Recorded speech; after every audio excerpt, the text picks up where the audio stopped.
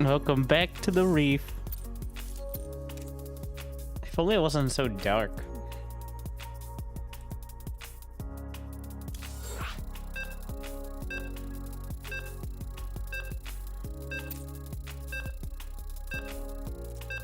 Like and subscribe.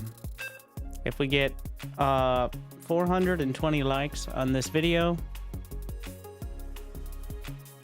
then I'll stream again. If you're watching on Twitch, you're contributing to the downfall of all content. How dare you?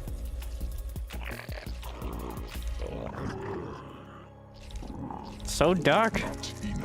We need a daytime version. More minerals required. Mineral quantity insufficient. Not enough minerals.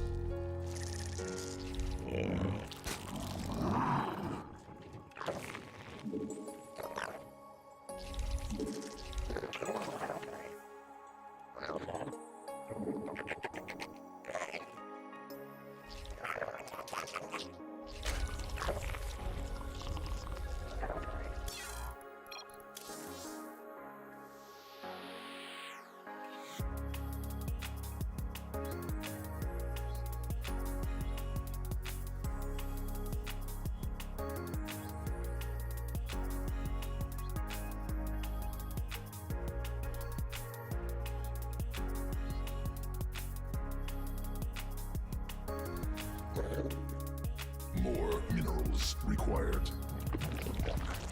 Oh, well, I came here. There you go. Mineral quantity insufficient. Resubscription confirmed. Automatically relayed. Thanks. Thank you, XXAXX. 84 months. Alright, it's still in you. Must on creep. More minerals required.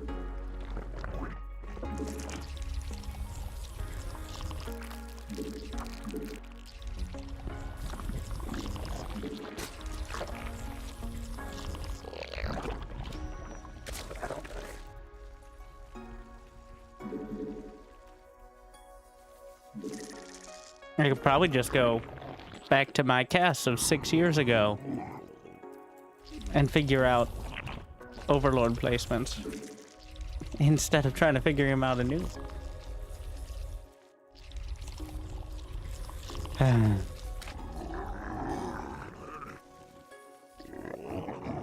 What's wrong with the shark? The shark's broken. The space shark is fucked up.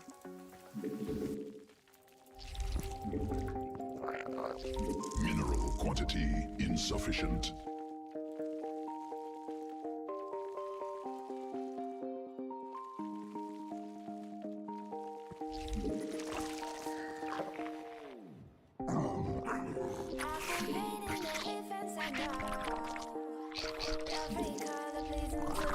Thank you, Eagle Eye. Dedication will be rewarded. Queen birth successful. Wow.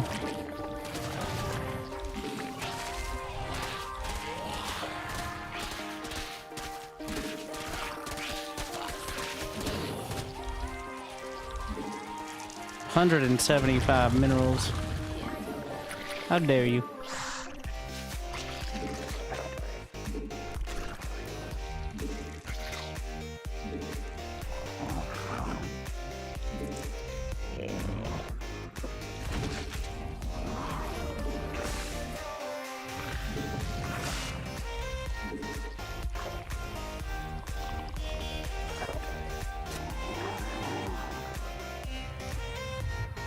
Swarm forces under attack. Not enough energy.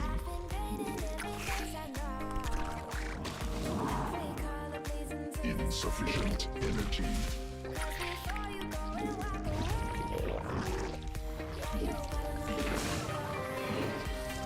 Not enough minerals. More minerals required. Swarm forces under mineral quantity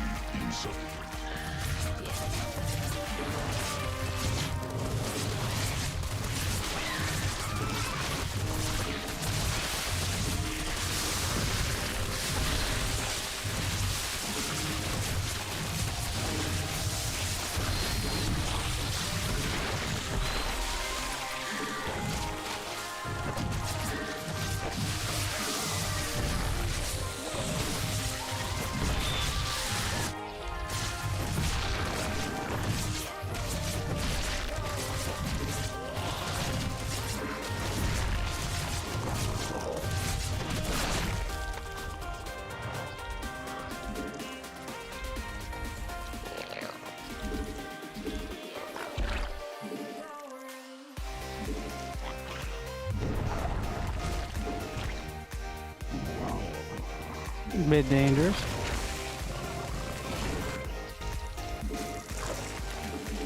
Not enough energy. Oh.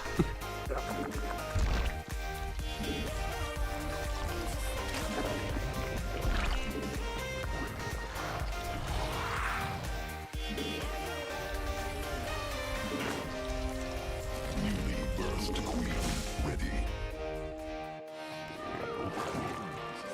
Insufficient energy.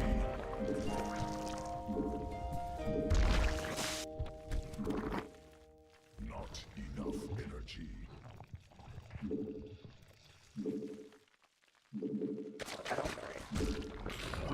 Must be morphed on creep.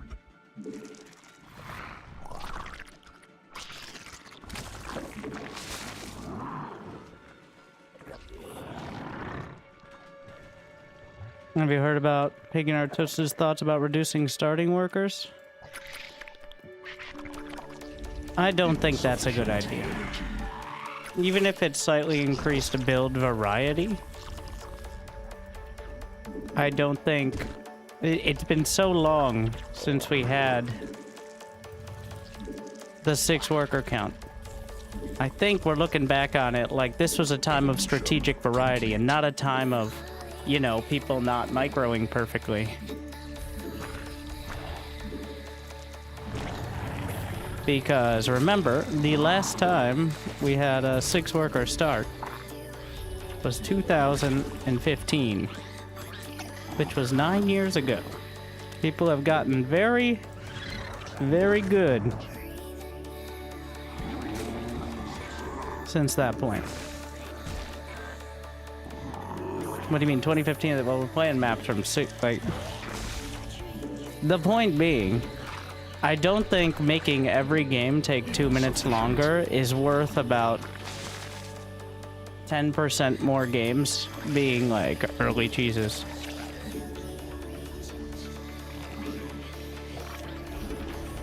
As a content creator, which I pretend to be, I already skipped the first 3 minutes of most games. And reducing the worker count would push that to 5 minutes, more than it would, I think, increase the strategic variety. I do this because I found that when I didn't do that, a lot less people watched my videos and would tune out within the first minute. Because sitting there for 2 to 5 minutes to watch everything come together is, to most people, boring.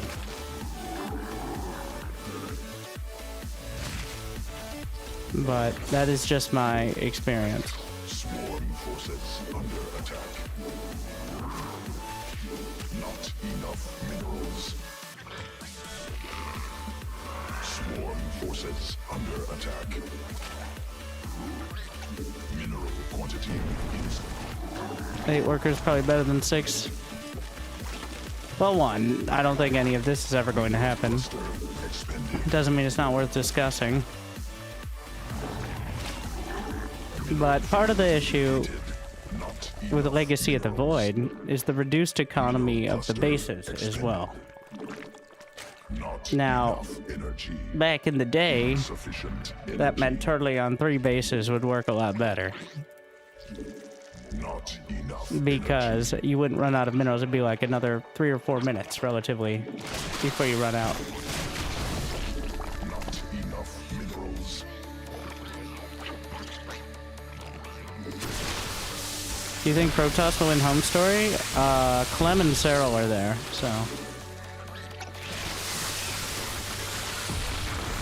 Also, is Max Pax? Tell me which Protoss you expect to have a chance against Clem and Cyril, no matter what patch we're on.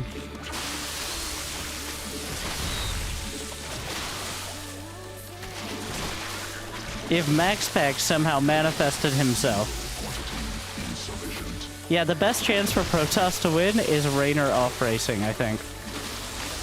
Swarm forces under attack. Which if he faces Cyril, honestly, I think he might do it.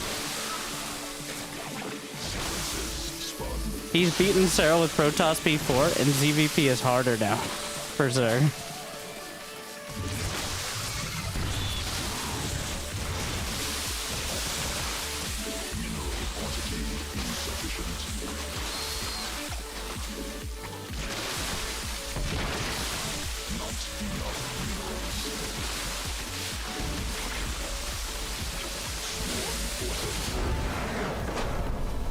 Australia. Yeah, well, here's the thing. I think many players have beaten Clem, but Clem plays in every single weekly tournament. And I'll be honest, I think he's phoning it in a lot of the time. Like, when you're playing in more weekly tournament games than most people play ladder games in a season, it feels like he's treating it like the ladder a lot of the time. Which means occasionally he'll lose. Here's the thing. I think he's gotten over his nerves.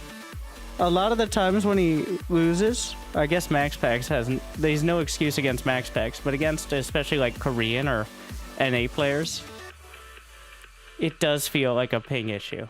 Like the way Clem plays is very much affected by having 100 to 200 ping. Of all the players who complain about it, I think he has potentially the most argument. That's why when he was playing Cyril in the World Cup, it's like, oh my god, the gloves are off. And quite literally. Honestly, I just want to see some mutilus brushes knock some pro gamers flat. Yeah, the big issue with Legacy of the Void is... So, the way they tried to design around the 12 workers start in Legacy of the Void was even more worker killing. That was the balance. Like, you could build up a bigger army, but what are the units that were added with Legacy of the Void? You got lurkers, which is not exactly the same thing. You've got adepts and liberators. So the units that were added were almost explicitly worker killing ones.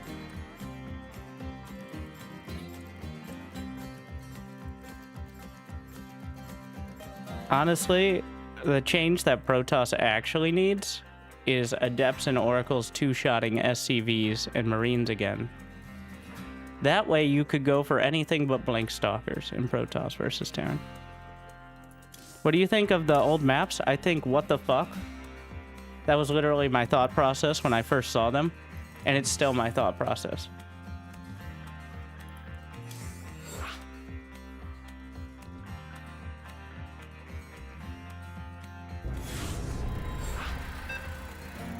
And I still have seen no explanation as to why the fuck.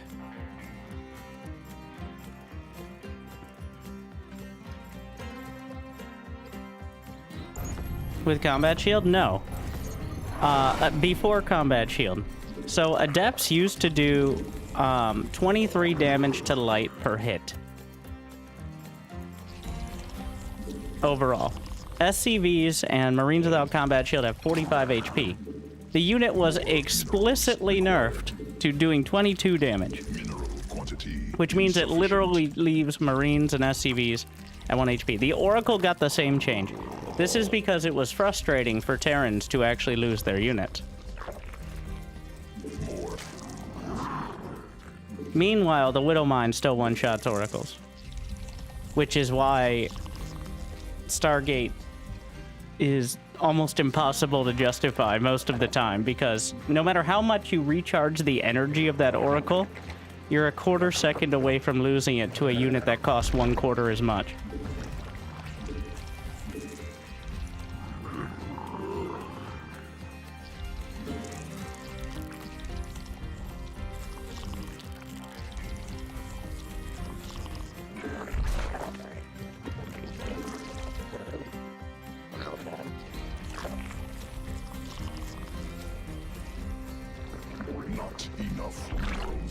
The bouncing glaives are mutas. Technically, their attack is called a glaive. Adept glaives have never bounced. I'm 90%. Maybe a beta thing? I don't think so. We tried it having... Oh, there was like a shield thing? I don't know. There's been a lot of different attempts on the Adept to make it more of a thing, but never really made it.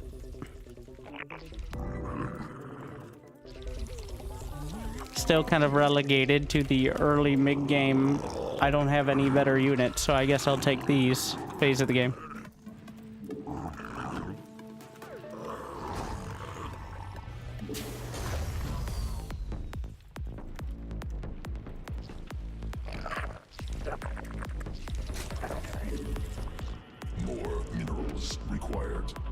Not enough minerals.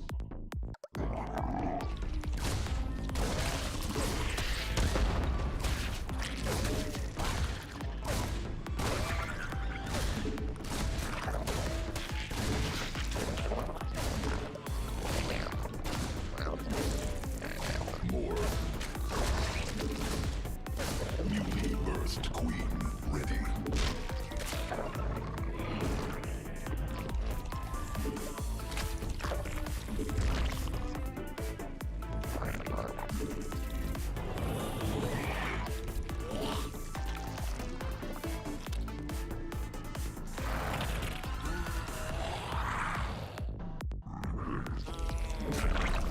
Insufficient energy.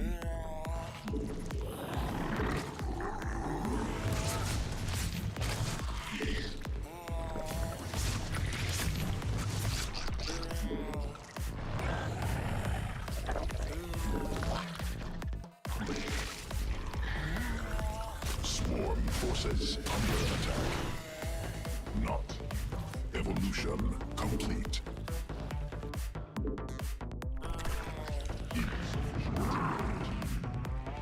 Command unacceptable.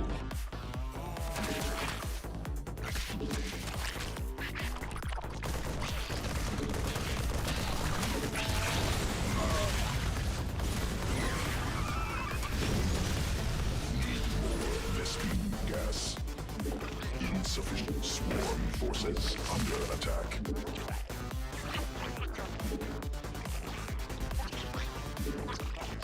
Not.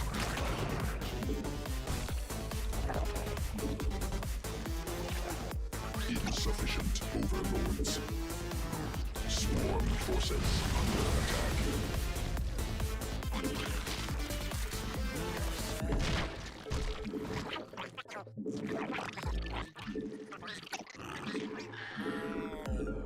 Must spawn more overlords.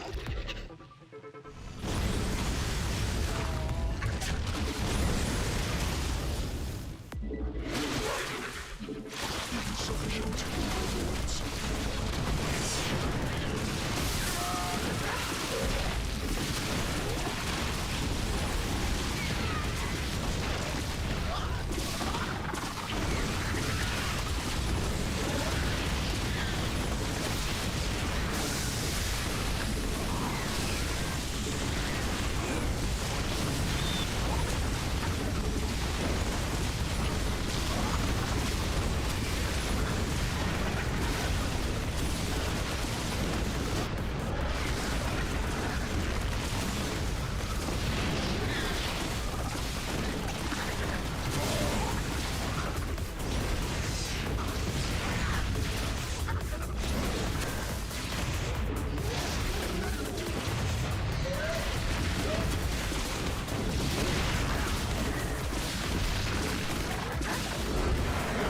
And that's how you play Zerg now. And that's what I'll be doing in every single Zerg game, because I'm not playing past that point.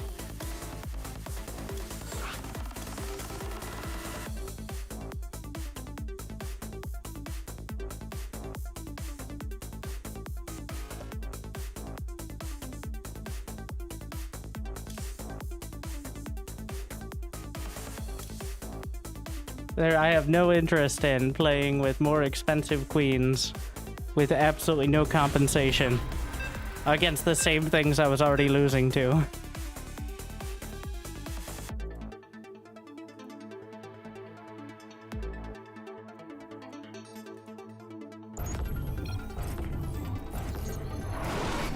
Like, it's literally, I was struggling to play anything resembling an even game against Terran before, and there's absolutely nothing that makes it easier now, and the maps are worse.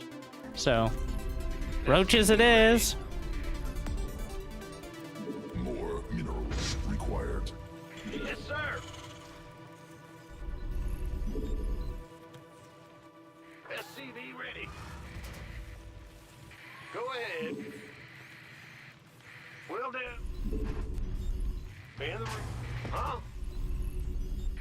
Ah, Must you build scared me. more supply depots.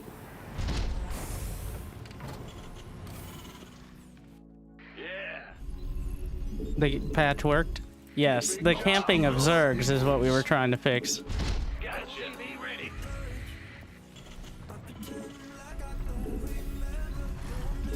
What's going on?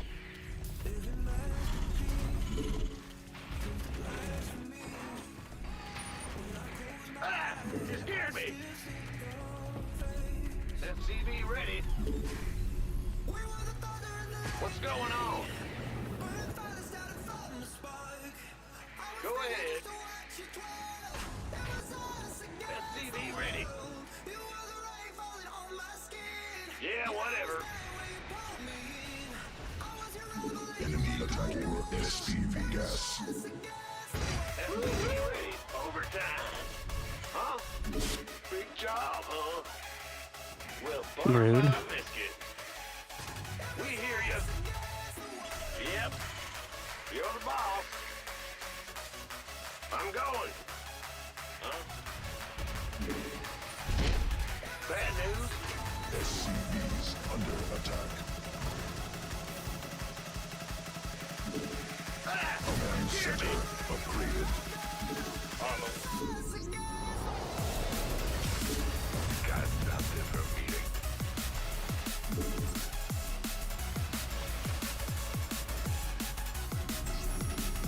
SCV ready. In the rear with Yeah. So, fun fact, the nerf to Tempest range means it pretty much has to get within Yamato cannon range in order to get shots off. It's not exact, but they have to get a little closer, which makes it significantly easier to land the Yamato. Not that Battlecruiser versus Tempest Insufficient. is the important interaction there, but Additional Vespine gas required. Add-on constructed. I'm not sure what the exact cast range of Yamato is, but once it locks on, there's no getting away unless you teleport. Even if you run directly the other like, it will chase you. Insufficient. Once it starts firing, it will land unless you teleport away. big job, huh? Yamato range is 10. Yes, but remember, the Tempest, we didn't do the damage point change, so it has to sit around and wind up its attack for like a third of a second before it actually attacks. Which means much of the time, by the time it gets an attack off, the Yamato can start, because it only needs it only needs that split second. Add-on constructed. Ready for action. What's up? Band-Aid ready. By the number. Huh? Been waiting on you. Center upgraded. Armed and ready.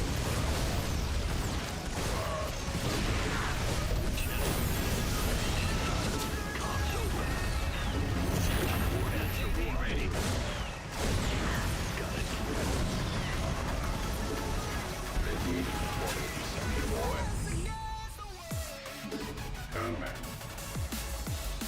Go ahead.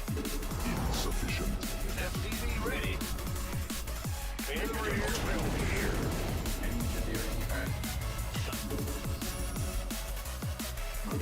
Job, huh? Let's go. FCV ready. Show me. Yeah, got a target in mind. FCV ready. Supply not enough energy. FCV ready.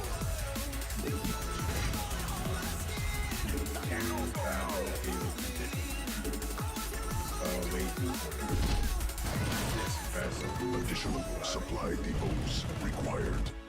Moving into position. In gear. State your request. Supply depots.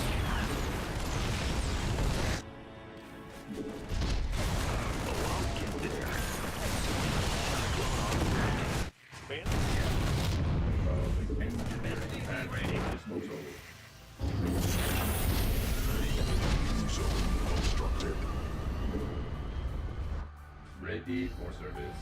Order accepted. SCV ready.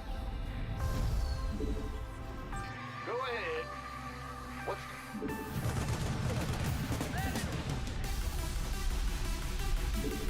SCV ready.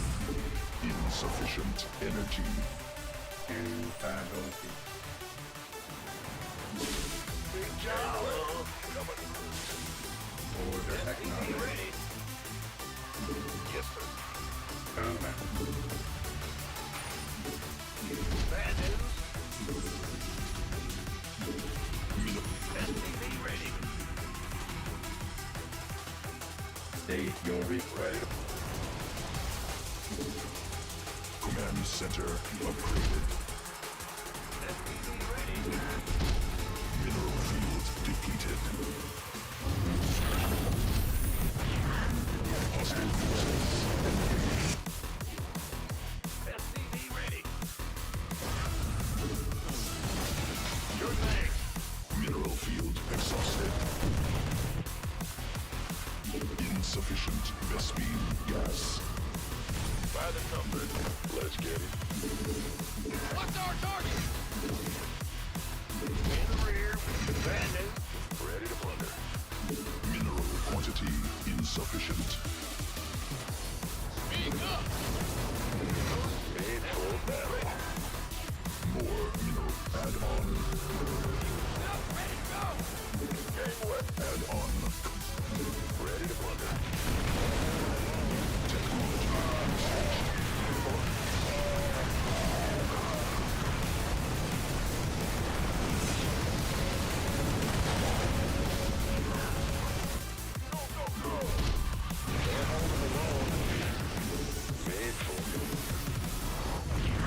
Awaiting order. Engineering and Not enough minerals. Ready to go. You want a piece of me, boy? Yeah. Not enough energy. SCV ready. What's our target? assistance. Ready for service. Mineral field depleted.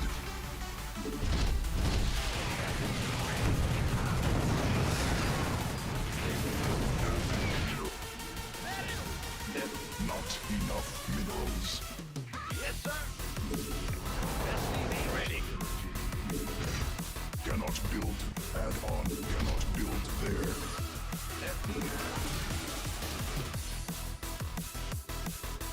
Upgrade completed.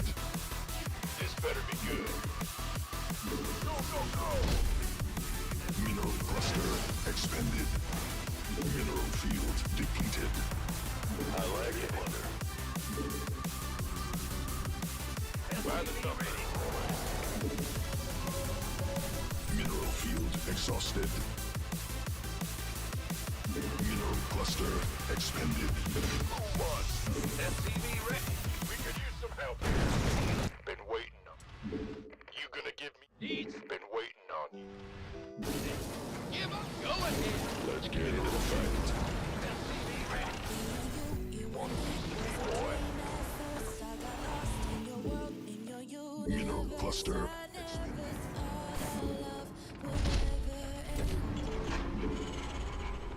Mineral field exhausted. In the rear. SCV ready. Used up. Ready to go. Mineral cluster expanded. Research. SCV ready. Minerals. More minerals required. Must build. Mineral quantity insufficient. Go ahead. Additional supply depots. More minerals required. What's going on? This better be good. Yes, sir. combat. Ready for service. Underway. Supply. One piece of me, boy. Not enough. Can't hold them alone.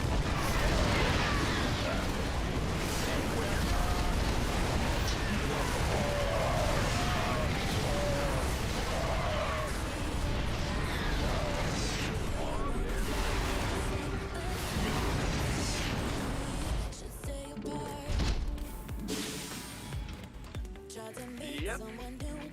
Light flights here. Mineral quantity insufficient.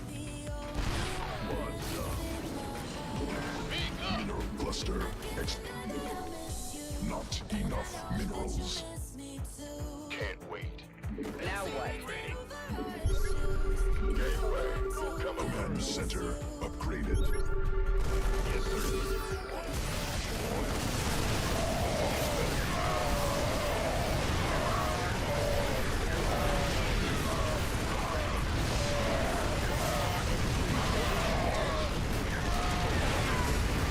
Wait on you.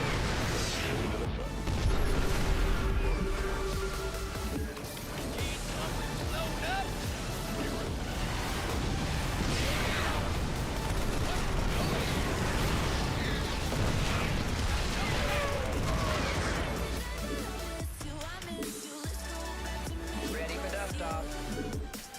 More mineral. By the numbers, been waiting on you. Mineral quantity. Go, go, go! SCV ready. SCV under attack. Who wants some? Yes, sir!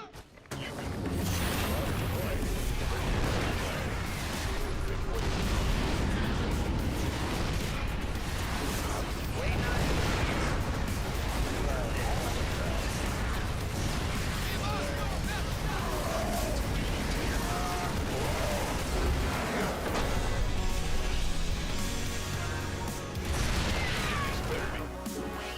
you. Exhausted. Better. What's that? Want a piece of me? SCV ready.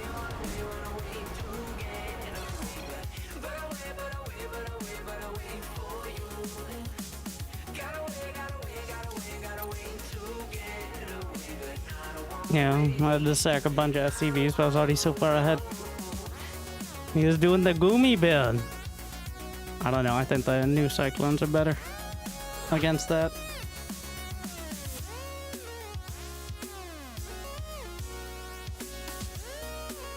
Well, the Ravens ended up doing constant damage.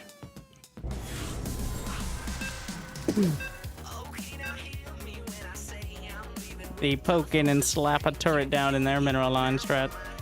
Alright, we found the opponent for tonight.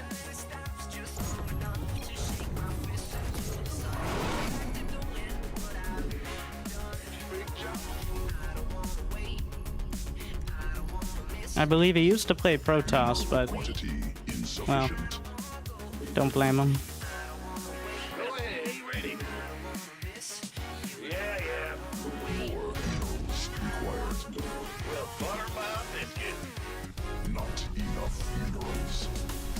SCV ready. Bad news. In the rear. Huh? What's going on? Ah, Additional hear me. supply depots. Mineral quantity insufficient. More minerals required. SCV ready. Huh? Not enough minerals. You find yourself scouting early in TVT. When I don't, I usually regret.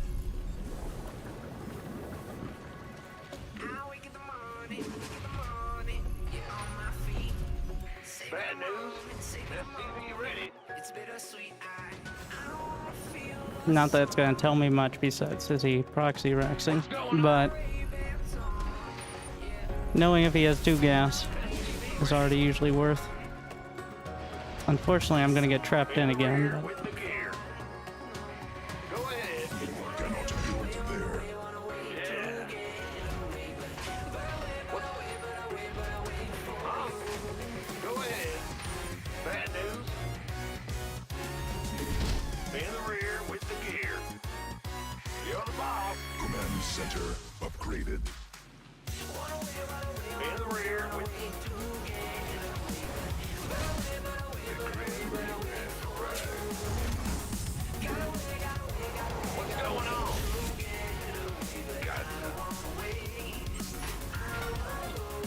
Now we see if either deviates from the script. Bad news. SCV ready. Playing the game out exactly the same.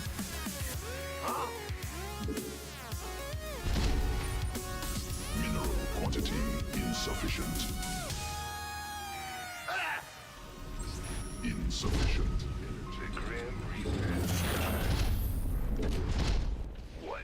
I'm the SCV ready. I'm going to misbehave forever. It's about time. I just don't enjoy. Go ahead.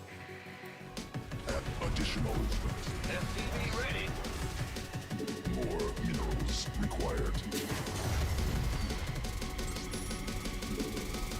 Good job. Yeah, cool. Bad news ready.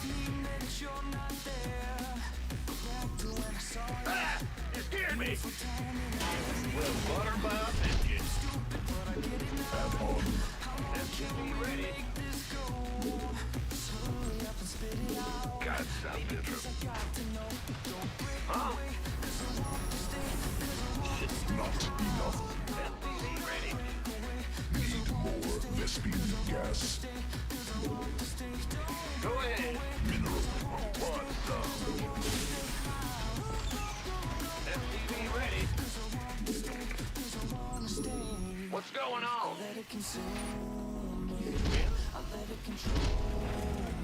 not enough minerals. SCV ready. More minerals required. Mineral We could use some help here. Target in mind. command center. SCV ready. Add on constructed. More mineral attacking necessities. Go, go. SCV ready.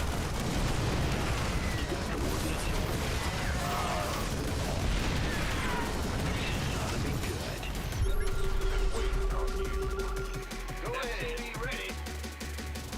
Gangway. Coming through. Insufficient Vespine. SCV ready. Huh? What's going on?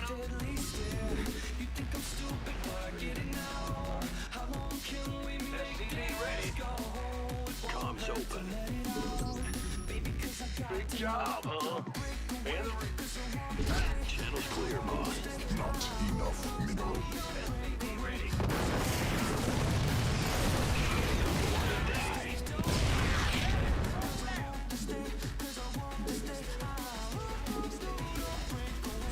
Not enough energy. Got a target in mind. Ready. Business required.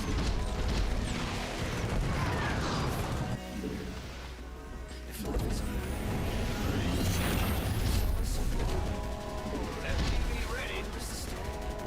Huh? Hey. Armed and ready. Up, ready to go. SCV ready. Good job, huh? SCV ready. What's going on? Cannot build. SCV ready.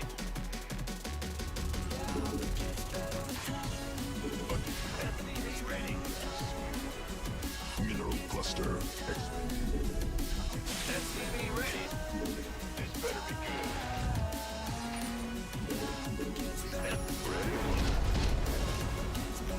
You ready for war?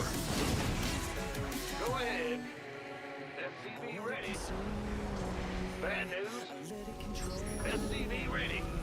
Mineral quantity insufficient. Open into position. Command. Mineral field exhausted. Insufficient energy. Not enough minerals.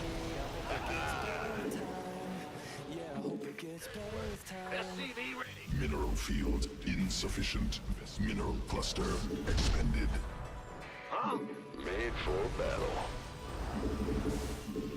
SCV ready.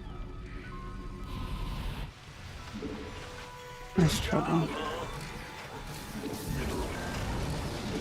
Supply. We could use some help here. You ready? Me? Fight or flight? Who wants some?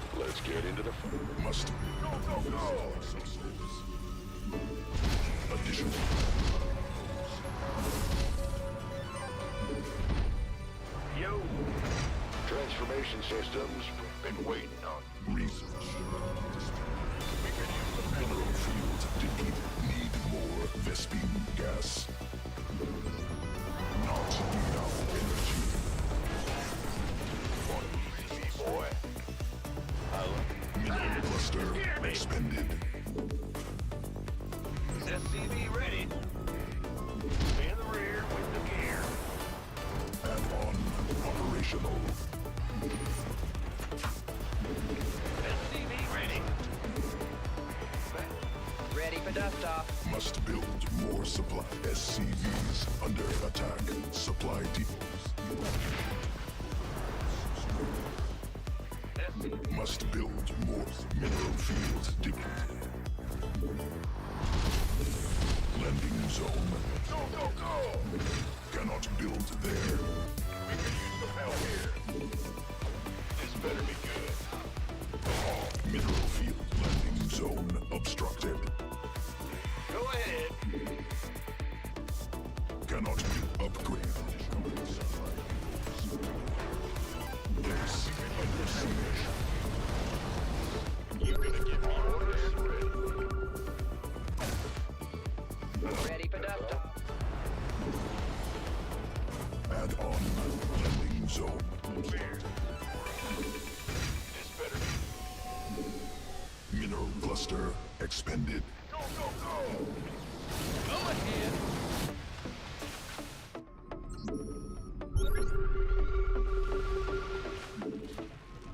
Been waiting on you. Gangway. Mineral field depleted. Go, course. New technology researched. SCV ready. Help here. Somebody get out of this mess. SCV ready.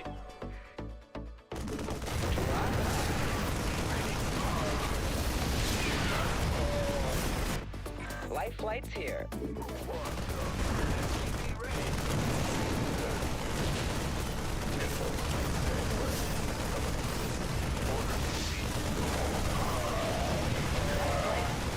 Now what? What's going on?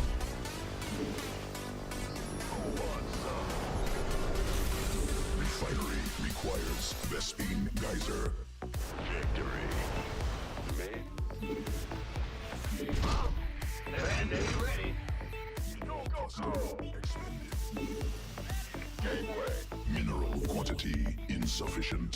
In the rear with the gear. SCV ready. Big job, PCB boy. SCV ready. You gonna give me orders? Ready. We could use some help here. Speak up.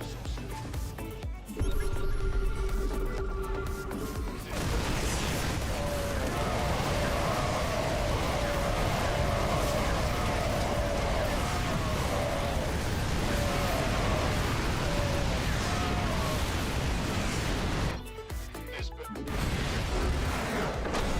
Wow, that is Ready for dust off. Upgrade Yeah. completed. that was, and it. Don't walk up a ramp in the siege tanks. want a piece of me, boy. Pro tip. Fighter I think he wanted to scramble the tanks, but bad news. Go, go, go. did not get the interference matrices off. Yeah, yeah. And once it starts going sideways, it keeps going sideways. Did I kill the command center with 3 Marines? No, he ran back, but...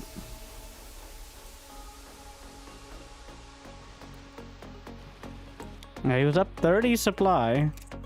In this position, he needs to remember combat shield exists. Oh, why would you attack before combat shield? It's one of those, like, that certainly... He had combat shield in 22nd.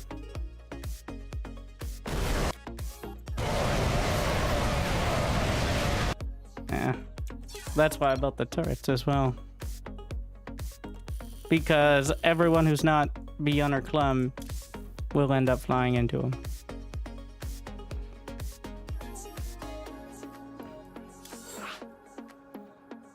I'm super stuck 3400 MMR with toss. What am I missing? Is it control groups?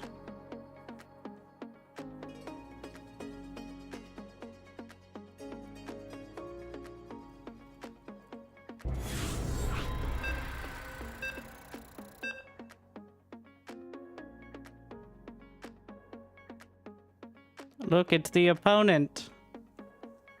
I thought waiting a little bit.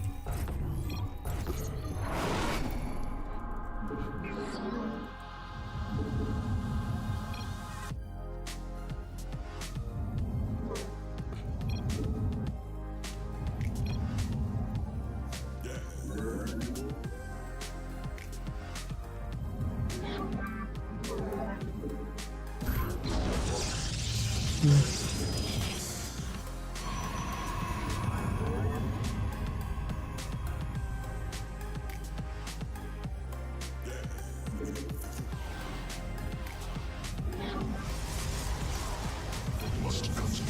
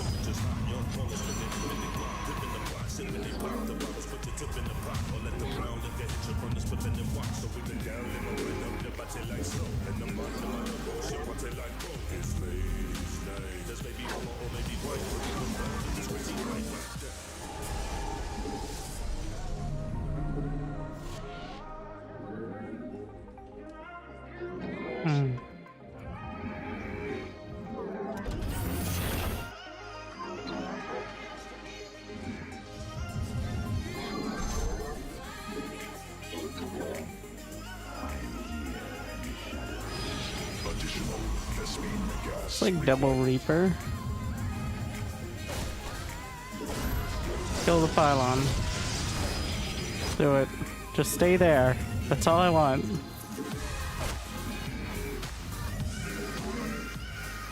I don't care about the pylon. I just don't want the I don't feel like dealing with the Reapers yet. And the Hellion? Alright.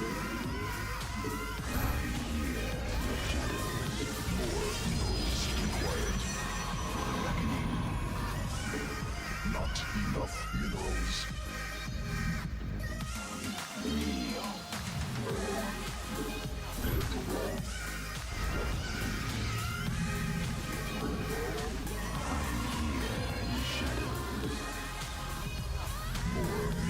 Additional Vespene gas required. Mineral.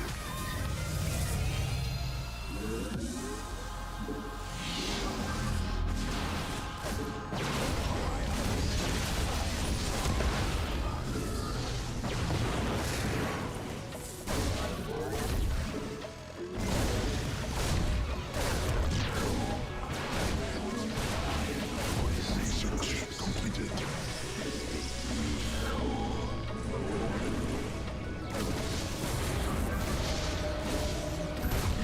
Quantity insufficient.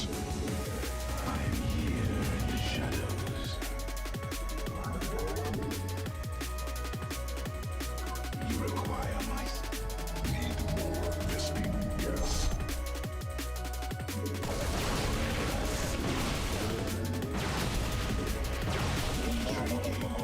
What else do you have then, sir?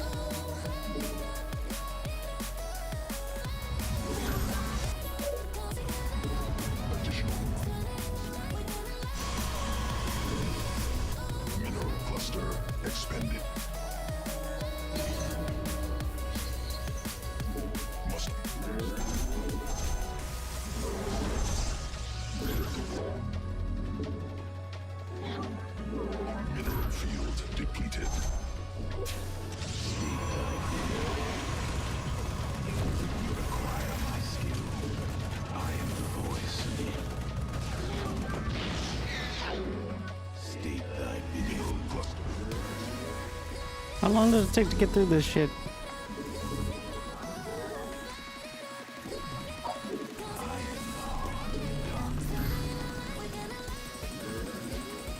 The fuck? I could mine this in one mule.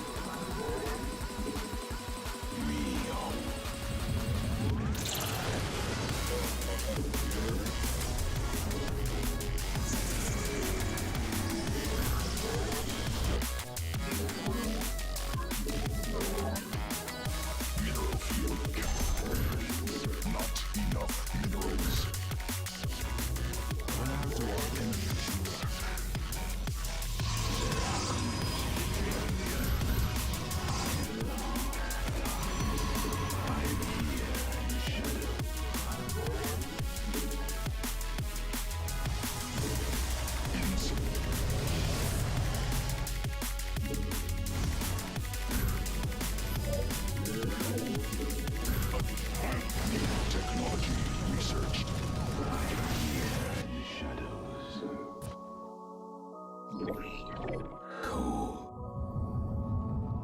Mineral field. Cannot warp the mineral field. Mineral quantity insufficient. I see. Now. Intriguing.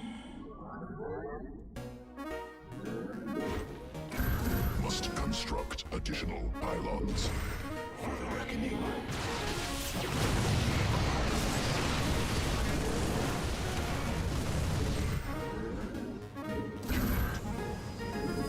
Mineral field access.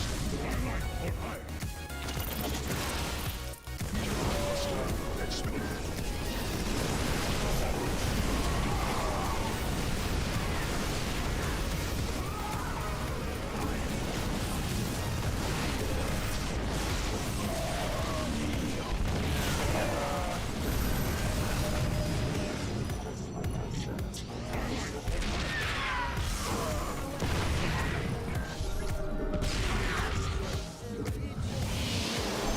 Research.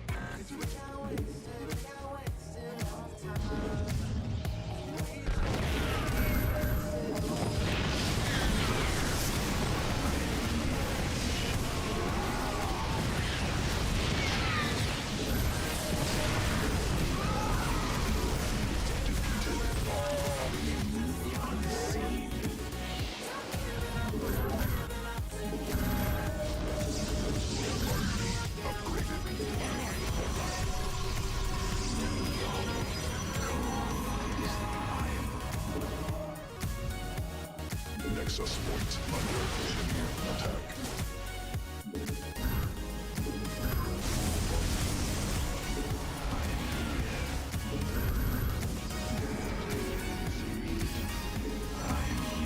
More minerals required for the reckoning.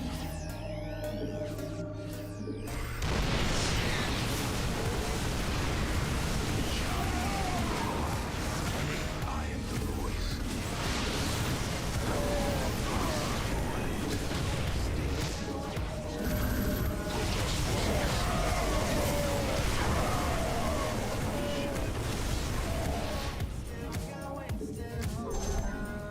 Must be placed. I am here in the shadows.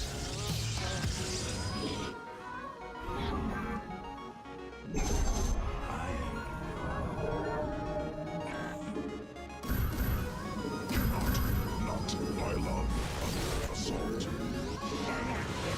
More minerals required.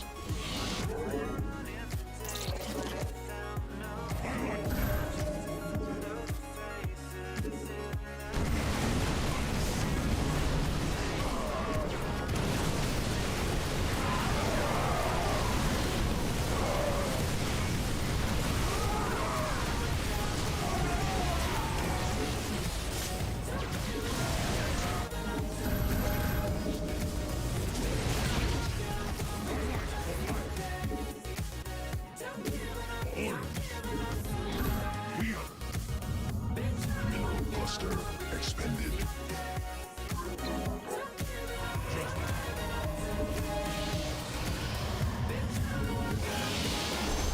Cannot warp there.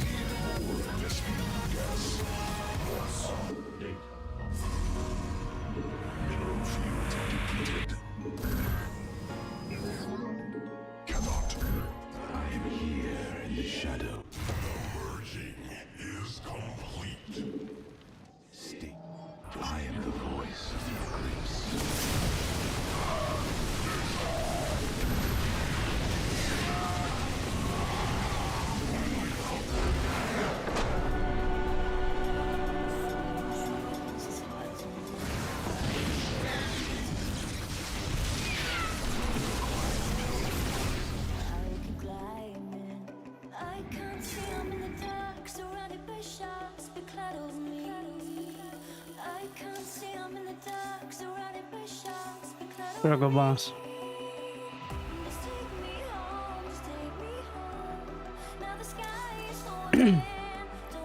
We're in a weird spot where the Masters 1 requires 4700 MMR. Grandmaster requires 4670. So Masters 1 might actually not exist. Or have less than 200. Because of the way the margins are working out.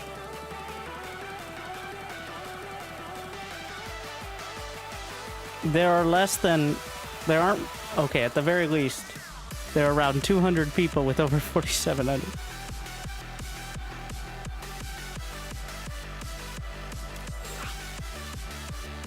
Yeah, for those less than 30 games. But it is like on Korea for the last few seasons. There have not been enough people over the Masters 1 threshold. This is why I lost in Rank Roulette to Cyril.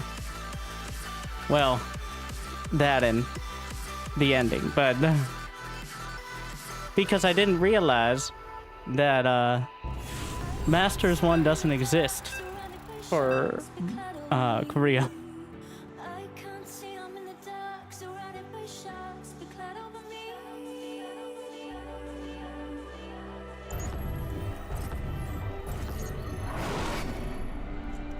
What's going? Mineral quantity insufficient. All right. SCV ready. I'm going. Huh? Sure thing.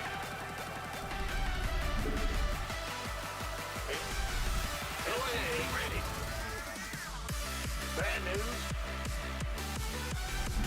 Big job, huh? Ah! You scared me. Supply depots in.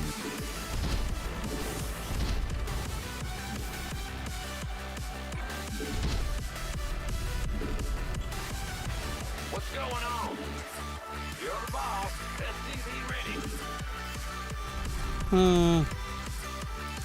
I'm gonna try 1 Rax expand and then regret it. That's the plan. Yeah. SCV ready. Ah! You scared me.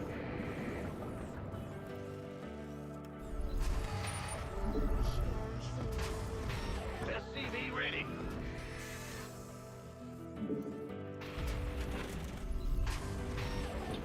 In the rear with the gear. Well, butter my biscuit. SCV ready. Enemy attacking SCVs. Yeah. What's going on? Huh? Bad news? Big job? What's up? Affirmative. Command center upgraded. You gonna give me orders?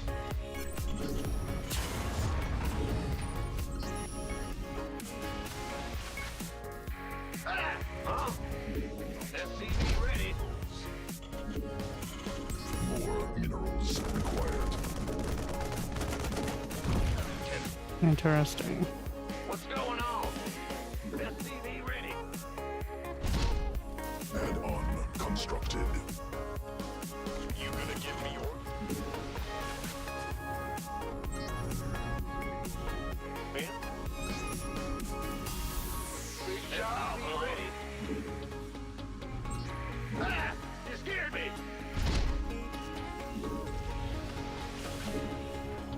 On board, so. SCV ready.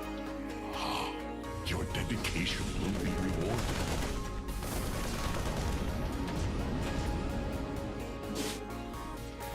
What's going on? Go ahead. Go, go, go. We hear you. Mineral quantity insufficient. SCV ready. Add on. Not enough minerals.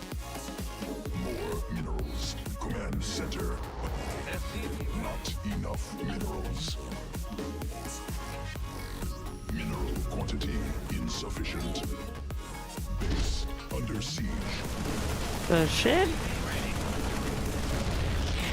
Armed and ready. Got me with that one.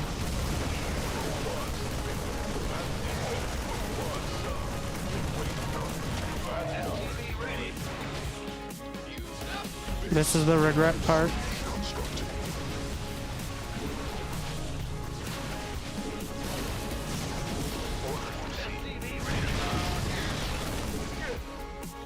What's our target? Ready.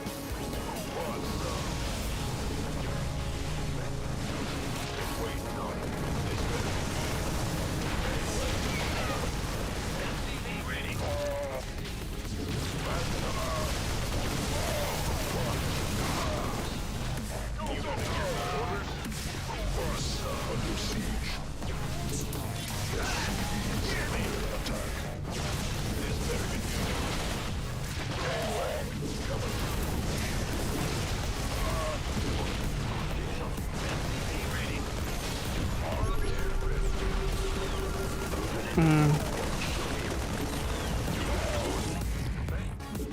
More minerals required. SCV ready. Go, go, go. Not enough minerals. Come on, SCVs.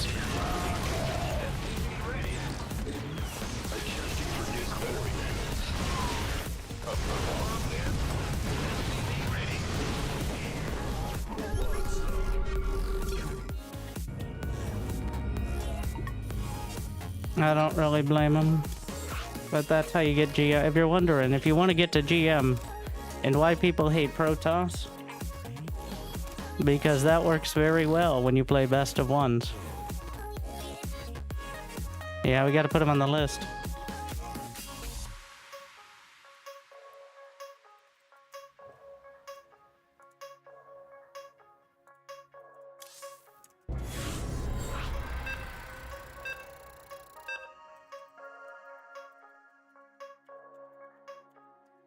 Oh, we're back. And we're on El Dorado for the 4th time.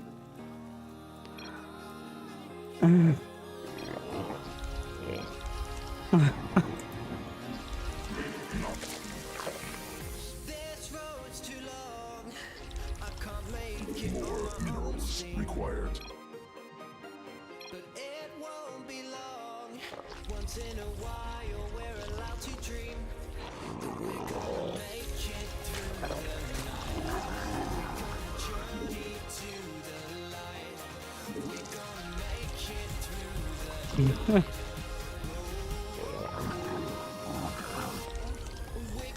Does he remember that I roach allened him the last time? Probably gonna find out. Mineral quantity insufficient.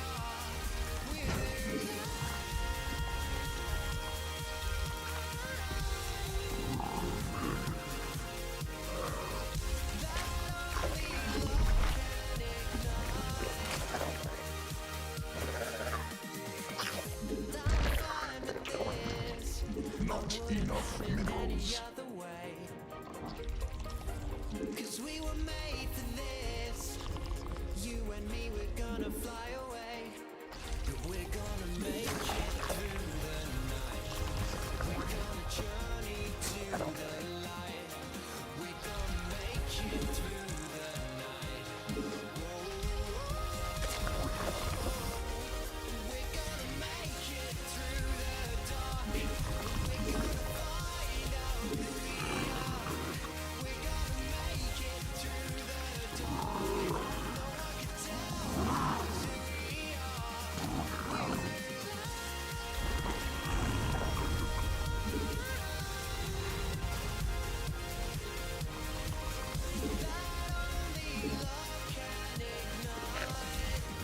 Mineral quantity insufficient. More minerals required. Not enough minerals. Mineral quantity insufficient. Enemy assaulting drones.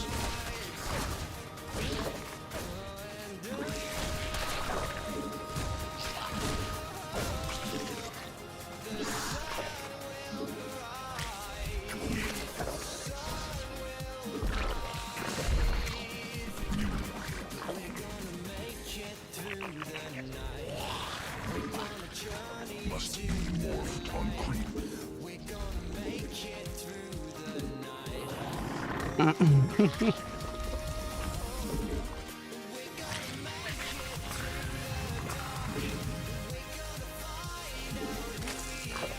Insufficient energy.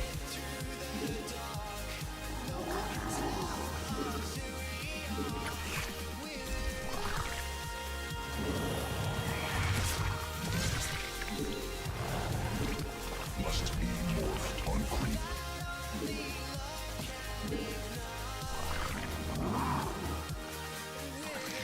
Swarm has evolved.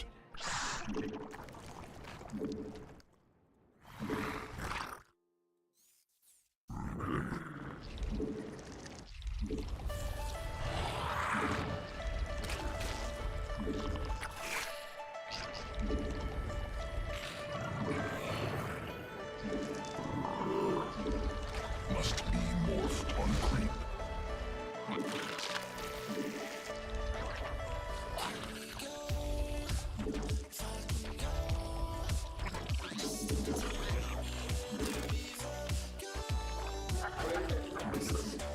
Not enough. Forces under attack. Insufficient.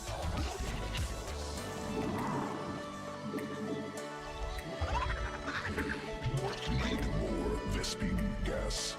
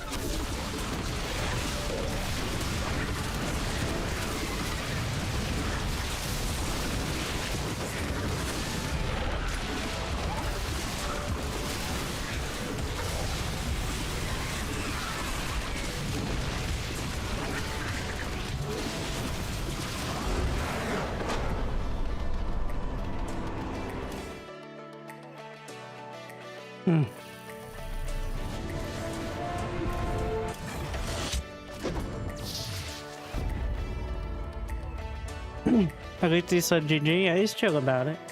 I mean, I always type GG, even if I'm really like this fucking guy, because otherwise it's not worth the debate.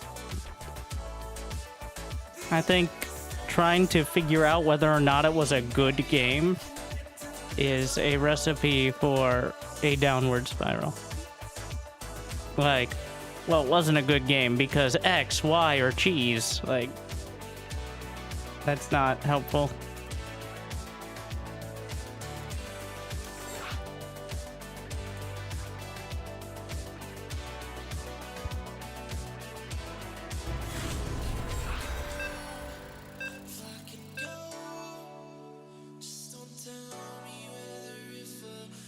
Hey.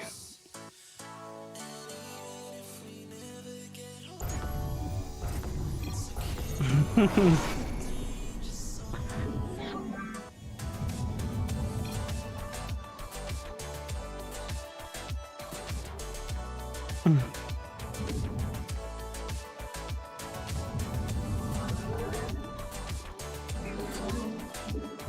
minerals required.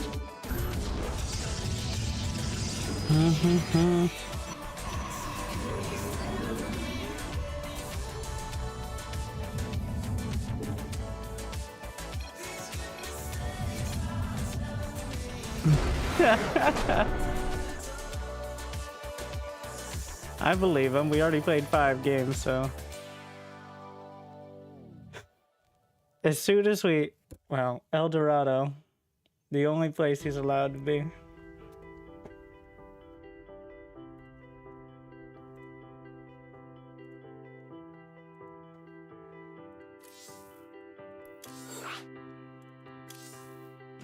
Well, it's unlikely we'll get him again now.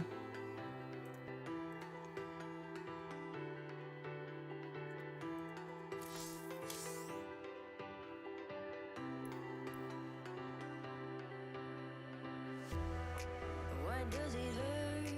Why does it hurt when I breathe? I'm aware Is 150, 200 difference? Not really. That's not... I wouldn't call that enough. Oh no. I'd like 300 or 400 is when it starts getting noticeable.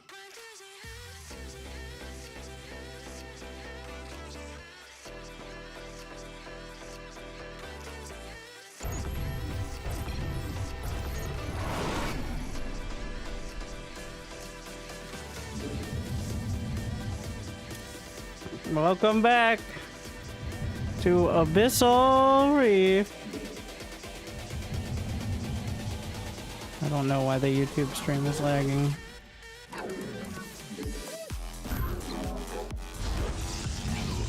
I accidentally uploaded all the replays from SC2 replay stats as opposed to just one. So it's processing all of them. Like all the ones since I last updated.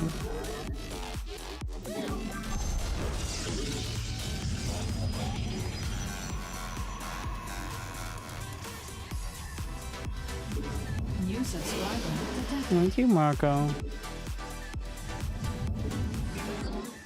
Why can't we go one day without the YouTube stream dying? It's just straight up dying. I'm doing so well tonight, too. Beautiful.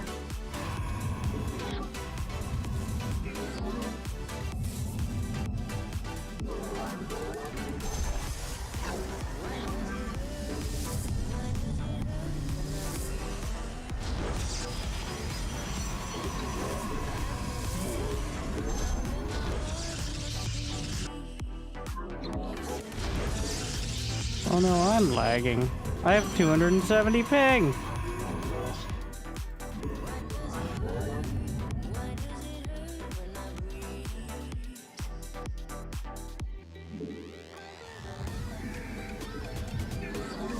$5.1K player, one of about 100, give or take. Could this be big? I can't name a single other 5.1K player because if they were being cast in a pro game, I'd wonder if they were bronze. Additional pylons required.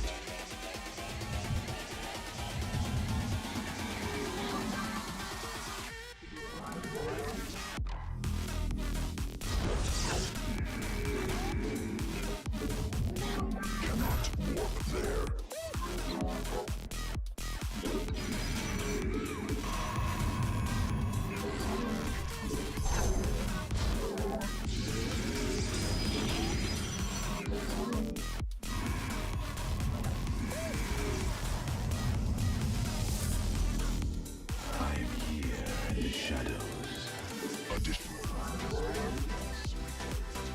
We're down to 100 ping here.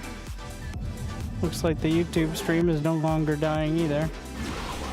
Only lost half our viewers there. They didn't care anyway. Then again, on YouTube, you know what's more like on Twitch, you can complain to people in the chat, but on YouTube it just feels like staring into the void when it buffers, right? Like, go watching the Wheel of Pain.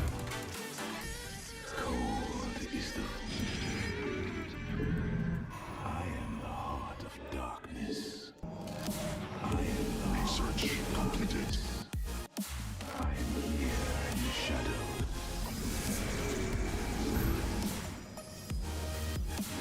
Time for battle. I am here. More.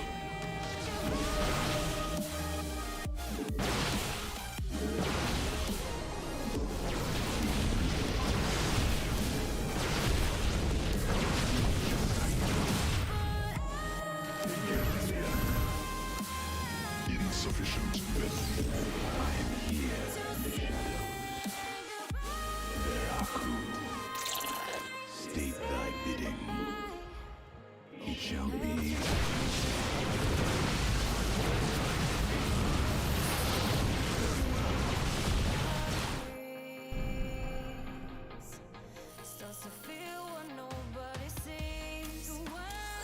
Yeah.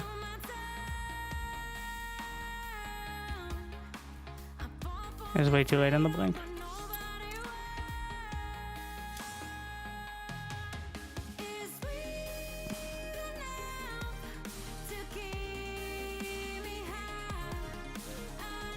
What's amusing is that Protoss versus Protoss is my best matchup Automatically relaying. in the tiny sample size of this season. Thank you, Dominicanito, Taylor Cutie for the sub. Nijian, Marco, Misco.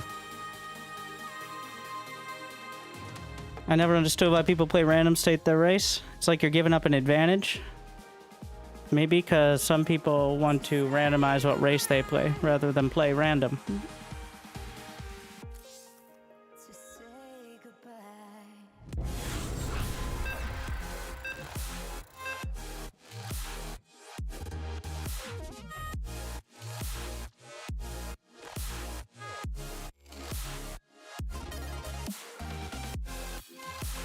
You think Disruptor should have shield bonus removed so they don't fuck up PvP? It's intentional that they fuck up PvP. Like, that's why that change is there. Not enough minerals. To be honest, otherwise PvP would probably just be sitting back until Sky Toss. In most cases, like at the pro level. Cannot build there. Because when they have the same units as you and they're defensive. I mean, there's a so wide array of cheeses and then 8-minute gap, Sky Toss. Without disruptors to help break things. I think that's kind of at least the excuse for it. Gotcha. I'm going. More minerals required. SCV ready. Remember, if we don't get 420 likes on this stream, I will be moderately disappointed. SCV ready. I'll also accept Twitch subs. Thank you. Ah, you scared me. SCV ready.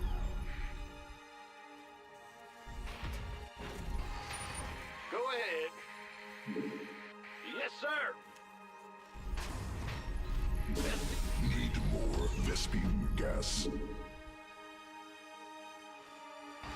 What's going? In the rear with the gear. Yeah, big job, Not huh? enough minerals. Ah, you scared me. Mm-hmm. Sure thing. Most cookie cutter standard. Command center. More minerals required. What's going on? The Grim Reaper has arrived. SCV ready. Man, I'm listening. Ah, you scared me. Fear the Reaper, man. Armed and ready. Additional Vespene gas required. Outstanding. Gas from above. This better be good. Sure thing. Go, go, go. Ready. What's it worth? Let's do this. Oh, yeah. Why aren't you researching its roaches, isn't it? Yes, indeed. SCV ready. Where are you going? Agreed. All right. Fair enough. Nah, roaches? Oh, just super quick third, I guess. SCV Didn't get the OV, right? Okay. Add on. Obstructed. SCV ready.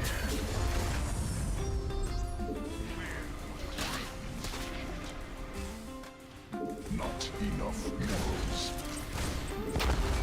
SCV ready. Command center upgraded. Sir. Not enough energy. Ready to raise. SCV ready.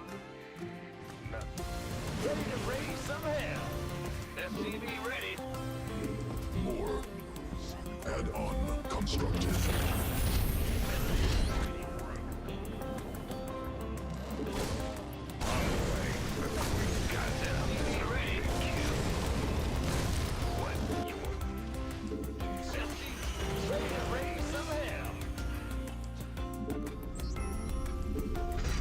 SCV ready. What's it worth? SCV ready. Add-on operational. I'm listening. SCV ready. Yes, SCV ready. Let's do this. Got SCV ready. Kill.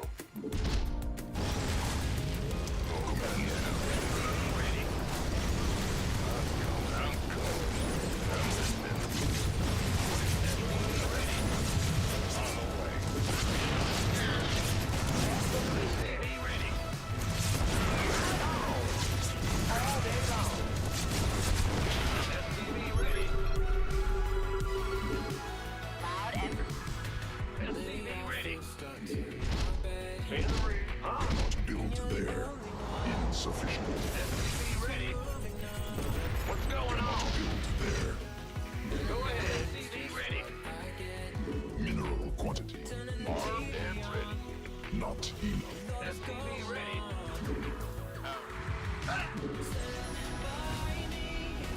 SCV ready. Good job, huh? New technology. SCV ready. Ready to raise some hell. SCV ready. I got the engine screaming. Call the ball. Yeah? Confirmed. Turbines to full.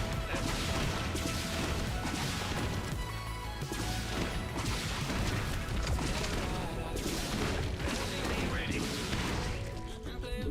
Loud and clear. Add-on operational. Huh? I got my ears on. SCV ready. Zone obstructed.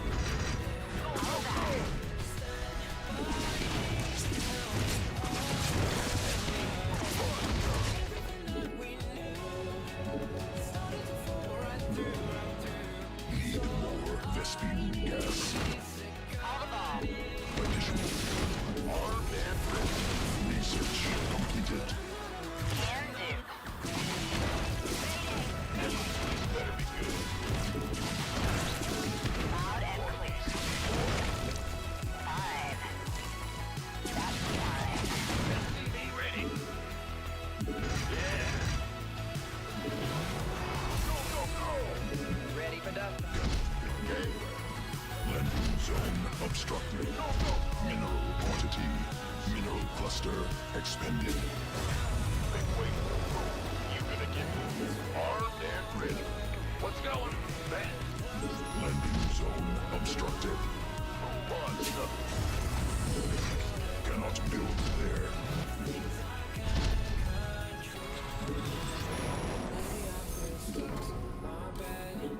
Army upgraded. Ah! You scared me! Mineral SCV ready. This better be good. Armed and ready. Sure thing. Picking up or dropping off?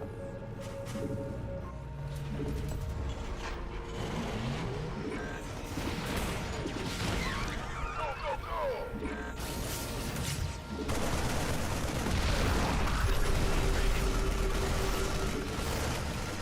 What's our target?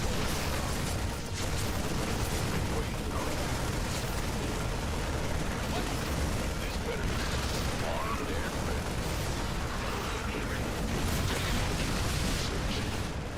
I don't know.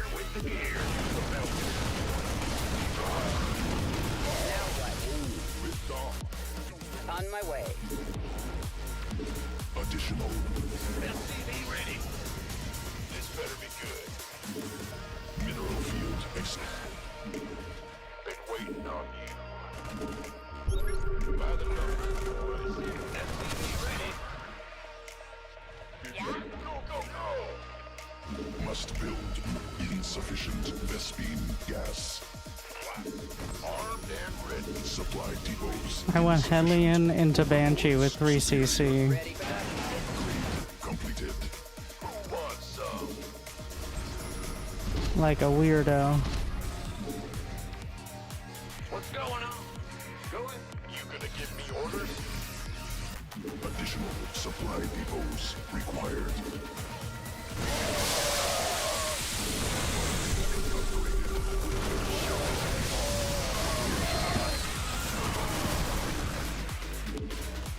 Lights? Been waiting. Must build more supply depot. Cannot build there. Need more Vespine gas. Additional supply. Must build more supply depots. I got my ears on.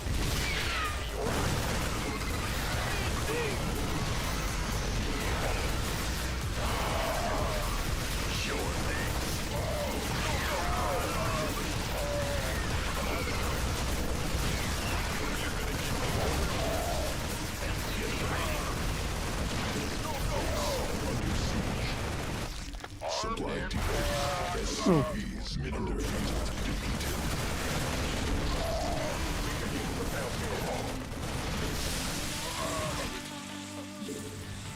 You gonna give me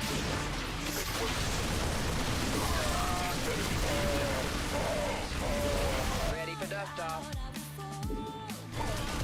Ready for dust off. Expended. Landing zone obstructed. This better be good. Gangway. Queued up, ready to go.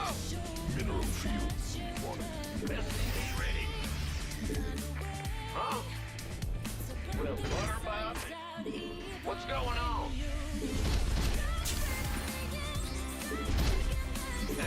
Additional supply depots required. Supply depots insufficient.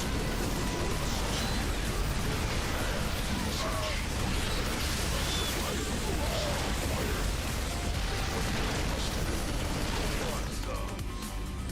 This better be good.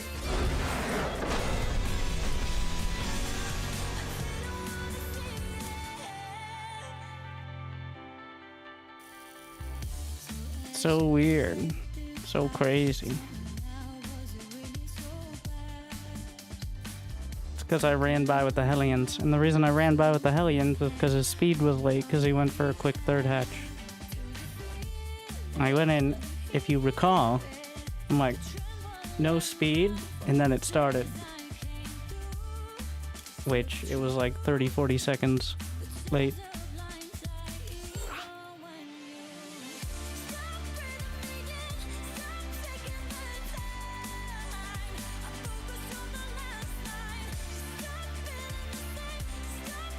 Crazy. I think Zergs are all off, myself included, with the Queen costing more and hatcheries costing less. The net result is less drones overall.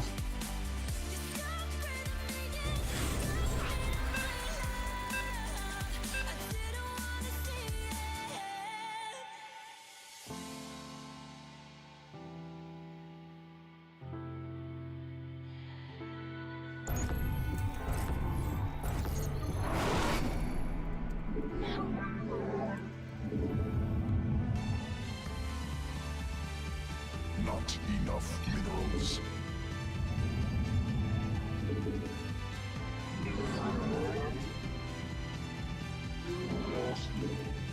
Zerg economy's not easier to backstab? Not exactly. It's just worse.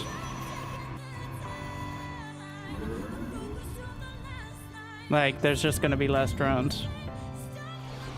Against Protoss, Zerg should be mostly... well, so against Protoss, the Spore Crawler buff is pretty meaningful. Against Terran, well, what Terran units are flying over Spore Crawlers to get damage? So...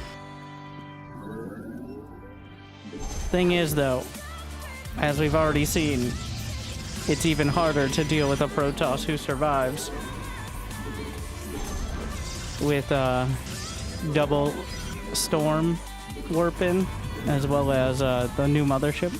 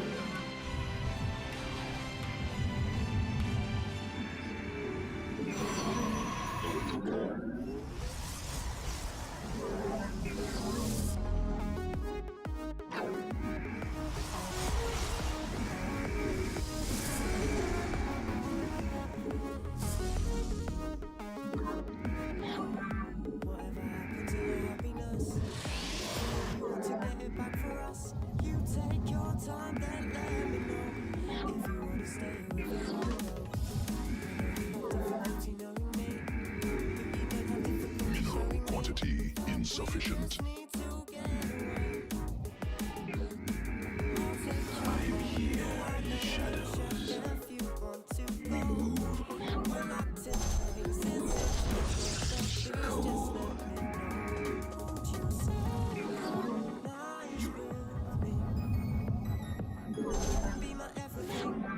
I am the voice of the eclipse.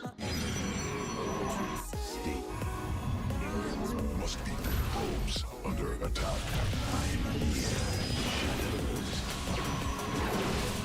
We are one with the fire. Cold is the void. State. You require my skills.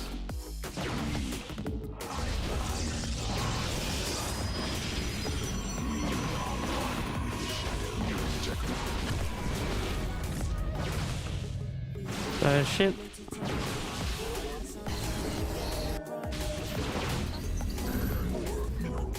Did he even expo? Are we just one basing each other?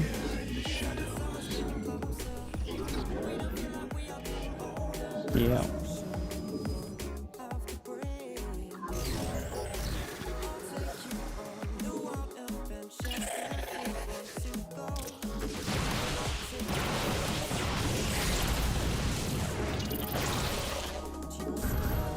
Minerals required. I am here.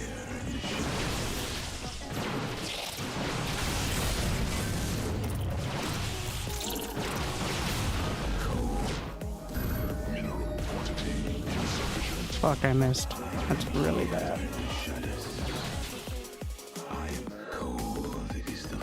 We're both forgating, I think.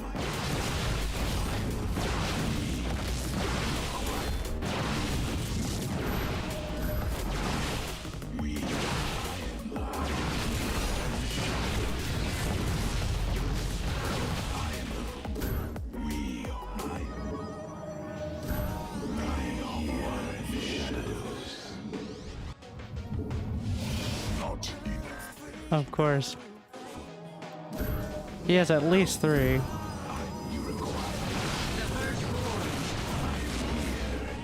Not enough minerals. State. Where shall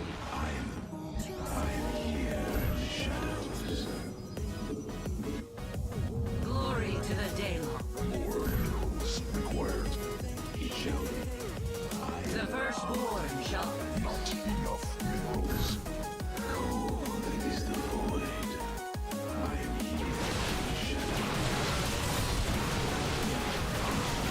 not your car.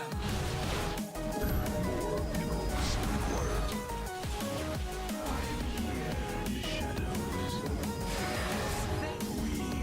Fire shall be. Count that.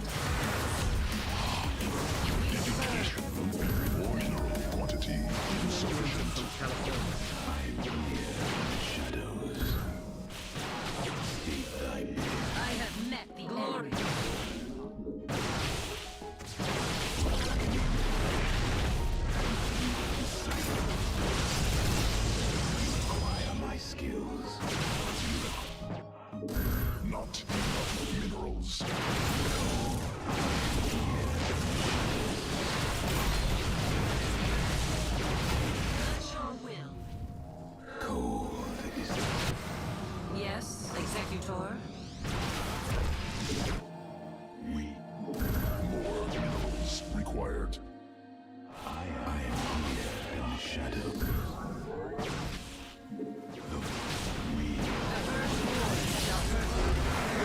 Yeah, he tried to expand.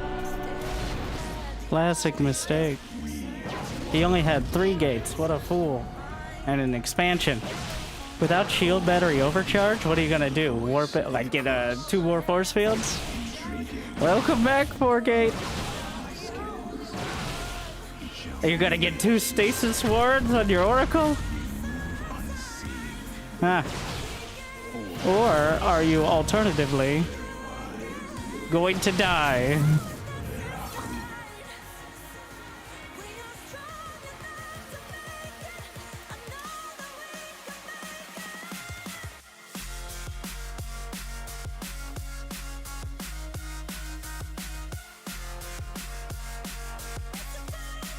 Yeah, I am not.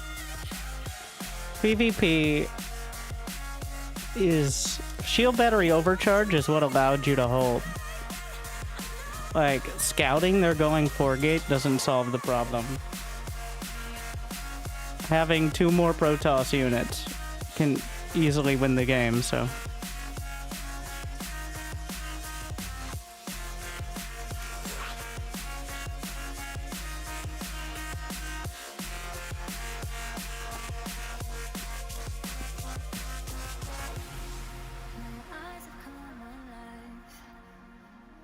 Force field your wall, energy recharge, force field your wall again. And force fields don't even keep out the adepts.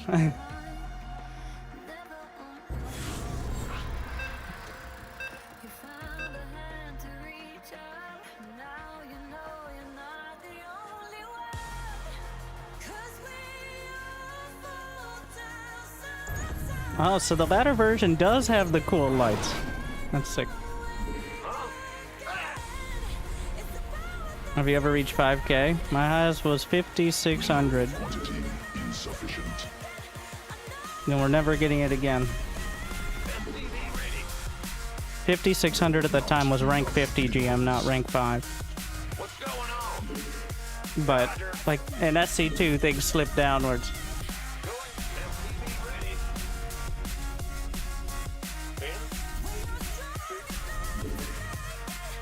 Max Hex hits Stalker Island. Well, he's just gonna do the Stalker Island. Also, Max Hex does the, like, build shield batteries in their natural strategy. Which I think got stronger with the new patch. The, clusterfuck strat, where you can't even tell whose buildings are whose because of how Protoss Warped works. Mineral quantity insufficient.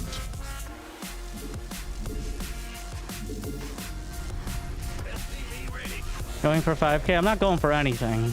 I'm just playing. I wanted to play at least a couple nights on the ladder pool and like actual ladder games, which we couldn't do on the MMR really. Or I mean on the PTR. Before giving my opinions. Unfortunately, I'm just reinforcing my original ones, which are all the pain points of each matchup are the same. And many of them are now even more dramatic. Like trying to expand early as Protoss, or struggling late game with Zerg, or trying to figure out which of my 3 amazing orbital command options I have as Terran.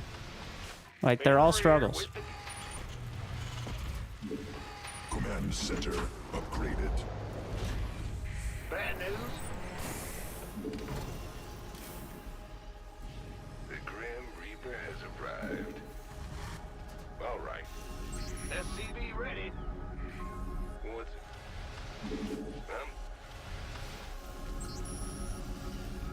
Go ahead. Get from SCV ready.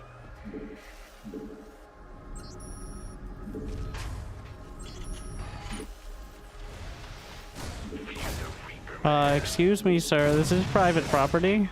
You can't be in here. Base under siege.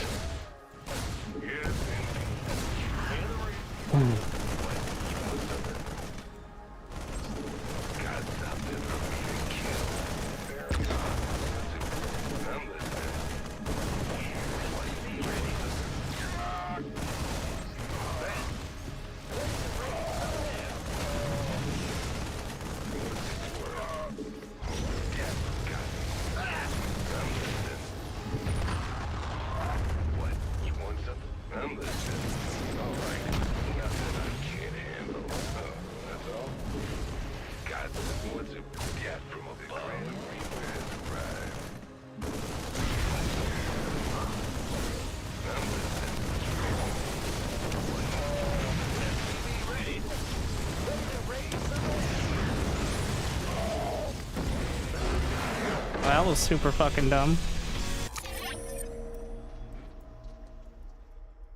To the list!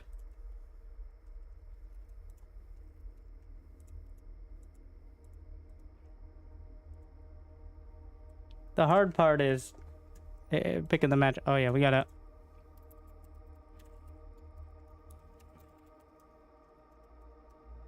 It's more like 44.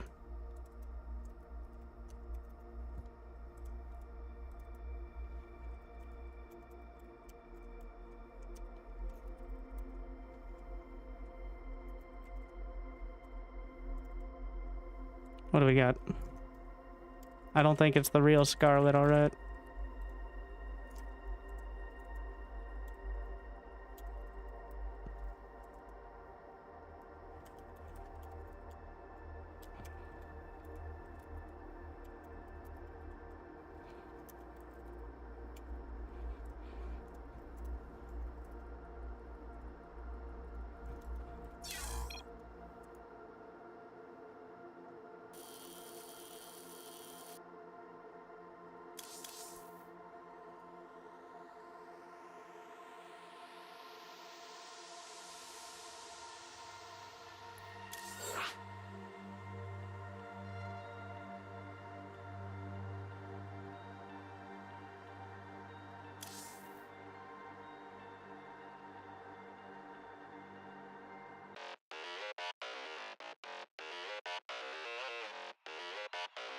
I think it was actually full Rex, but whatever.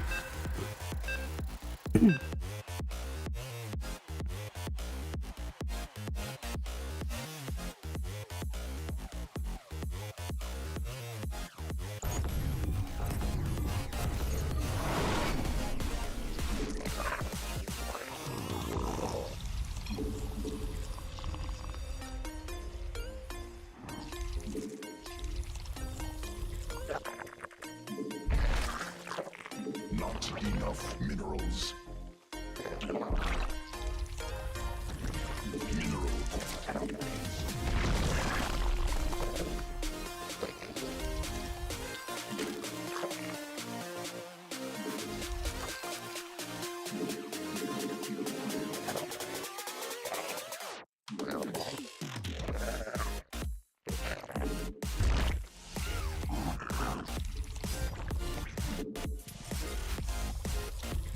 More minerals required.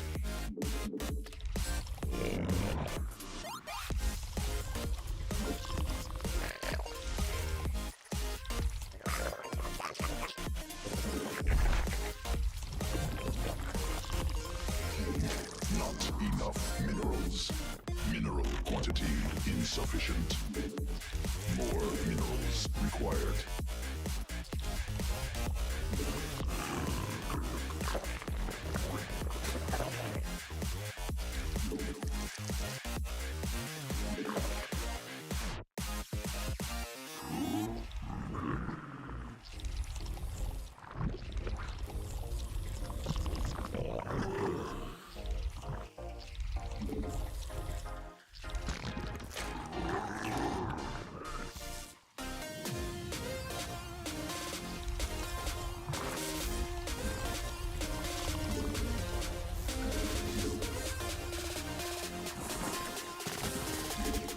Enough minerals.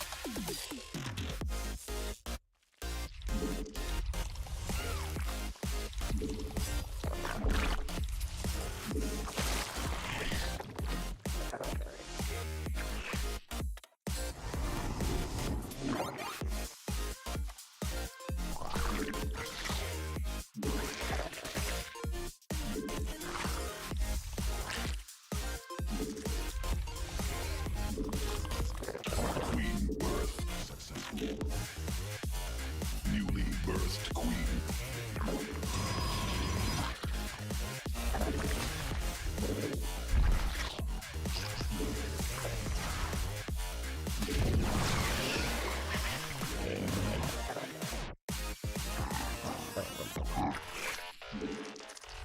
Insufficient is required.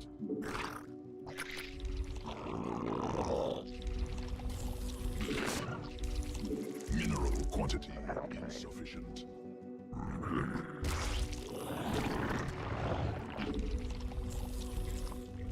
Not enough energy.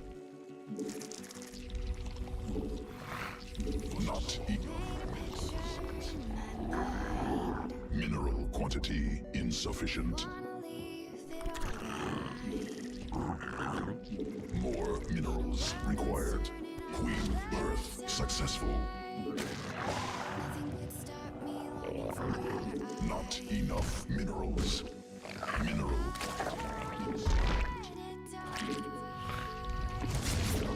Swarm forces under attack. Cream ore under attack. Birthed queen ready. Command unacceptable. Not enough. Command unacceptable.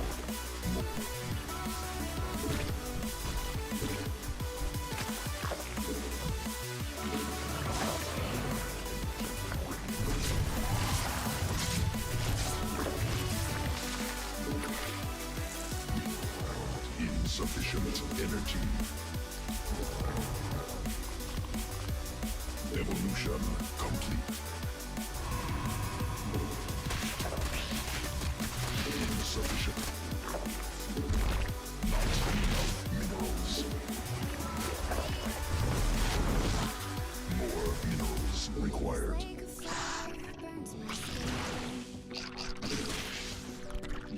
Swarm forces under attack. Not enough energy.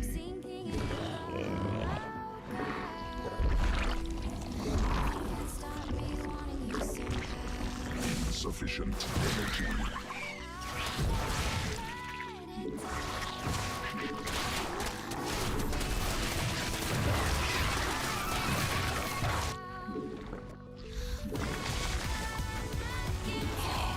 Your dedication will be rewarded.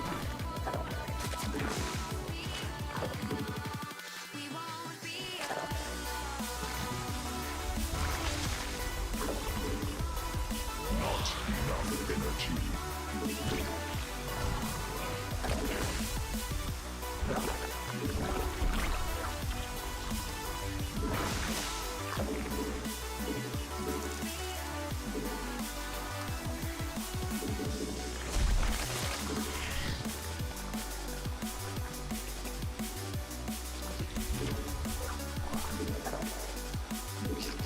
Insufficient energy.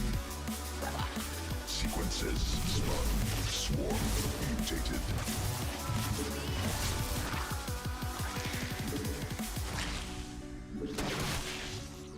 Must spawn.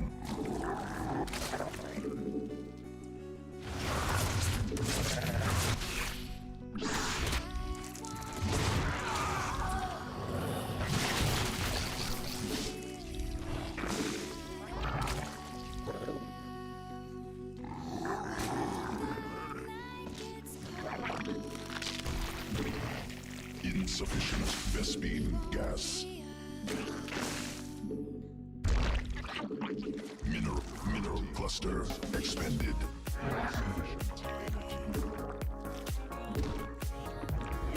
Not enough minerals. Mineral quantity in swarm has evolved.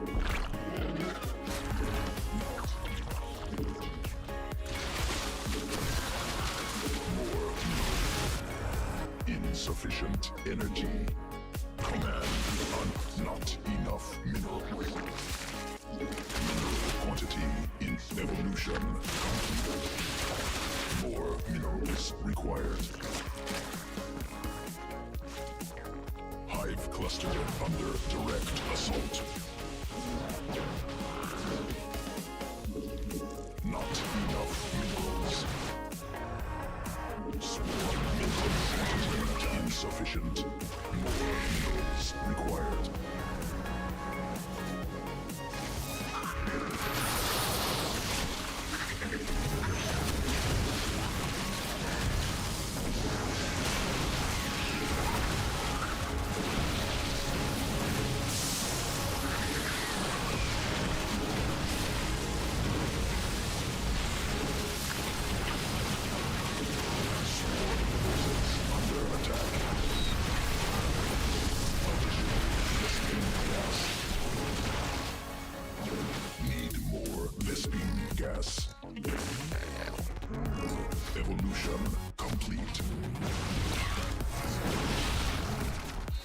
Mission complete. Swarm forces under attack. Not enough energy. Not enough. Mineral quantity insufficient.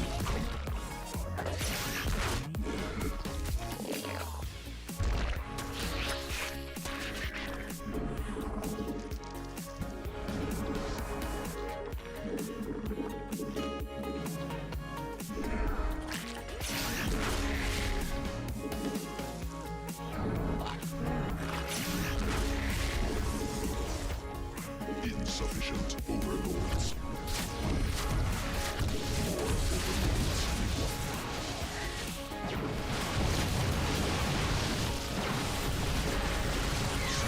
forces under attack.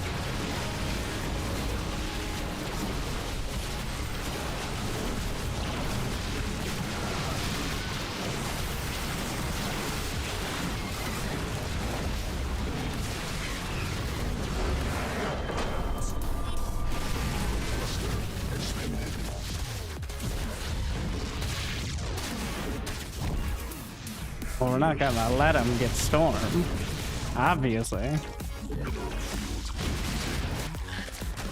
If he gets stormed, I just type GG.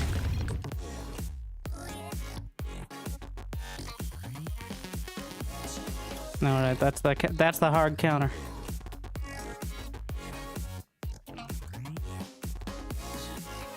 What about making adept shades invisible?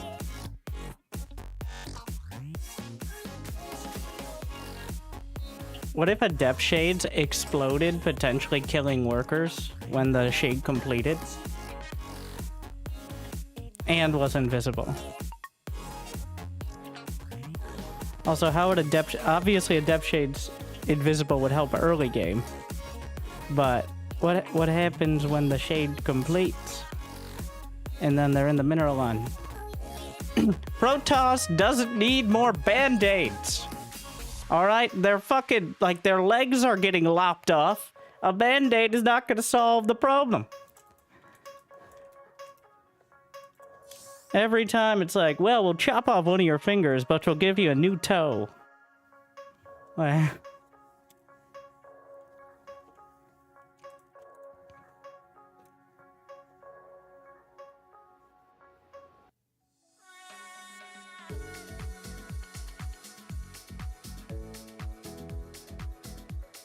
I get Titan's Vertigo, Stradivarius, Ragnar. Your dedication will be rewarded.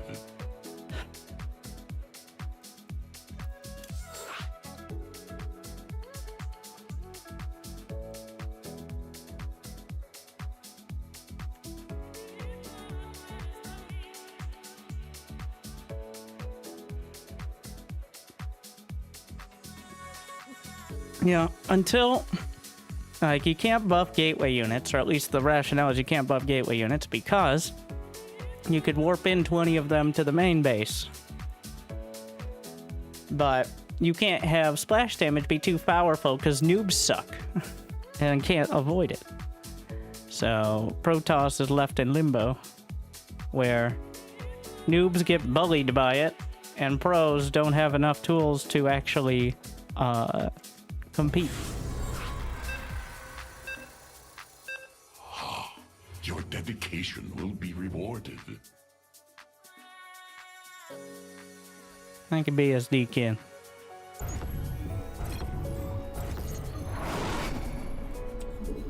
Ah! You scared? Huh? Big. Go. Back. SCV ready. Mineral quantity insufficient. What's going? Ah!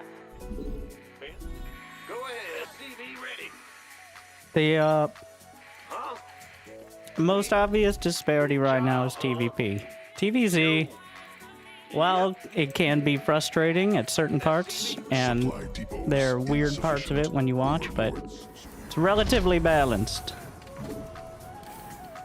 No matter how good ghosts are. In fact, there'll probably be, this is the downside. of combining a new balance patch with new maps. Because what's gonna happen is, especially Zerg, but also Terran players, are going to overrun their opponents with all these, like they're gonna find a siege tank ledge or not find it and get run down. So it's going to look, for the next few weeks at least, like Protoss and Zerg have a stronger advantage than they do. Because once Terrans figure out how to, like wall off and abuse the maps, well, that's when things settle down. But we combine every single balance patch change with a map pool change, and then act like, oh look, as you can see, it's going well. It doesn't make any sense to me. Like, from a somewhat scientific perspective, that feels like way too many variables to actually get any results. And it's always been a flaw in the whole process, in my opinion. The Grim Reaper has arrived. On the way, certainly. What? You want something? What's it worth? General, SCV ready. Fair enough. Agreed. Nothing I can't handle. Got something for me to SCV ready. Done. Whole lot of pain. Oh. Fairness too hard. So you're like, why do you just leave the game? So if I still don't have 2 Reapers alive there, his first gateway unit that isn't a Zealot just comes across the map because he doesn't need to defend anymore. And I'm embracing the Terran mindset of just leaving when things go slightly wrong.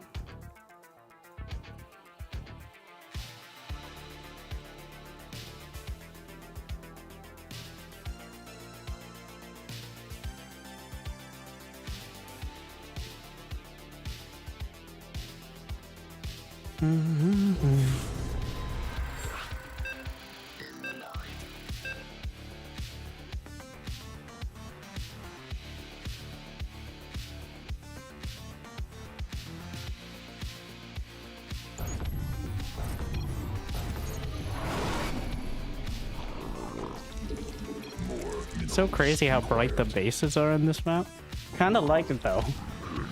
Like they seem to have a different lighting Enough minerals.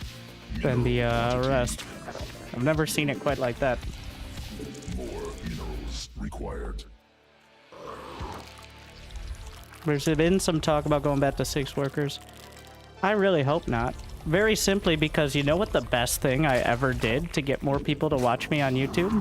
I know, biased, right? Even though 80% of the people who watch me don't actually play, so it affects them more watching than playing. But that's not the point. Is skipping the first 3 minutes of the game because people found it so boring they would literally skip to it or click off the video. So I would not be in favor of going back to 2 more minutes. Yes, about 10% of the time. Maybe more, maybe less, but certainly not more than 20. There might be some crazy early game cheese.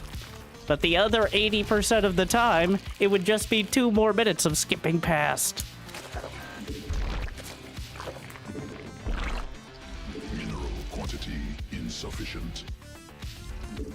Not enough. And on that alone, and I will admit to my bias here. My bias is getting people to watch games of Starcraft so I can get their filthy, filthy ad revenue. And going back to 6 workers, I think, would dramatically, like, not cripplingly, but dramatically hurt that. That's where, yes, I time it out. If I wanted to skip to the action, I'd skip another, like, 2 minutes. I start the game usually at around 2 minutes, so I could do 1 minute to 2 minutes of intro, and then the game actually kind of starts. I think anyone looking at Wings of Liberty or something like that and saying, like, this was a strategic masterpiece is just nostalgic and significantly forgets how much time we sat there Vespine gas. filling time.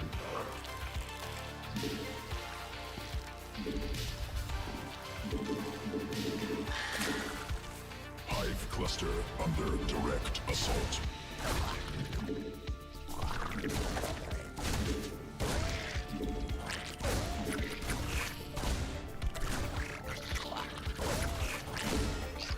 Queen birth successful. Newly birthed queen ready. Oh, what am I doing?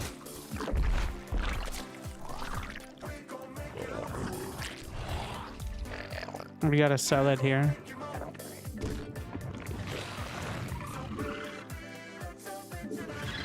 Swarm forces under attack.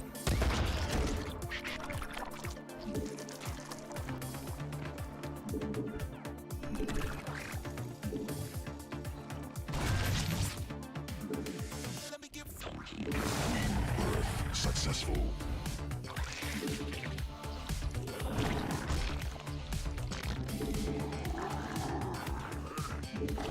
Not. Mineral quantity insufficient.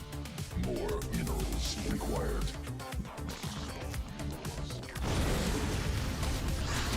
How do you know?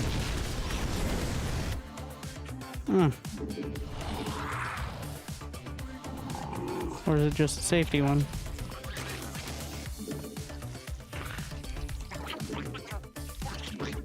Insufficient Vespi.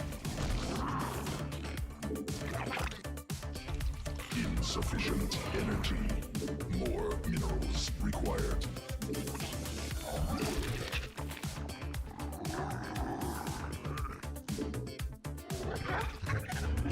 Need more Vespi.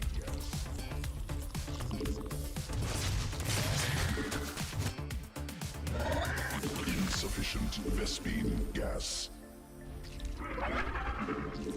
Additional Vespine gas required.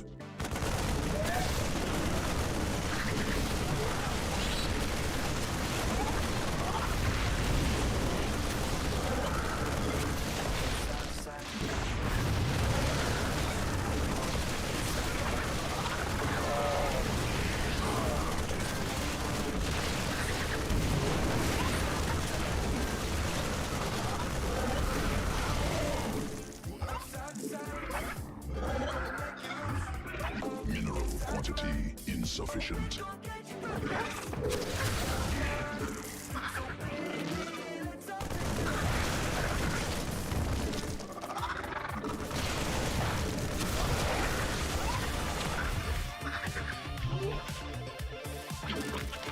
Insufficient overlords. More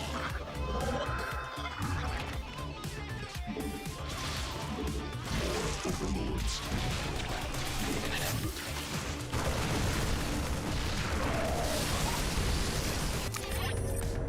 What gave it away? Besides the late third, you know, I don't mind the bunker. Honestly, every Zerg does this now, so. Command center upgrade. SCV ready. SCV, go, go, go. SCV ready. I'm just wondering if I gave it away too much. SCV ready. Or if he's just playing it super safe. SCV ready.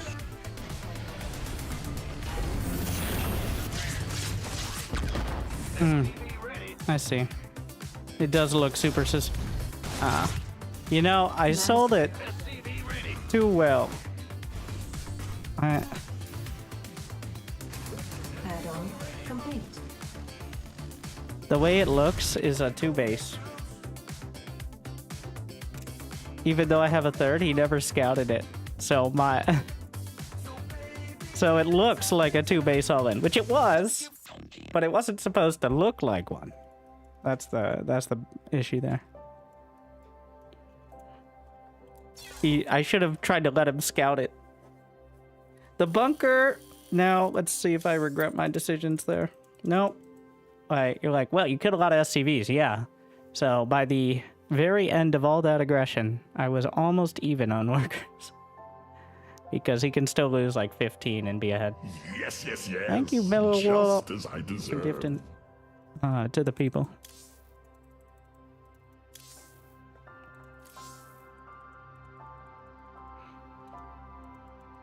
What do you think about the idea where every mineral patch is 50 to 75%? Okay. So the issue, it's a major thing. I think it affects Zerg the most. Just by the nature of it. The economies in Legacy of the Void were increased. Like, everyone gets more faster. But it takes the longest amount of time for Zerg to unlock their tech. So this is why every Zerg goes for Mass Queen and eventually Lair, is because you literally, if you go for anything else early, you will not get there in time to, and there's no other tech path that is reliable against Protoss or Terran because they can build air units early. Oracles, Banshees. You literally have no anti-air until Lair. So even the relative time to get from a hatchery to a lair to a Hydra den is the same. Like if you had unlimited money, it's the same amount of time as Wings of Liberty. Now, this actually is the argument for 6 workers, I think. It's very reductionist, but that means when you invest in a strategy like a quick lair or like 2-base Spire, for example, then it can hit when there's a real economic impact. But at the cost of making every game take at least 2 minutes longer, besides the most ridiculous cheeses, and those 2 minutes mostly being filled with sitting there building workers, well, I think what can be done, so going back to 6 workers would be a ridiculous, massive change. And just for that, I kind of like trying it out. I think for a month, people will be very excited to try to play again, and then they realize the downside. But what really needs to be done, that is less radical, but is going to sound more so, is fix the things that break the maps. Liberators, Reaper Cliffs, Blink All-Ins. These are all... The maps must be designed in this certain way. Yes. So what you do, you have your main base with your ramp a certain distance away. That's yay large. And then you have a yay wide ramp because otherwise Protoss can't wall. All the minerals need to be yay far away because Liberators will invalidate things. You need to have at least 1 Reaper Cliff, ideally 2, so the Terrans will bitch about everything. And then you can't have too much of a Reaper Cliff because then Blink Stalkers are too strong. So this all contributes to Zerg just doing the same build every game because Zerg has none of these things. Zerg has a bunch of Zerglings. Maybe roaches. But that doesn't really get affected by specific map mechanics. It nearly as much as, say, a Liberator, a Siege Tank, Blink Stalkers. A lot of the time in Wings of Liberty as well, Blink All-Ins were very common after the 4-gate era. Another issue, Warp Gate. Like...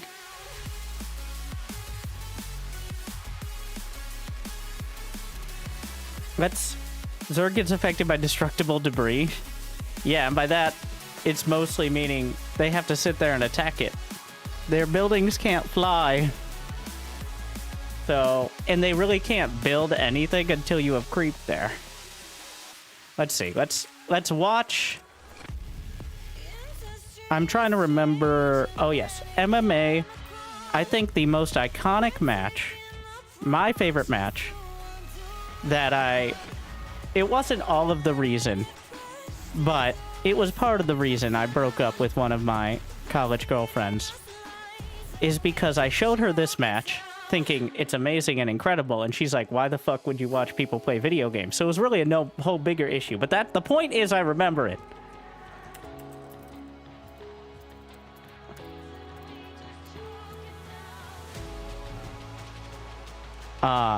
And the match is DRG versus MMA in the Blizzard Cup in 2011. And that, I think, when I think of Wings of Liberty, I think of that as like the quintessential. Like, how did people play back in the day with 6 workers? Let me find it. There's a bunch of re-uploads. And guess what? We're going to have the quality. We were lucky. Back in the day, we were lucky to know how many digits were in the supply count, okay, on GSL. So that would have been the highest quality. Let's see. I'm trying to find the GOM TV VODs, but is the YouTube channel still up? Oh my god, yes. There's videos from actually the last video was 13 years ago. Or 10 years ago, sorry.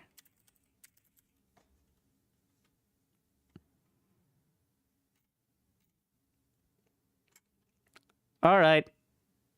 I found a random one from GOM TV now. We're just going to look. I hope they don't use copyrighted music and get me copy striked like they have many times in the past. I mean, not many times, but it's a bit annoying. And that's why some of the YouTube VODs are blocked, because nobody's vetting that. Anyways, this is WCS Korea 2013. Terran player starts to the top left of the map. Former OGS and TW okay, player for reference, even GSL starting the game at 40 seconds, they've already built 2 workers. So I'm just gonna sit here. I'm going to sit here for 40 seconds and just let it. Okay, that's in Starcraft time, so it's more like 30 seconds. Chat, is this live? Yes, this is live. From the 2013 WCS Korea GSL Challenger League. Supernova versus DRG. Starting for Team We're on Azubu. HD. Yeah, 1080. Azubu Supernova.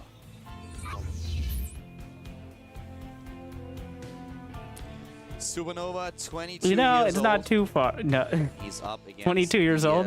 Ooh, third not player anymore. for Team MVP, the final boss, starting at the bottom right. Wait, DRG was originally the final boss? MVP Donglegu. They fell off on that one. Donglegu, very well-known player in Korea and overseas. Every single time I hear his nickname, I'm getting hungry. Yeah, same here. I just want to have some good pasta. Yeah, me too. Feeling ravioli, in fact. Yeah, and this gave the casters plenty of time to you know, thinking about it, debate I didn't have ravioli in things. years, actually. It's been a long time for me too. It's hard to find in Korea. There are some places, but I haven't tried it yet. In Korea. Should tell my dad to send me some canned ravioli. It's not as good as the fresh one, of course, but still. Chef Boyardee, you know, it can, you know, once every few years you can eat a can and just don't tell anybody about it. You know, I know nobody admits to eating Chef Boyardee, but I know all of you guys out there, about once every 2 years, you just sneak a can, you don't tell anybody about it, you put it in your shopping cart and you're like, do you know Rock am Ring? No, I don't know that. It's a huge rock festival that we have in Germany, and it's actually like very. The early game has all over enthralling Europe. strategy when you start with 6 camping there workers. for a couple of days, and it's a massive festival. And one of the best things that you can. As you eat can there tell, is now actually they've canned started their ravioli. very first So you production should always go there facilities. So we have prepared, at least 2 more minutes of therefore I have to either disagree German with rock you a music little or bit. It just ravioli depends talk. on So what the occasion is, I feel. I guess that's true. Different occasions call for different meals. Yeah. Because the good thing about them is you can also eat them cold. You don't have to warm them up. you know what? This is actually a good one, but imagine this every single game. Because I'm on a camping trip, couldn't get the stove to work, or the wood got wet and I couldn't start a fire, and I'm like, you know what, it's fine. We're talking about survival crafting, IRL. But I would never tell anybody about it if I ate it once every 2 years or so. What's also really good is, of course, the matchup that we have at our hands. There you go. Way to bring it back around. 3 minutes and 50 seconds. And we're building our very first units. So perfectly well for Zerg. If you this is Wolf and Caldor. That's not at Tasteless. first You don't and know then go into anything the about pool, Tasteless, your right? hatch and the pool will Tasteless would finish not at have roughly brought the it same back. time, so that Okay, you we're can still start going the on double about pool camping in the right away. wilderness or To some the top shit. left, we have, of course, our Terran player for Team Azubu. They're so doing the far. introductions No at gas, 4 well, minutes 100 into gas the by game. Is now just starting with the factory. and Hellbat nothing's has his happened. expansion already up. So Strategy. Gonna be going for Peak a strategy, bit of a everyone. more aggressive follow-up Peak. to the command Just center. this is Nobody the this really is what we going to missed. barracks after CC All right, anymore. the Everyone's going right into that extra factory because 20% it's of so my much life harder I to could be play spending. that style without the Hellions anymore, because you need to get over there. You need to deny that creep fast, because the new queens are stronger than before. They have better range. So this is exactly the reason same why I builds love we this see map so much today, is that we except see it's so just many taking different longer to get timings, here. and this matchup is one We where have both sides have a two lot of going on two-base 3 timings, hatch a lot of Zerg three-base timings. up For Zerg, against it's usually either roach reactored build, Hellions. you have normal roach attacks, you have roach timing on 3 bases with +1/+1. There's a Zerg And 3 CC. timing with 1/1 that Scarlet used against MVP. And for a Terran player, there are so many different things. All right. Drop with Widow Mines, drop with Hellbats, a Hellbat Marine aggression that you can execute. Yes, just Hellbat name and Marauder. now. There Now are we need to so fill many 2 more timings minutes. and What are you actions. gonna So do, exciting to Kaldor? watch. Name I agree. every build. This matchup is Name You know, no I feel no. like You mean for some the of them? Terran, No, it feels like every this map build. was played like in He June just Valley rattled off across like the 8 Zerg builds. past. Like For a Zerg player, it feels like look at these. You you're build playing on Hellions, Icarus build or something, Hellbats. and you've just got to do something You early can build aggression, because Marines. You can the build longer the game Roaches. goes on this You map, got it Zerglings. gets a little You got bit difficult Zergling for the speed. Zerg, depending You got on Lair. how the game goes. You know, once the medevacs come You out got and you lose your views and you go got to that you got Elo's Did I say composition, roaches? medevacs are boosting all over the Well, place. there's so much different dead types of space roaches. for them to hide. Medevacs. What we have now is the 3rd commands that are coming up for Supernova, and this is the style that most Terran players will execute these days. The Roach Warren goes down at 640, and we have the 2nd gas already taken. The 3rd base goes up too. At 40 harvesters right now. Overlord sees everything here, so gets the information that he wants. We have 4 queens. Overlord Who comes still in. Aim. If you see a double evolution chamber coming up really soon with the +1/+1 upgrade. So I to feel be they're gonna fair, see the better game time timing, is but it doesn't faster. really look like So it. StarCraft Lair time Tech didn't until go up just Legacy yet, of the and you always Void wanna was have that if you about get the 3-base timing with 40% speed. faster because of a So carryover it from looks a Brood little War. bit Now like it's in that, real not time. So gonna this would see be all about this. 5.5 minutes is in pretty Legacy of quick the Void. Hellbats coming out from Well, Supernova. I actually take Which that is back. when We are gonna Beyond, see a for very aggressive reference, build right that's now. when There are the Beyond's roaches 2/1/1 already. Marine We drop have a with lot 16 of, stim Marines a hits lot of minerals banked is up and also 5 to the gas, 5.5 and he has the minutes. supply, so But you here will we see have that a with 4 roaches Hellion and drop. Sweetlings. 9 are being built, and there's the Baneling Nest. He plays it a little bit different than he would usually do it, but this is going to hit hard. Yeah, this is going to be a timing that kind of throws Supernova off. But if he sees it with And these here we Hellions right are, now, 8 that was a minutes huge swarm. in. Goes in here. Hellbat's not ready yet, but goes for a regular Hellion drop. He sees the roaches, and they're actually And gonna the shut this down Hellions pretty hard. The doing Roaches worse have than no my problem Hellions in the against this. last The Zerg is game. already in there. The last Hellion is gone. Well, that and was now not good. Dong Ragu is moving out. Supernova knows exactly what's coming. He needs to react. Additional bunkers, Widow Mines, bam. Needs a few Oh, so this Marauders, is and Heart he's of the getting them as Swarm, we actually, speak. which we But were this is already gonna playing. do Wow, some Wings damage. of Liberty did The not question last very is long only at all. how much. Yeah, It's Supernova 2013. virtually doing no damage with his drop. Not even Ah, saving but any of his now Hellions. we're Medevac doing the is out Roach here Lingo that you soft. all know and love, except it He's got took a 4 few more Widow minutes Mines, to but get it's here. pretty easy for Roaches to tank that. And there's no Exactly. Ravagers. The Roaches can tank it, or you can just run up with a few of the Zerglings. So this is scary, and this is exactly why we see now all those SCVs pulled. But keep in mind, even if you only take down SCVs, that will give you a lead in economy. Will it? Gotta be careful with how he targets here. Does he go for the bunker? Does he go for the He has depot? 3 Looks like he's CC, gonna so. go for the bunker. Bunker is down. We still have 2 more left, and all those Widow Mines, they can get a few shots off. Jesus It's nice Christ. against those Roaches. Good job so far by Supernova. Supernova crushes it. He's got the perfect position here. The choke point really, really working in his favor. And Oh, yeah, TRT Widow Mines were actually just not cloaked getting all the a whole lot time. done with this. In fact, he's only killed 6 Harvesters in total this game. But he's going into the main base right now, and behind this we have DRG Good times. droning up. Another Hellion is safe though, and I have to give it to Supernova. That was his excellent defense. That was so Thank you. well done. Yeah, one of the best I'm defenses sorry. we've seen in the past few days. You Keep know in who mind, you're though, that gifting this was a not pair like a GT timing. This was nothing Senkoff. where We're DRG gifting said, 20 okay, subs to the I am going people. to go all in with this build. It was not the Roach Baneling all in that we've seen so many times in Wings of Liberty and also in Heart of the Swarm. It was an aggressive timing, but it was still one where he has a chance to fall back into a macro game. That's what we see now. This is the Thank difference you for between the, a timing attack generosity. and an all-in. And this one was the timing attack. We have And a Widow Mine drop. drop. This is pretty rare to see. He's going to actually drop in so many different locations. Good hit there. Gets a few lings, and it's not dead yet. Then he goes over here. Supernova is definitely ahead in this game, but Is he going gonna try to do the dodge? Oh my. So far he does a decent job against those Widow Mines, but the dropship Oh, is but still wait, on there's its way. more. Here too. Hellbat plus Widowmine Oh equals my. death. Oh, ow. Supernova is just telling DIG, listen buddy, now it's my turn and this is gonna hurt. Yeah, it's already starting to hurt. He's cleaning up these Zerglings really, really well. Overseer is ready, but he's got to focus on so many different things here. He's struggling. You know, if he targets down the Hellbats, he can't kill the Widowmine. The pain train is coming, Wolf, and it's doing a lot Oh of damage. my god. Oh this yeah, is the actually mines so need bad. He loses detection. so many more Harvesters at the third. Here we go. Ah, Two yes. more dead. He's up Peak 30 strategy. now, and the Hellbats are still alive. The Queen is already gone. DIG might have been able to recover after his failed attack, but only if Supernova gives him the time to do so. And the Terran player is not doing this. He's not not at all. giving him any time here. He continues the Hellbat drops, getting more and more kills here, and the Widowmine's about to be active. And oh wow, even killing the larva there. Interactive gameplay since he burrowed that Widowmine. 58 to 49 in favor of Supernova. He has the extra mules. He's going into mech now, adding the additional factories, going into Thors, adding even more Hellbats. This is looking awful for Dongregu. That Viking has killed 6 Overlords already, and he also just killed one of the Overseers. He needs to target that with the Queen. He needs to target I mean, that. He is. So many it's just the same game. It just took longer to get here. This is looking like Dongregu just cannot In recover this. He's nowadays, lost so the much to Zerg Viking, would have he's gonna tapped get out after 8 failing that kill. Rochelle in. 8 Like, it was kill clearly an utter failure he's against lost 3CC Terror. You're not coming back from that. I don't even want Like- to look at that statistic. I mean, we have him now at 75 supply against 110, and look at the bank that Supernova is able to accumulate. Supernova is looking Oh at the my game god, like the one Widowmine. final boss, maybe stage 1. Yeah. He's like boss of the tutorial, maybe. I mean, we saw that one more Viking shot would have killed that Overlord. He would have gotten even another kill and double supply block. DRG, who was supply blocked for a while, is supply blocked as I speak with no Overlords in production. Mutalisks? Really? Yeah, I don't think he's realizing DRG what has he's been up going against. mutas for no reason since the start of his career. And he does it to this day. He's supply blocked. There are missile turrets up. It's not a good idea, but it's what he likes, so. Help him against the dropships, but 11 I years feel like later, and he he's has still to, making worry about the random-ass ground mutas. first.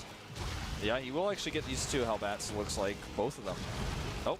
I mean, if he leaves it at 4, then yes, okay. But if he was trying to hit a timing here, He's and do super dead. damage, He's been that's dead not since gonna the work. All-In, but here we go. What would he just cancel just there? I didn't actually catch that.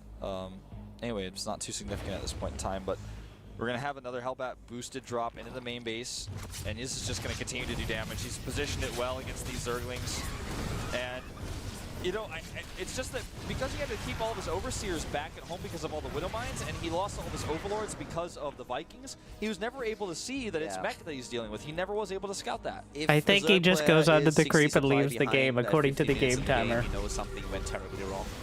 His creep spread is excellent. I have to give him that. But going into Mutalisks right now is not going to save him. Not with 2 Thors on the map with SCVs What? to Does he repair not- them. Widowmines as well. Additional Thors just being tap built, out? The Widowmines, the Vikings. Yeah, even the Vikings. GG. GG, Supernova. Okay. I mean, maybe there's some. So let me. MVP versus parting, I think, is the best example of. Was it parting? No, it was Squirtle. And was it MVP? I don't remember. Squirtle, sorry. Ah, yes.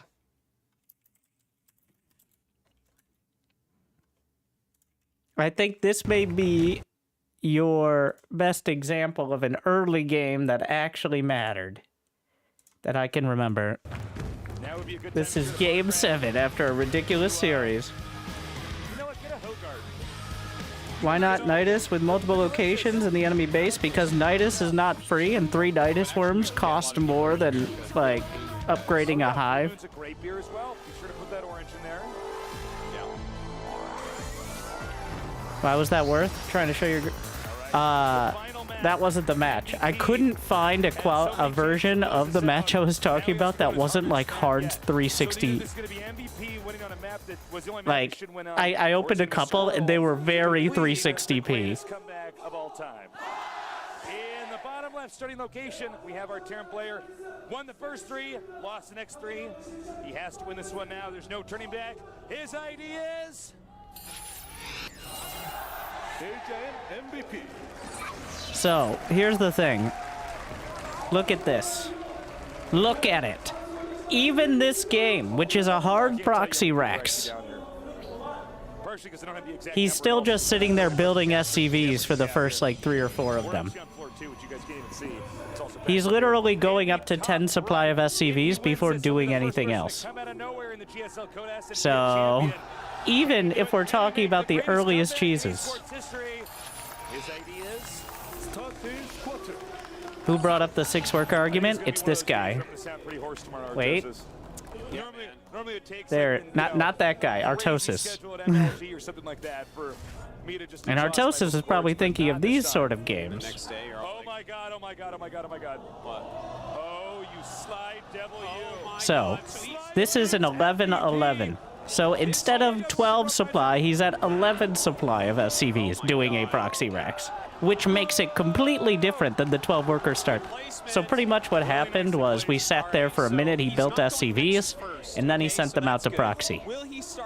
Like, you could do the exact same thing with 2 more workers.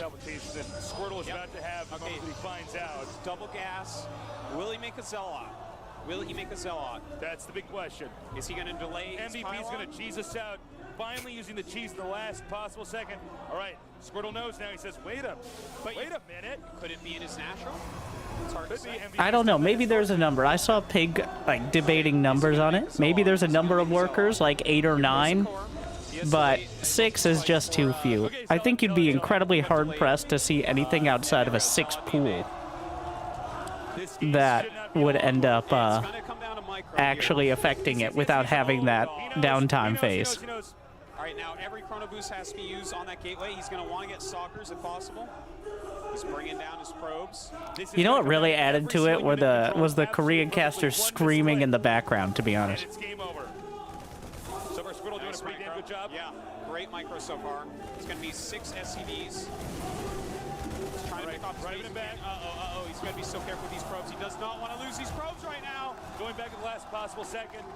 SCV's trying to come in here to get them. Is that Zealot faster? It feels like it's faster than it is today. I don't know if the Zealot got its move speed reduced at some point. This Zealot looks like it will be trapped. Now he's almost out though. Yeah, he's going to have to stock pretty quick. All right. Squirtle, yeah, doing a great job here. The bunker's not going to finish, but 3 more SCVs here can continue. It might just be the animation. Even if the bunker goes up, it doesn't mean game over. The Stalkers can out-micro Marines for a very long time. He'll lose some of his tech, but it'll take a while. Bunker still almost finished, Oh, he missed a shot. Oh my god, he did get the SCV. Yeah, it's not going to finish. I lied. He got the SCV, as we've learned. He has to continue to mine a little bit, too. Don't forget his opponent does have mules and SCVs still left at home. 2 SCVs coming up. Try and do the best micro he can. Squirtle has to micro his heart out here. Takes his own corn. Oh my god. Towards the He mineral can't lose that other stalker. He has to run those probes away. He can't be losing probes. Actually. Oh my god. Nice. He's going to hold. Losing a lot of probes though. This might normalize. So, I mean, these sort of strategies still exist today. Very much so. Oh! He's got to be careful of that Earth Stalker. And, I mean, at this point, MVP cannot kill him with this. Unless Squirtle misclicks. He has some miss micro. Yeah, he can get a few more probes here. In fact, I bet many of you. So the reason these strategies are not as common, this one specifically, is that depths and shield batteries exist.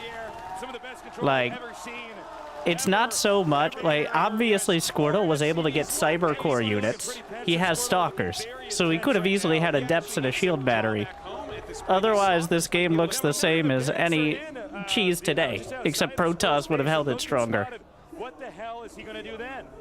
Yeah, all right. Squirtle frantically trying to just... Dude, his economy's way better. Look at that. Look at that. They are actually... But MVP is going to do the classic Terran strategy, all right? Oh my god, he spotted it. May as well lift those up. Oh, MVP might try to go around.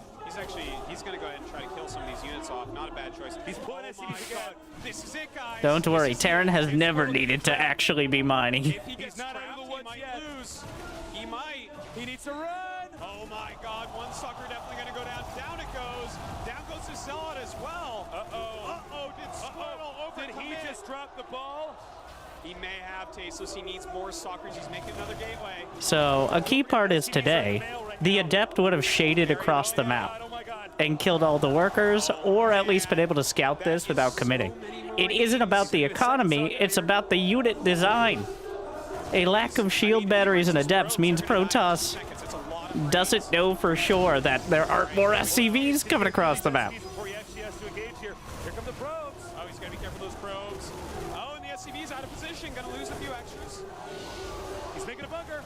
Proto boosting out another. That's a lot of Marines he was able to build off of 0 SCV. Right now. Great starts up. That is so many Marines. Oh! That may be the tipping point. I think we tipped a while ago. All in this final 7th game, and it may pay off. Squirtle with very few probes left, losing that stalker. Such a big deal. Oh my god, but he does also have those 2 stalkers out. A third one pops the out. bunker The bunker completes. finishes. This is absolute chaos in here. You can tell MVP's serious. His mouth is wide open. 2 SCVs and a mule mining, so he can actually continue to make Marines. Oh my god, the bunker. I mean the pylon is gone. Warpgate did not finish. A big deal. I guess Warpgate not finishing doesn't matter so much when you have no pylons. Might be the only way.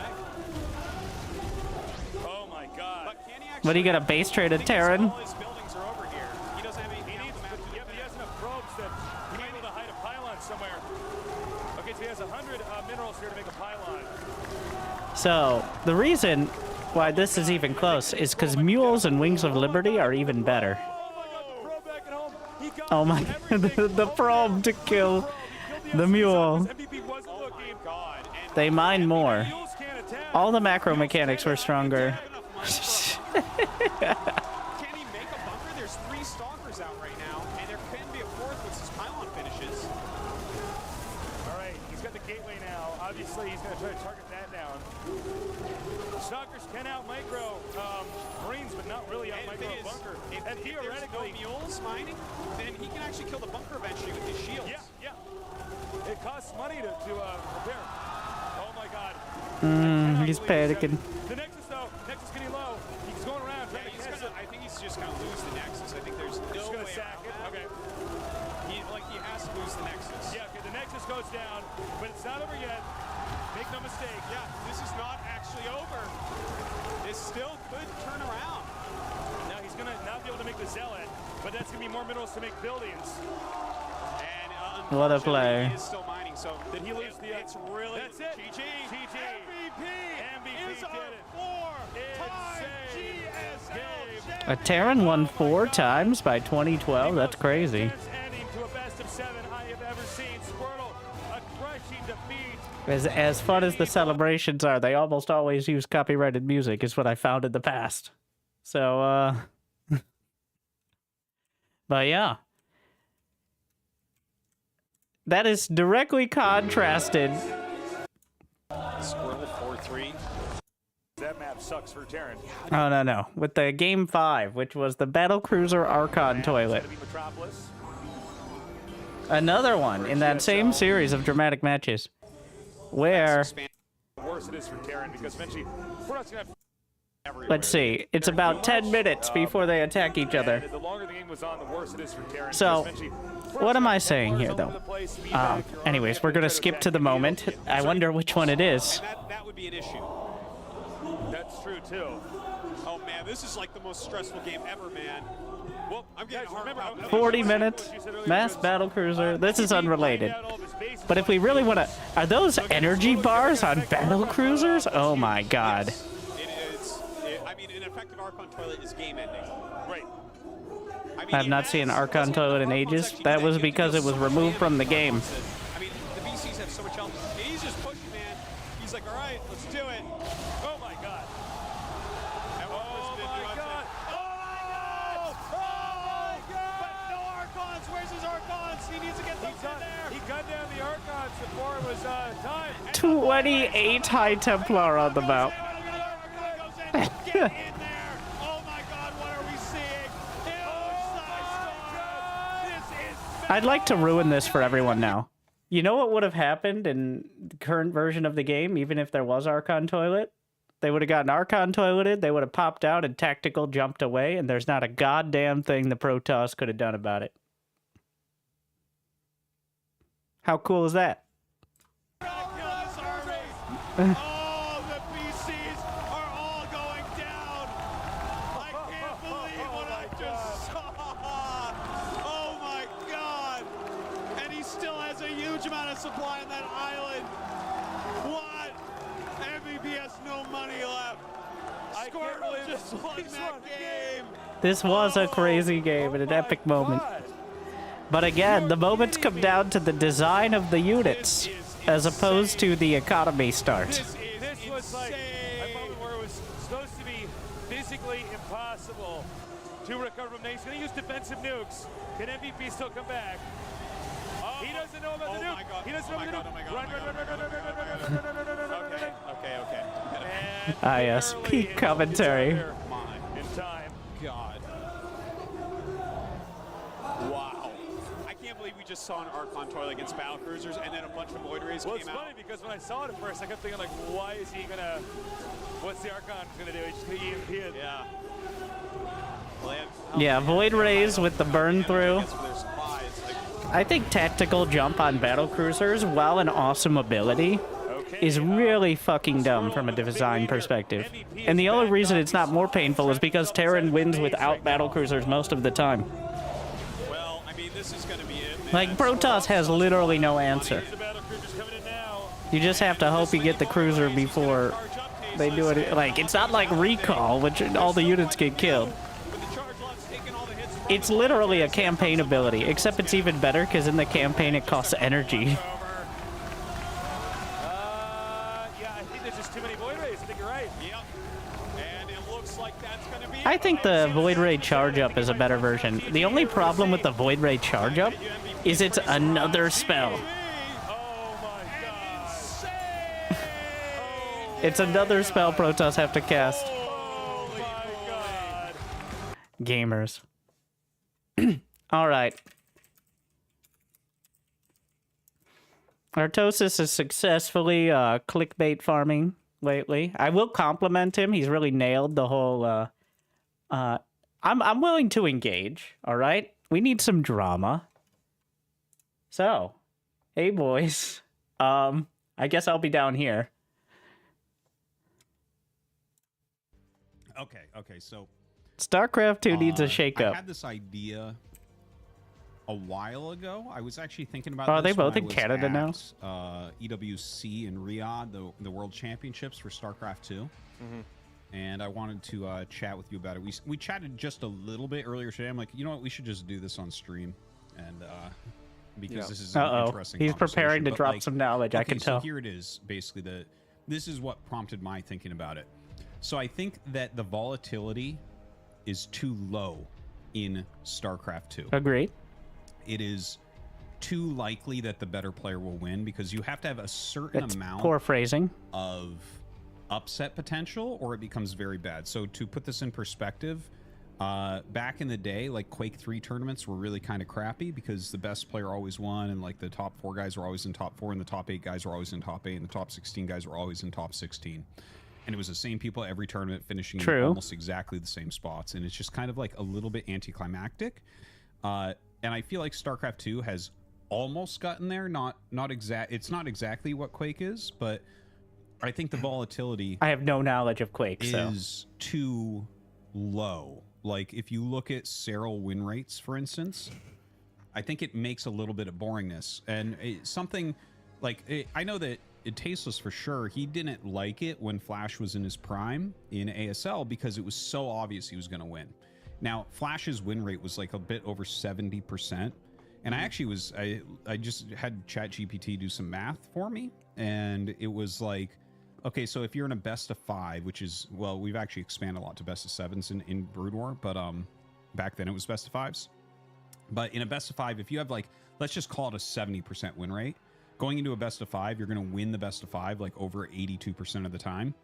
Now look at Serral. He's got like a win rate that I believe is even higher than that. It's something like an 80% win rate. It is, yeah. So if you go into a best of 5 or a best of 5 or Well, here's the thing. In StarCraft 2, it's even more, right? So here, I'm just going to type it in because the math I did was for a best of 5, so I actually need to do This it is an on, interesting statistical argument to a very feels. So okay, I will say, bringing a statistical argument to something to a subject that is essentially it feels bad, feels a bit convoluted, from my perspective. Like, it's not so much about the statistical probability of Cyril winning every time. We don't care about the exact number. It's whether or not that's good or bad. So hopefully we don't get too bogged down in this for too long. Of 5, if you have an 80% win rate, you're going to win the best of 5 94% of the time. Makes sense. I think so that's so basically my thing is I think that that's too much. I think that win rate is too high and it actually detracts from the quality of viewing. And it's not that it's like you need a certain amount of randomness. So yeah, well, let's get some of your thoughts first and then I'll give some more of mine. That was quite a preamble there. Let's get some of my thoughts first. It's how it is. It's the design. So at the end of the day, it's the design. Zerg very much benefits playing near perfect every time. Guess what? That's how it is nowadays because you have to and this is going to lead into his argument, I think, but you literally can't do it. There's a very limited amount of things you can do as Zerg, which I'm sure No Regret knows because he's never regretted stopping at 2-base for his entire career. So if there's anyone who knows about Zerg volatility and its weaknesses, I will trust him on that. But overall, the design of the units in the game, the fact that Zerg has no anti-air choices that aren't queens or buildings, means they have to sit in their base and play near perfect. We found a guy who could do it. So it's not so much like the economy, but it is things like liberators, oracles, adepts. You literally can't move out unless you're ready to go all in. And that is why Zerg plays either the same every time or does some absolutely off-the-wall cheese. Because there's no halfway mark, like, for just like a 2-base timing attack because you're so committed without any anti-air potential. But let's see what No Regret, the ultimate Zerg volatility expert. That's not sarcasm. It just my voice sounds like that, but he's actually very good at that. Well, first off, I don't disagree, obviously. I think one of your more interesting points or perspectives was around the uncertainty that I guess the StarCraft grew more certain with time. People became more they became better mechanically. 96.6% to win a best of 7. Yeah, I mean they came back. Obviously, I just want to throw one more thing. I'm so sorry. One more thing because I already know what like the YouTube comments would be. Well, I mean it's not. He doesn't have 80% against Clem. Yes, I know. This is just like some general math to kind of show how crazy the win percentages are. But go ahead. Okay. Oh wait, one more thing. No, okay. Sorry. Okay. All right, so yes, there isn't very much volatility. I think StarCraft 2 has become quite figured out. I remember when I played, because I played from the very beginning, over time, especially towards when I was starting to get better and better, I realized there were very few actual options in StarCraft 2 in all the matchups. Like you would think, especially as a viewer, that there's way more opportunities to do things that are unexpected, or there's way more opportunities to do like upsetting actions in a StarCraft 2 match. There really aren't. You'll notice that some of the best players are not very many cheeses. Even 12 pool against Hatch First, for example, does not work. Like that does not kill. Even when you do the drone pulls, sometimes they still are able to hold it. And yeah, people like Cyril, they're able to defend basically everything. They go into a late game that they know they're favored in because they have the most experience and are the best there. And you basically get the same outcome over and over and over again. There really isn't very many ways to punish a predictable playstyle, right? Normally in StarCraft, if you have an expectation that someone's going to play a certain type of way, you should be able to combat or abuse that. That's not really possible anymore. Yeah. So for example, knowing Cyril will be greedy does not help you, right? Or knowing Cyril will play a certain type of way, you can watch Cyril's replays, does not help you really. Yeah, actually, I believe it was at the last Katowice I casted. Creator went up against Cyril, and I was actually betting on Creator to win because his PVZ was top of the world PVZ at that moment. And he actually did like a charge lot all in that Cyril completely didn't scout, and he still held it. Yeah, he completely was not ready, and he like that's Artosis's. Just side note, I love Artosis's. This is my guy. Before every tournament he casts, like he saw one build, say, "That's the guy, Creator, the guy." I can't believe Cyril. Wrong direction with the roach and held it, and it Just was just like an well, aside. That seems silly. And then if you include a best of 7 or best of 5 factor like you are, even in the weirdest case where you have like this crazy build no one's ever seen before that works, you get one game. Yeah.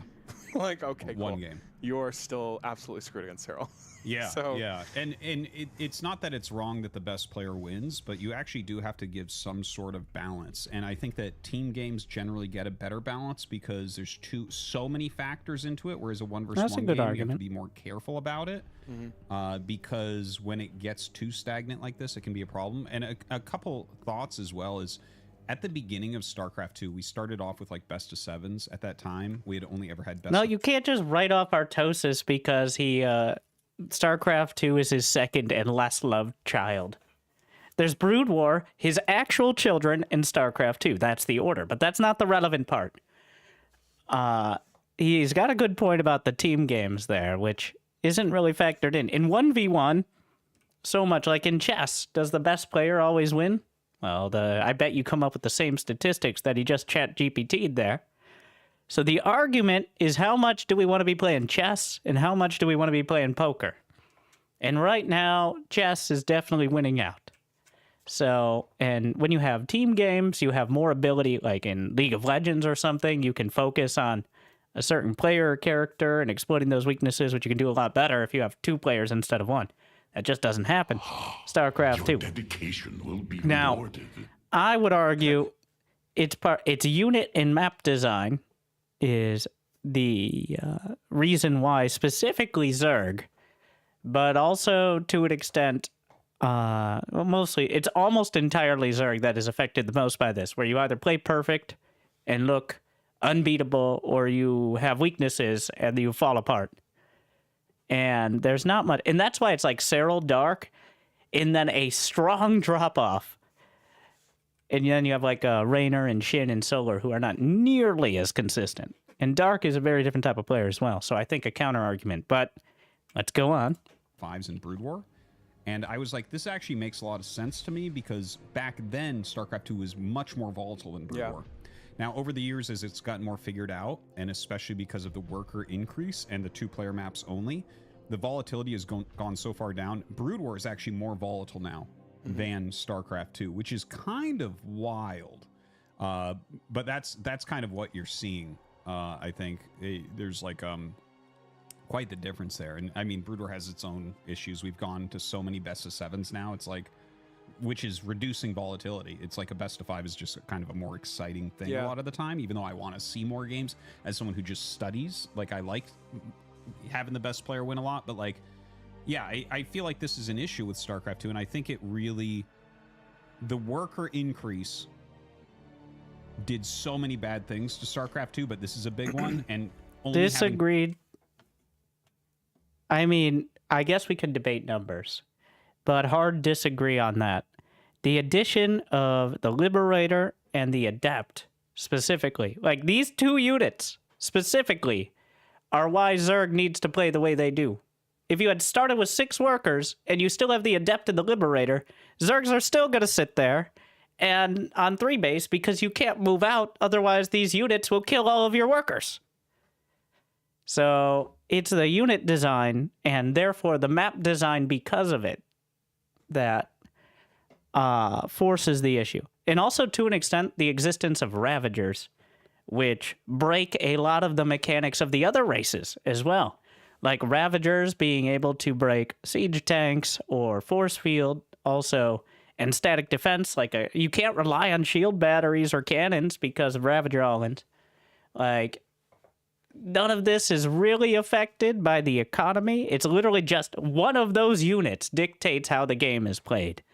And the limitations on that and the map design limitations are why we get so much less volatility and players trend towards the safest thing. Because if the downside, like option one, you try something a little crazy, but if it fails even slightly, you lose most of your workers, that's not going to be worth it.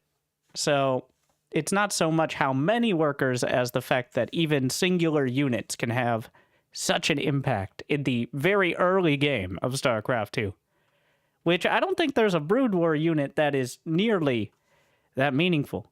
Like, the first things in Brood War, I'm not a Brood War expert, but I don't think one Vulture or even like a Reaver drop is probably the earliest that something super meaningful can happen. But, like, you don't design maps around Reaver drops or, like, Siege Tank. I guess Siege Tank pushes to an extent, but it's a lot more commitment.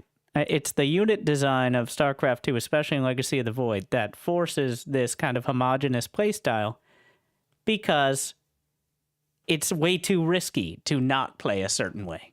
And I don't think the starting economy has anything to do with that. That's just what I want to say to start. 2-player maps took out so much. It took out so much because you can just go scout exactly when you want to scout. Yeah. You know exactly, you can, for whatever decision you want to make, you can just send out your scout to see it in time. Yeah. Like, also, you think about the units that StarCraft 2 has. So, like, for example, Reapers, we've got Hallucinations, we've got Guess who actually played? faster Overlords, right? Like, Overlords are pretty fast. We basically have infinite vision, really. And we're also so good. Like, you can see the pro gamers and better pro gamers than me at basically immediately calling out a build based on what you see. So, like, for example, you absolutely can count resources, basically. Like, you can tell that buildings are not where they should be very quickly in StarCraft 2 at this point. We've played so many games now that missing minerals isn't a thing anymore, right? Yeah. Like, when the earlier back you go, the harder it was to actually be certain that things were missing or that builders run time or whatever, because they really weren't that refined. But now, with more refinement means you basically know exactly what they're doing. Yeah, that's another big difference, I think, between Brood War and StarCraft 2, where in Notice, no regret, he didn't actually say anything about the economy. It was unit and map design. And I would argue that having less workers would make that even more true, because things are so figured out that you'll be even more limited in what you can do. And players will know exactly what you're doing even earlier, relatively, even if it's slightly later in the game. Just because the design of you, there is no defender's advantage. There's no stopping the Reaper from getting in. There's no stopping the Overlord.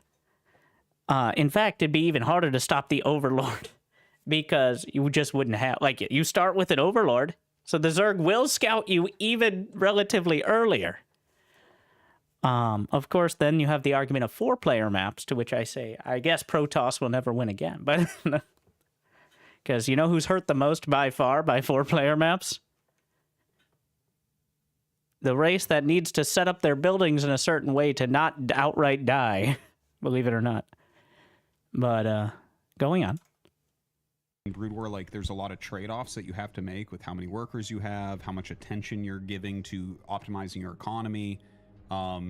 It's more easy for there to be missing minerals or hidden things going on.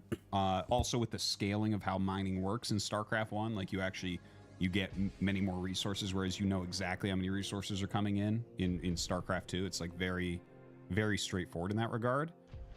I feel like too much has been done in StarCraft 2 that is like, this is what the pro gamers want, Exactly. so this is what they get. Absolutely. There I'm was at way full too agreement. much balancing. So I feel like the Balance Council looked at two different things. They looked at, and I'm talking like from the very beginning, there was a lot of balancing around removing RNG. There was a lot of balancing around removing inherently random things like 4-player maps. We were talking about this earlier. We had them. They are gone now. You know, even gold minerals and gas, like, we play around with them, but every now and then pro gamers decide basically that they don't like it anymore, and Blizzard's like, okay, or whoever chooses the maps. I don't know how they choose the maps now with these old ones. Maps get banned 24/7. Yeah. Right? Like we never see fun maps. Nobody wants to play them. So I don't know, So it's that's a unit design problem again. All the fun maps really just mean, look at this cool spot I can put my Liberator siege tank. That is why, let's just for reference, we're doing statisticals. What was the most, like, kind of crazy map of the last map pool?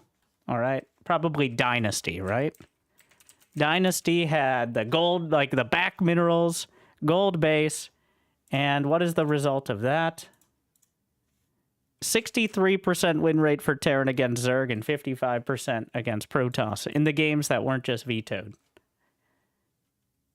It is hard because of the design of units to not, like, terrain is just inherently Terran favored because of the design of StarCraft 2. And every map that has sort of features like that and is too original is hampered by the fact you have to cater to that unit design. kind of sad. I wish there was less pandering to pros and more pandering to the audiences. Yeah. I think having randomness or things that you need to be careful about doesn't mean that you're necessarily going to lose. So, like, for example, if there's something that's random, you just need to account for that randomness, right?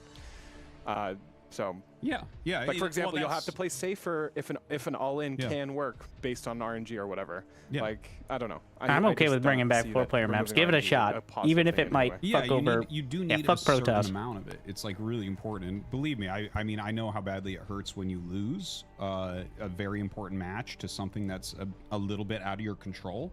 Like, it's a terribly painful thing and everything, but it adds to that excitement. It adds to that volatility, which gives you I agree on these results points and makes things exciting and makes people feel like there's a chance something else will happen. Yes. And I just feel like that's at like an all-time low right now in StarCraft 2. It's the thing is you want the best players to win the most. Obviously, you don't want it to just be coin flips. It's not gambling, but there should be a way to gamble as well inside of the game. Like I think the way he's phrasing it might turn some people off, but I agree with the whole sentiment. Listen to people's opinions on how to do something, the worse things are. Yeah. You shouldn't be taking opinions. You need, like, someone strong just being like, no, this is what we're doing. Like, in ASL, they don't give a shit that you don't want to play on some of the worst maps you've ever seen in the pro circuit. Like, they're just like, no, this crazy ass. This is another thing that the actual phrasing and the way he's saying it is going to turn people off. But I've advocated for this as well. We need a new witch to burn. The design by committee of the Balance Council and the map design and all that is not really working out for anyone. So the thing is, even after David Kim left and there was a Blizzard Balance team, nobody wanted to take up that mantle because that, like, if it goes well, probably at least half of players will still hate you.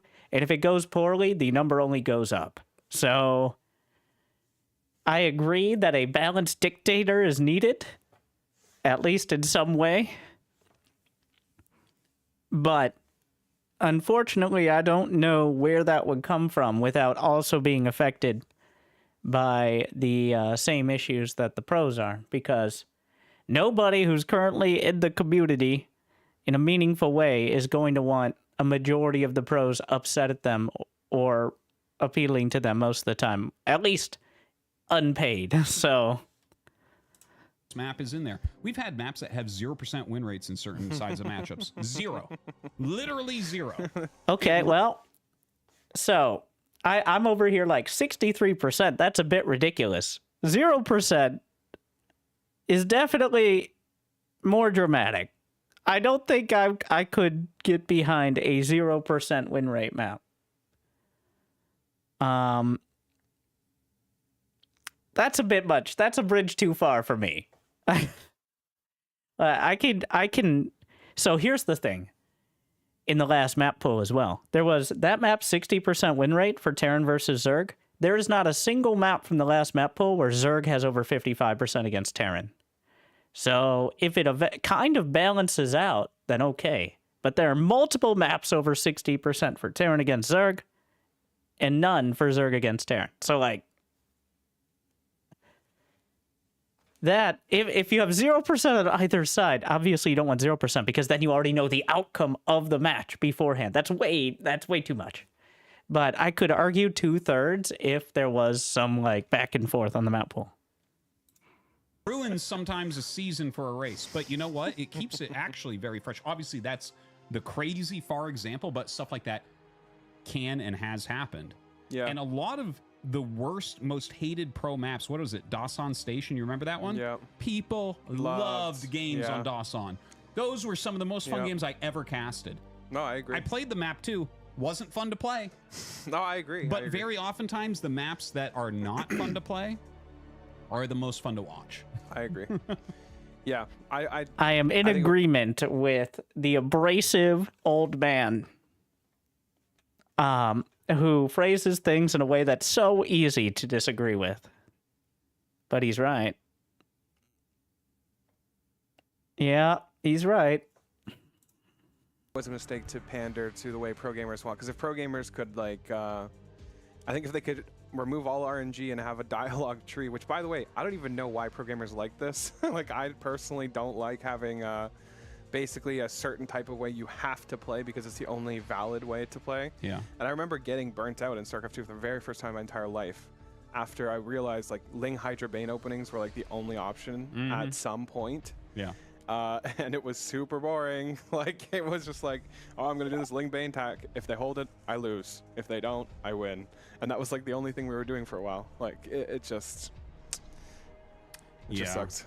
Yeah. So I don't know if there's a way to fix this at this point, because they need to start doing crazy things. Like, they could do it. Like, they could fix it by, like, saying, all right, we're removing this unit, we're adding this unit, 4-player maps are in, and fuck you guys. Yeah, well, but that will never happen. The big problem is, I think right now, is that you have that balance council, and the balance council is completely biased. They're putting out a lot of changes that don't make sense. It's very obvious it doesn't make sense. You know, like, it's like, you're nerfing Protoss? Like, what? Before getting into the specifics, the design by committee of the Balance Council and the clear, even the patch notes are so passive-aggressive. Like, it's very hard not to read it and be like, are you kidding me right now? So, there is a lot, like, for example, just an example, like commenting on the Ghost nerf, we heard major concerns from multiple professional Terran players that there wasn't, about the Ghost nerf, and there wasn't a full alignment among the Balance Council members regarding this change. However, we also believe that proceeding with this change was desired by the community, so we'd like to move forward with the supply nerf, while continuing to carefully monitor its effects. So yeah, they got bullied into making an actual significant change. And yes, you could make the argument that Clem saying something did sway it. And then, of course, the conspiracy theory is Clem wins most of his games without even needing to get to Ghosts. So if more Terrans die because Ghosts kind of suck more, then he doesn't have to play TVT, which is his weakest matchup. But, once again, this supports Artosis's point, which is the Balance Council wouldn't do jack shit because pro gamers fear change and they really don't want to start playing differently because they played the same way for 3, 4, 10, 15 years. And they will desperately hold on to that no matter what. Because, obviously, that's what they're used to. What's going on here? It's like, oh, the Queen costs 25 more minerals. Did you see this in the patch? The Queen... No. Okay, the most recent... Does he not even look at the patch? The Queen got increased 25 minerals. And so they made the Spore stronger, the Spine stronger, the Hatch 25 minerals cheaper. They basically Zerg got across the board buffs for 25 more minerals on the Queen. Nice. It didn't end up being the Spine. Too, so also, I would not argue with 25 more mineral queens. I think he's about to drop some knowledge. But it's the sentiment of it as well. Like, designing by committee, clearly, the Terrans have a strong argument. And by that I mean they strongly argue, not necessarily based in anything, The Zergs as well. The Protoss don't have mouths, so they can't speak up, or at least that's how it feels. So this is not the ideal design. One thing for David Kim was he always had an idea of what he was trying to accomplish with patches. While I might disagree with what the idea was, each set of changes kind of had a clear direction to it. Some of the changes in the new patch are completely random. Yes, this was the original patch notes before the community meltdown, which pulled back a little bit on it. But like the orbital command supply drop, repairing and adding HP to depots, whose fucking wish list is that? Where the fuck did that come from? Like, that is nowhere any, like, what kind of, what? That one stands out as, what? How does this even make it past? There's no like end of the line. No, that's stupid. We're cutting this process. It seems to be we're just putting it out there, and it's not working great at the moment. Do you know why people mask queens besides them just being so good? easy. Yeah, but also it's like the best mineral investment you can make, right? 150 minerals, transfuse, decent AA, creep spread.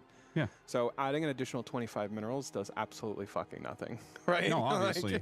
But I mean, that's what they come out with, and it's like if they added gas, that would be like, whoa, that would be a big change. You can't have the people whose lives depend upon winning balance the game. It doesn't make sense, and like the thing is, then who?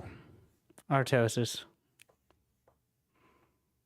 That is obviously a conflict of interest.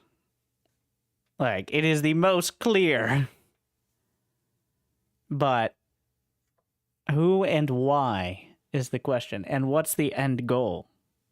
So, there is no Blizzard to say this will and will not fly at the moment. There is no, and right now ESL is silent on tournaments, so we don't even know if there's going to be a like major tournament series next year. So it's purgatory is what it feels like at the moment. I really wish that there would be a person or an organization that would just take it over and stop having fucking endless meetings deciding these things. Like, honestly, okay, if I can just go ahead and say this, I would... If I took over Starcraft 2, first off, I would redo a lot of the balance shit. Like, I feel like it's gone a lot in the wrong direction. But I would also instantly bring the worker count, the starting worker count, down to 6, where it was in Wings of Liberty. 100%. Changes the game so much. There's no early... No. Well, it'd be worth trying, but... That specific, this is what people were latching on to. Everything up to this point, I am in general agreement with, or strong agreement with. The game is boring. I get bored. I desperately search. I do a lot of replay vetting to find games that aren't exactly the same thing over and over. And usually fail, but if it's at least a bit entertaining or it goes on for a while, that's good. But... I don't think the worker count is the issue. I think that would be the opposite end of things. People have become used to the certain speed of the game, whether it's good or bad. So, you know, I'm actually looking at this. I know it's going to sound like designed by committee again, but why don't we split the difference? Some maps you start with 6 workers and some you start with 12. And the loser of a game in the series can decide which map is next. Now you need 2 build orders. Yeah, Age of Empires has some version of that. But that's how I would split the difference. Maybe 4-player maps, you start with 6 workers. And every game takes 4 times as long, but something like that. I strongly believe the majority voting is how we got into this situation. So, honestly, I think Artosis making these, in my opinion, mostly terrible changes, but with a clear direction, would be better than what we're getting now, which is really quite a parallel when it comes to democratic decision making. But here we are. early game. You know, there's no early game in StarCraft 2. I think we've talked about this before, or I've definitely talked to this with pro gamers as well. Yeah. But why the jump to 12 workers is basically the same thing as jumping to like pylon, gate cyber, and a nexus on the bottom on the base. Like, yes. So like, why didn't we just jump to 2 base, gate cyber, and warp gate on the way, right? Yes. Like, and the same thing with like Pro or Zerg. It could be hatch, hatch, hatch, and a pool, right? Yeah. Because really, we've eliminated all of the 1 base options anyways. Yes. So it's exactly the same thing. There are no deviations that are actually valid based on the 12 And then someone will go ahead and point out the 2 times that it happened and it worked, and it's like, okay, that's not what we're talking about. No. You get, if you have less workers, every choice means a lot more. Like if you're actually going to send out an early. I think there is a number there. I think there might be a number there. It's like 9 or 10 is the worker count. It's not 6.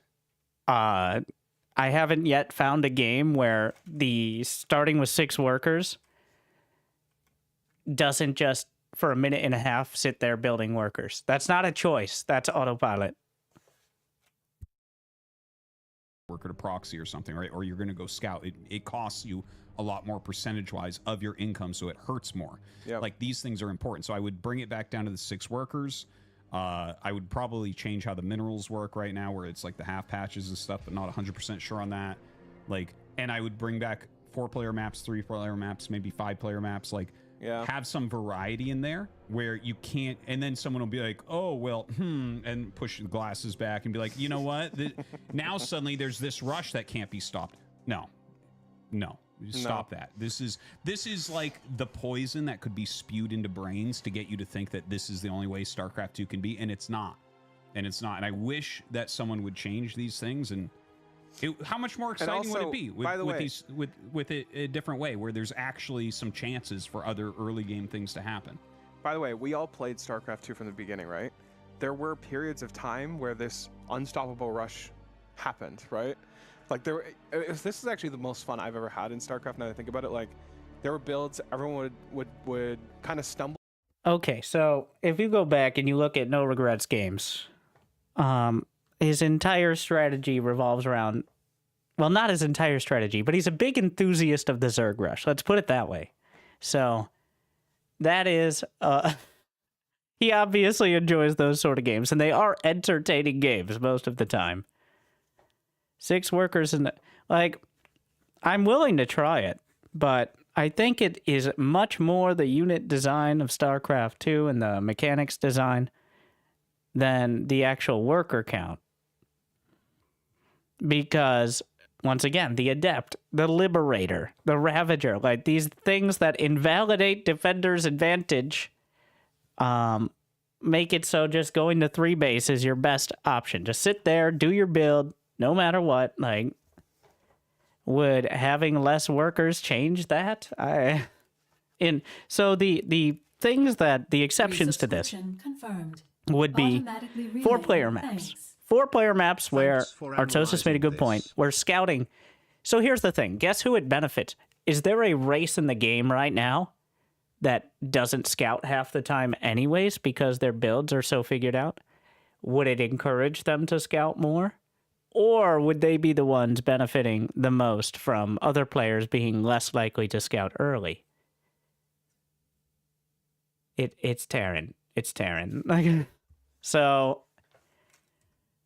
it would exacerbate that issue where Terrans don't even feel the need to scout now because they're so comfortable sitting behind their wall. Yeah. And, well, guess who won most of the time in Wings of Liberty as well? Though part of that was because the mule mined more on golden minerals. But what about 4-player maps that reveal the starting location? I'm okay. I think that'd be interesting. I'm down with 4-player maps in general, but I don't know about 4-player maps and 6 workers. But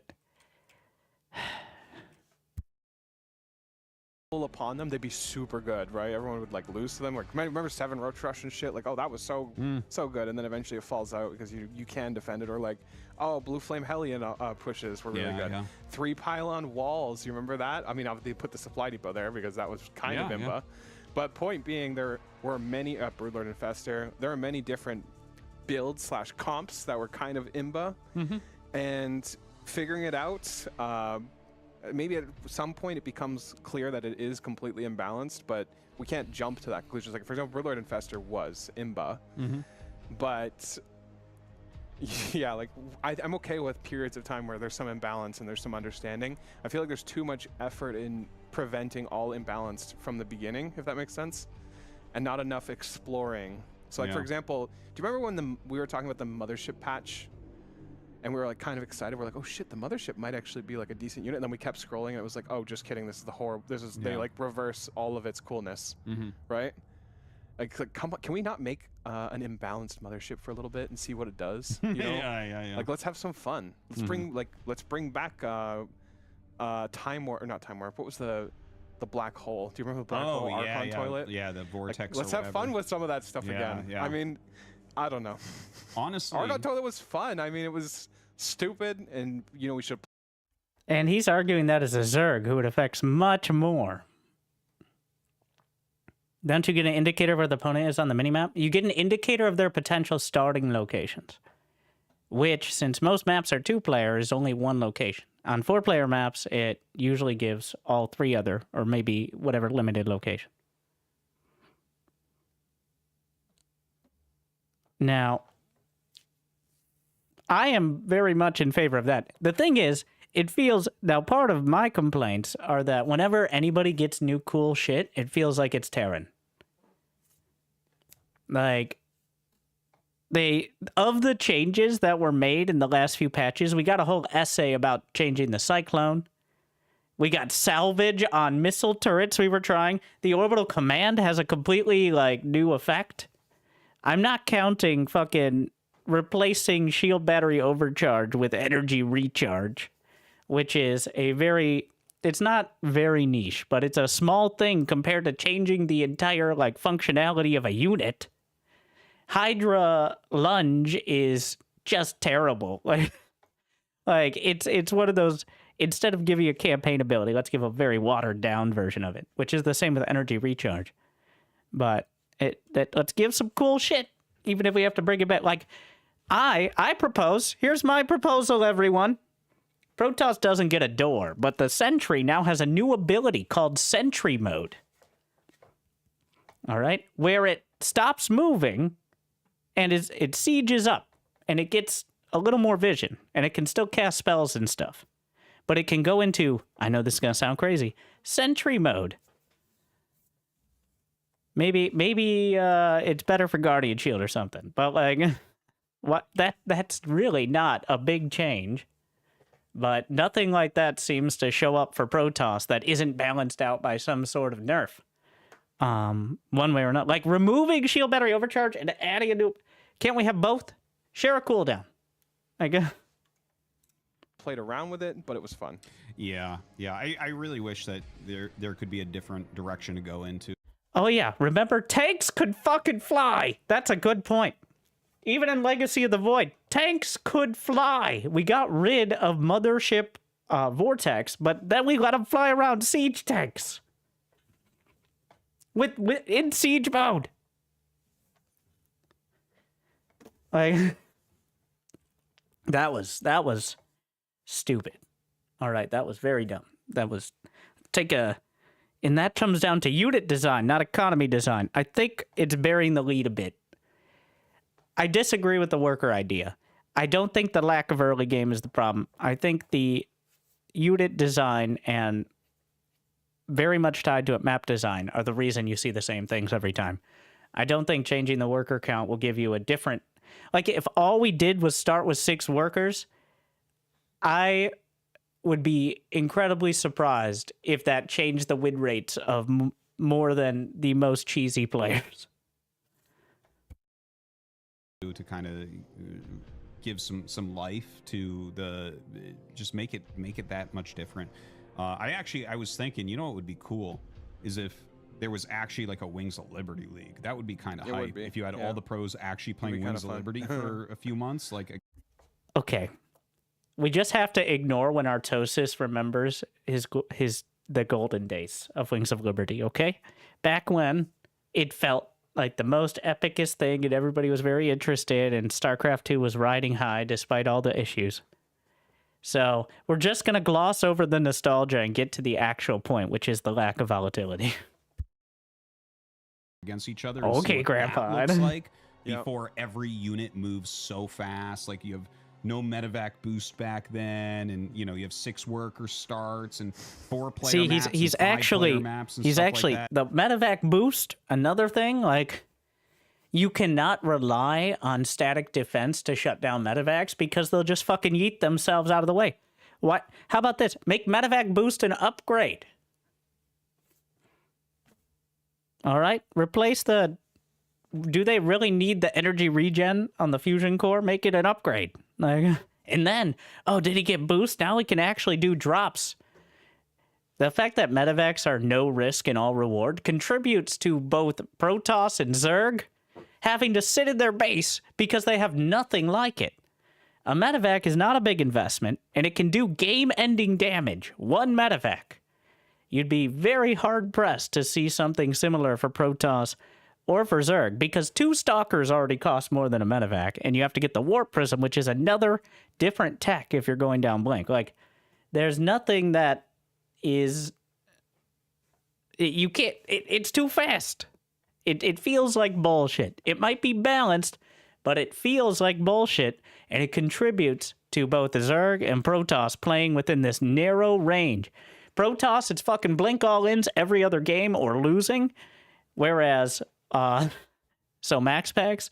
And for Zerg, it's sitting on 3 bases till you have enough queens to actually fight the medevacs, and then you get to build units. Because if you build other units, they're just going to go around. I think something like that would be really, really cool. I agree. I still thinking about some of the most hype moments in StarCraft 2 for me are those moments of like an Archon toilet hitting. Dude, the Kiwi Kaki, yeah. Like, yeah, up in the middle of the night watching that, I was like, damn, this is so sick. We don't have that shit anymore, right? Yeah.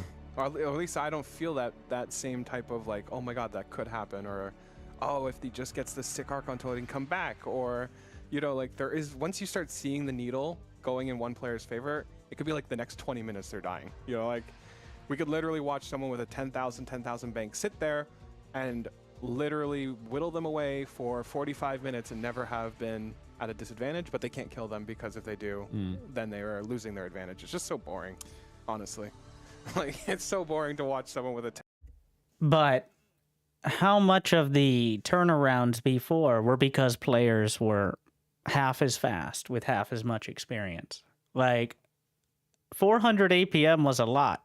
Like, that was a blazing fast player back in the day. And nowadays, like... I think some of this is pure nostalgia. Of, like, players were worse, so comebacks happen more often. Hey, Pig.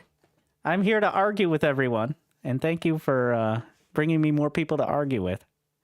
Please watch Pig's video. I'm busy. I'll watch the slightly younger man's video. He says, this one is garbage. I agree with the sentiment of everything Artosis says, but then he starts coming up with specific ideas, and that's when we start with the trouble.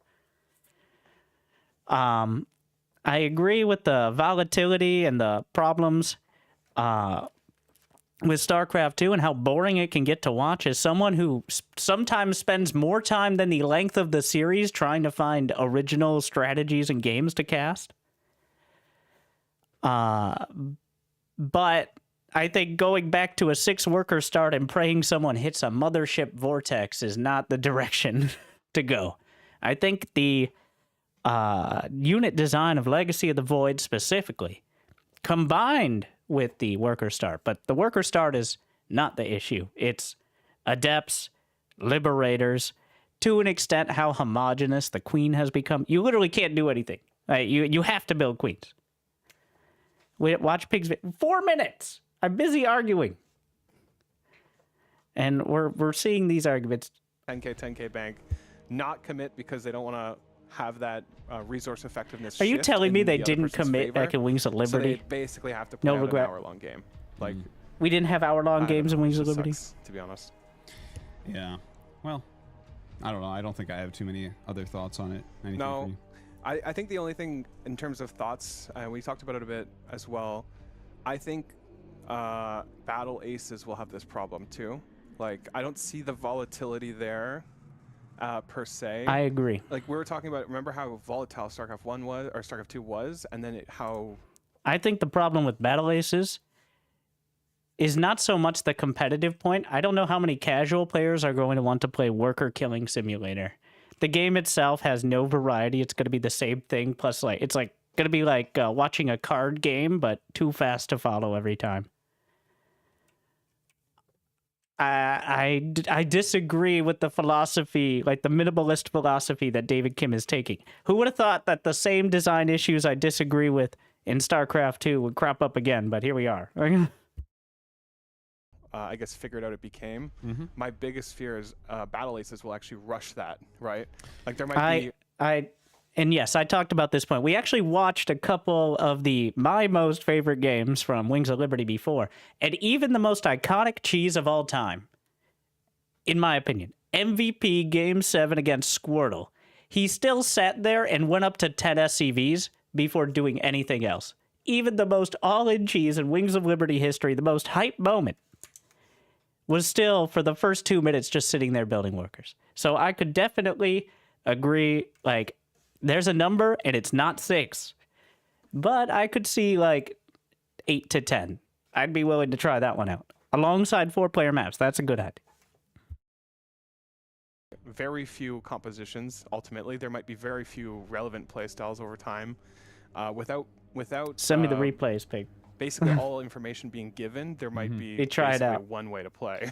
Like, we'll see. I think the overarching reason for this has to do with as economy management becomes easier, it allows way more time to be spent on like strategically what's going on. That's a big thing in Brood War, where like you can play strategically incorrectly, but if you have your management down, then you can still win like that. Whereas you have like the top pros all macro very similarly in a lot of these newer RTS games, and that just it kind of like levels that playing field, like, and yeah, I think that's the big differentiator there. Another thing though, another just thought, I feel like RNG in Battle Aces would be really frustrating, like more frustrating than RNG in for StarCraft, for example, because I feel like Battle Aces is such a balanced game in terms of like it's such a, I guess, equal or balanced game that, for example, if RNG means you lose a battle by X%, you might never win the game, right? Like, it's very possible that if you have one bad fight in Battle Aces, you cannot recover. So I'm not sure how I feel about RNG. I'm not sure. Yeah, like in StarCraft 2, I just feel like RNG, you can be aware of it and come back from it. But for example, in Hearthstone, when RNG screws you, you never come back. You just kind of die. Well, RNG could go the other way as well. Yeah, I guess. True. Yeah, comeback mechanics are an important thing. It'll be interesting to see how they deal with those. I feel like we petered off here. Decking, that's really frustrating, no?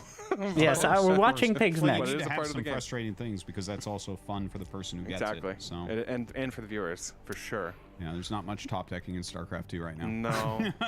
No. I just wish we could. We need to incorporate randomness. We need to incorporate. I will again, for everyone joining, and just reiterating, the number one thing I did in order to get more people watching my YouTube videos, the one tiny change that made the most difference was cutting out the first 2 minutes. Starting the first game, I'm casting at least at about 2 to 2.5 minutes most of the time, because I can see the statistics. You know what people do when they start looking at the beginning of the game where people just building workers? They leave. Like a solid 25 to 40% more people seem to stick around when by the time you jump into the game, they already got... So that's kind of an argument for the, well, I guess might as well just start with a Cyber Core and a Nexus. Like, I mean, I've worked out the timing that you can do the whole intro bit and then you can do the whole intro and then the action starts. But the fact that that is around the 3 to 5 minute mark, pushing that back much would be problematic. Ways, comeback mechanics, and we cannot pander to pro gamers because they are the last people that should be deciding what is interesting to watch, basically. Yep. Ultimately, esports are for watching, not for playing. So, do not listen to StarCraft pro 2 gamers fans if you're know that making a more than game. most. You need to actually listen to your audiences Not fully, but you need to take into account more. I disagree. Don't listen to your audiences either. Audiences don't fucking know. Listen.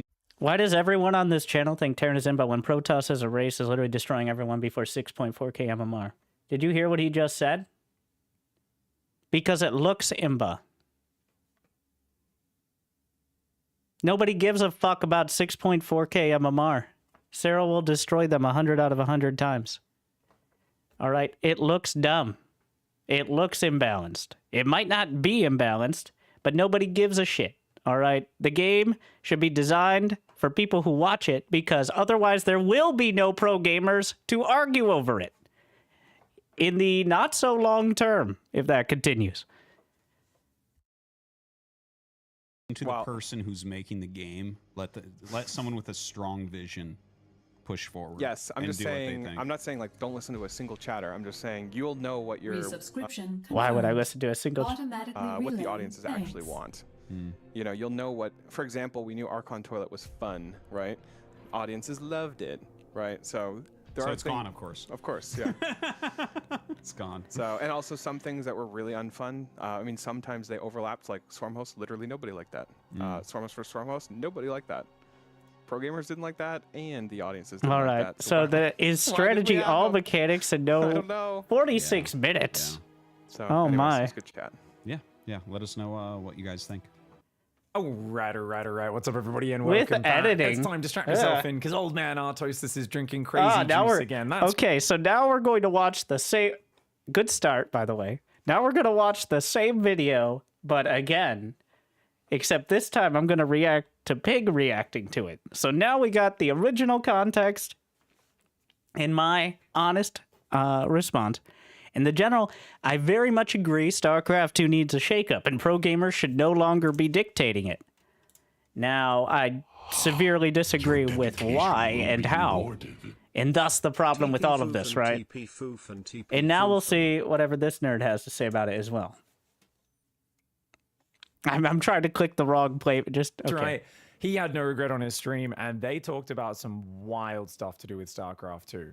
People have been arguing in the community about this for the last few days. Just a bunch of dudes. SC2 needs a shake-up, and they. And you're like, why don't you all just get on a podcast together and like talk about it? It's because nobody gives a shit about those, and the people who do are a wide minority. What? There's a reason reaction videos are wildly popular, and it's because it's the best way to milk content for the masses. So here we are.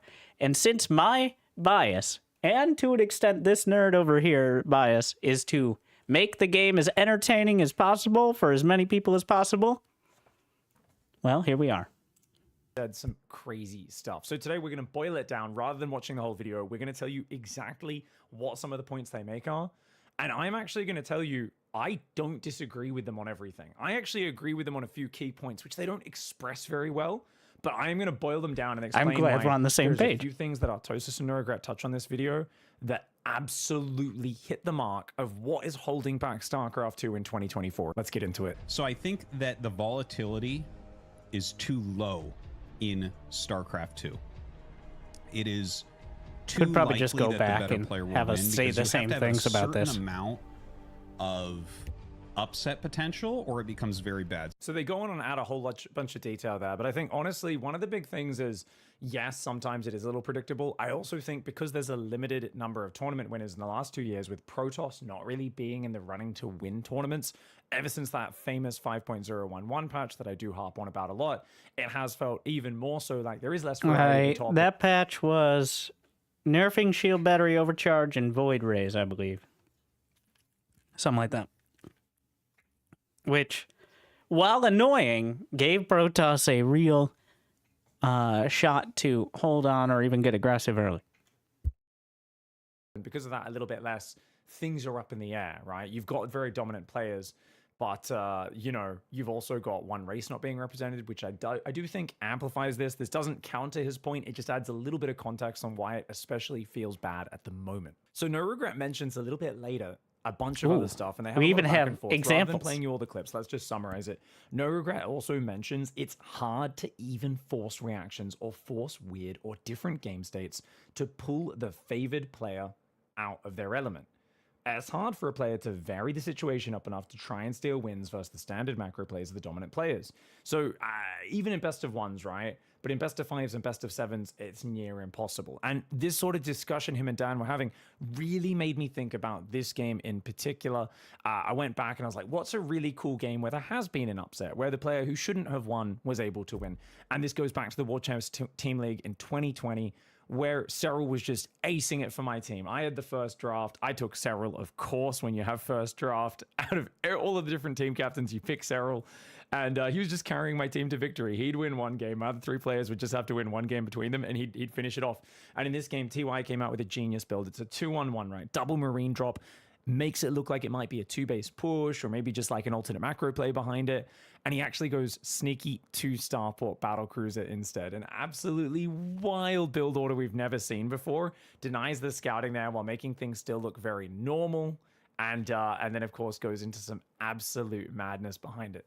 Now, what was really cool about this is a good example of someone doing something off meta, tricking their opponent, catching them off guard, and kind of going into it with the mindset of, I can't beat you straight up, but I know you're predictable. I know I can get you to just, be worried about the 2-base push. So what are you going to do? Yeah, Cyril, you're going to mass roaches with carapace roach speed off about 50 to 55 drones, maybe go up to 60.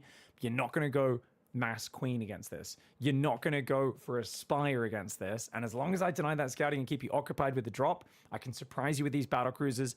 And if not win the game, still get massive damage. So you can see in this game, just to show you the culmination of what happened, Cyril finally was like, why haven't you moved out? Why is there no third base? What is going on? Comes in with an overseer, sees the battle cruisers. They pop out a few seconds later, and they teleport straight across the map and start going after the drones, the queens, trying to kill everything they can. Cyril is prompted to go all in because his massive ground army he's been building to defend what he thinks is a marine tank push is not going to get it done on the defense. So he goes in and, TY is barely defending with like SCVs, bunkers, tanks, this sort of stuff. And he does manage to barely hold on. He takes a lot of damage, but the battle cruisers on the other side, and that's actually the picture in picture. Yeah, let me hide myself.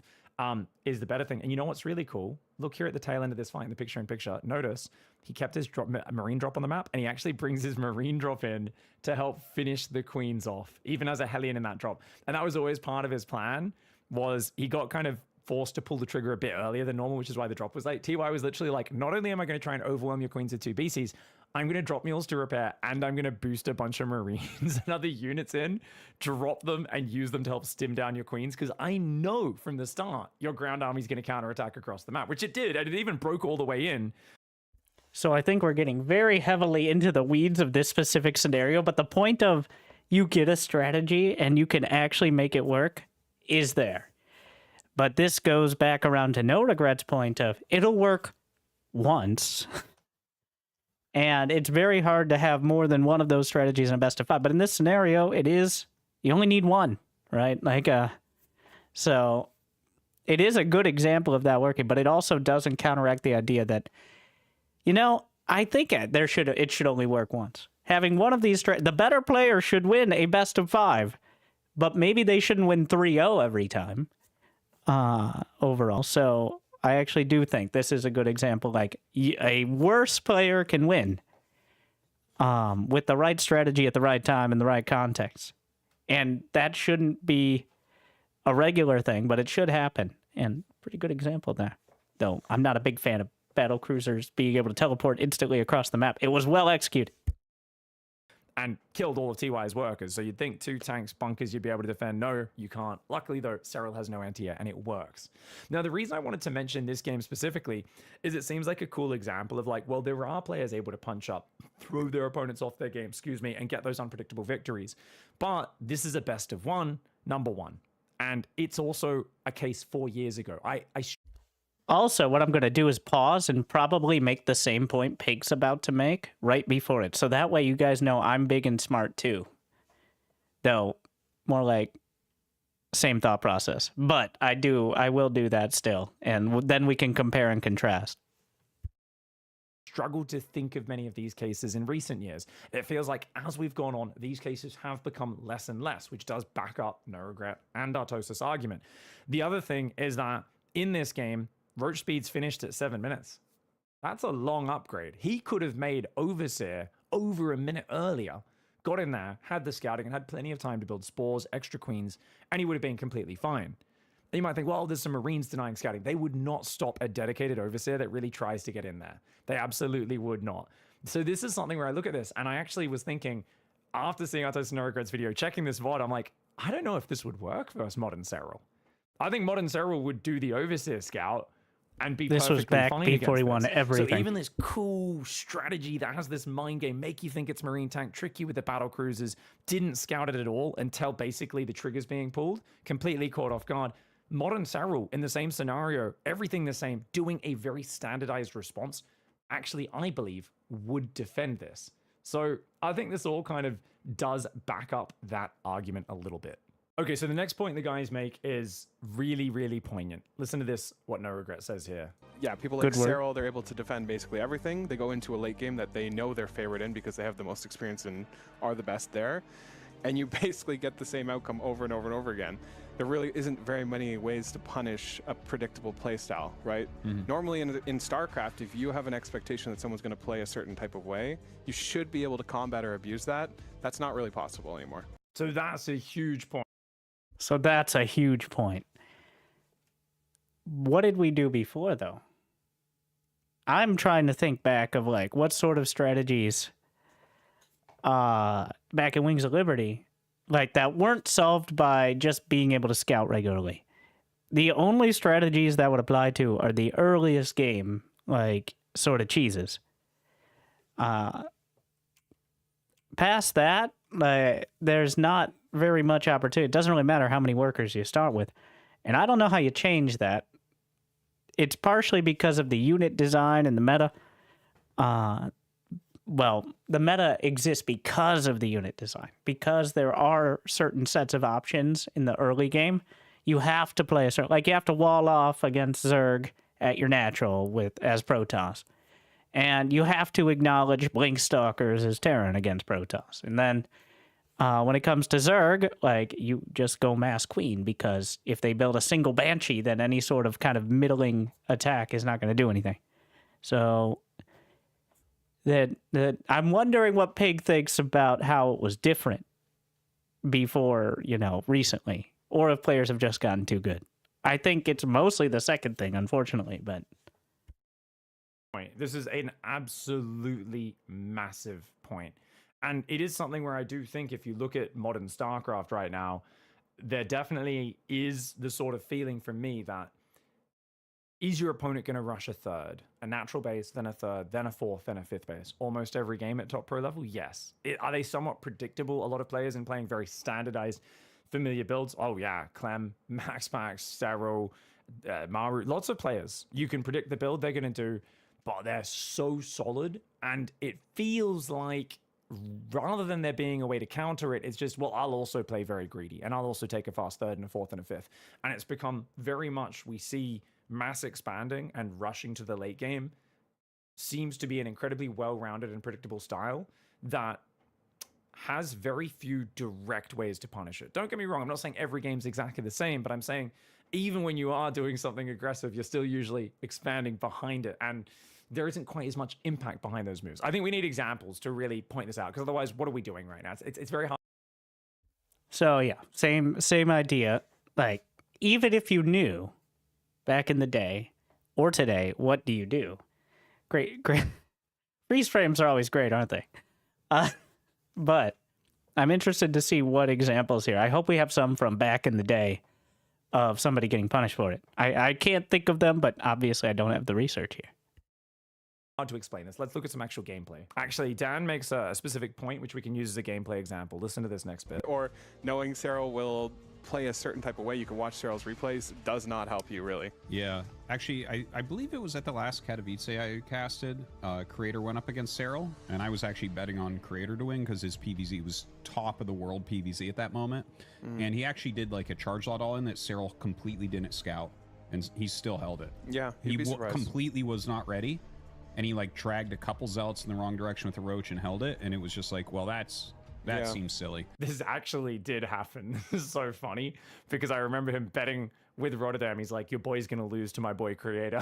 Rotterdam was like, you're insane, Dan. All right, so this game was actually from Gamers 8 2023.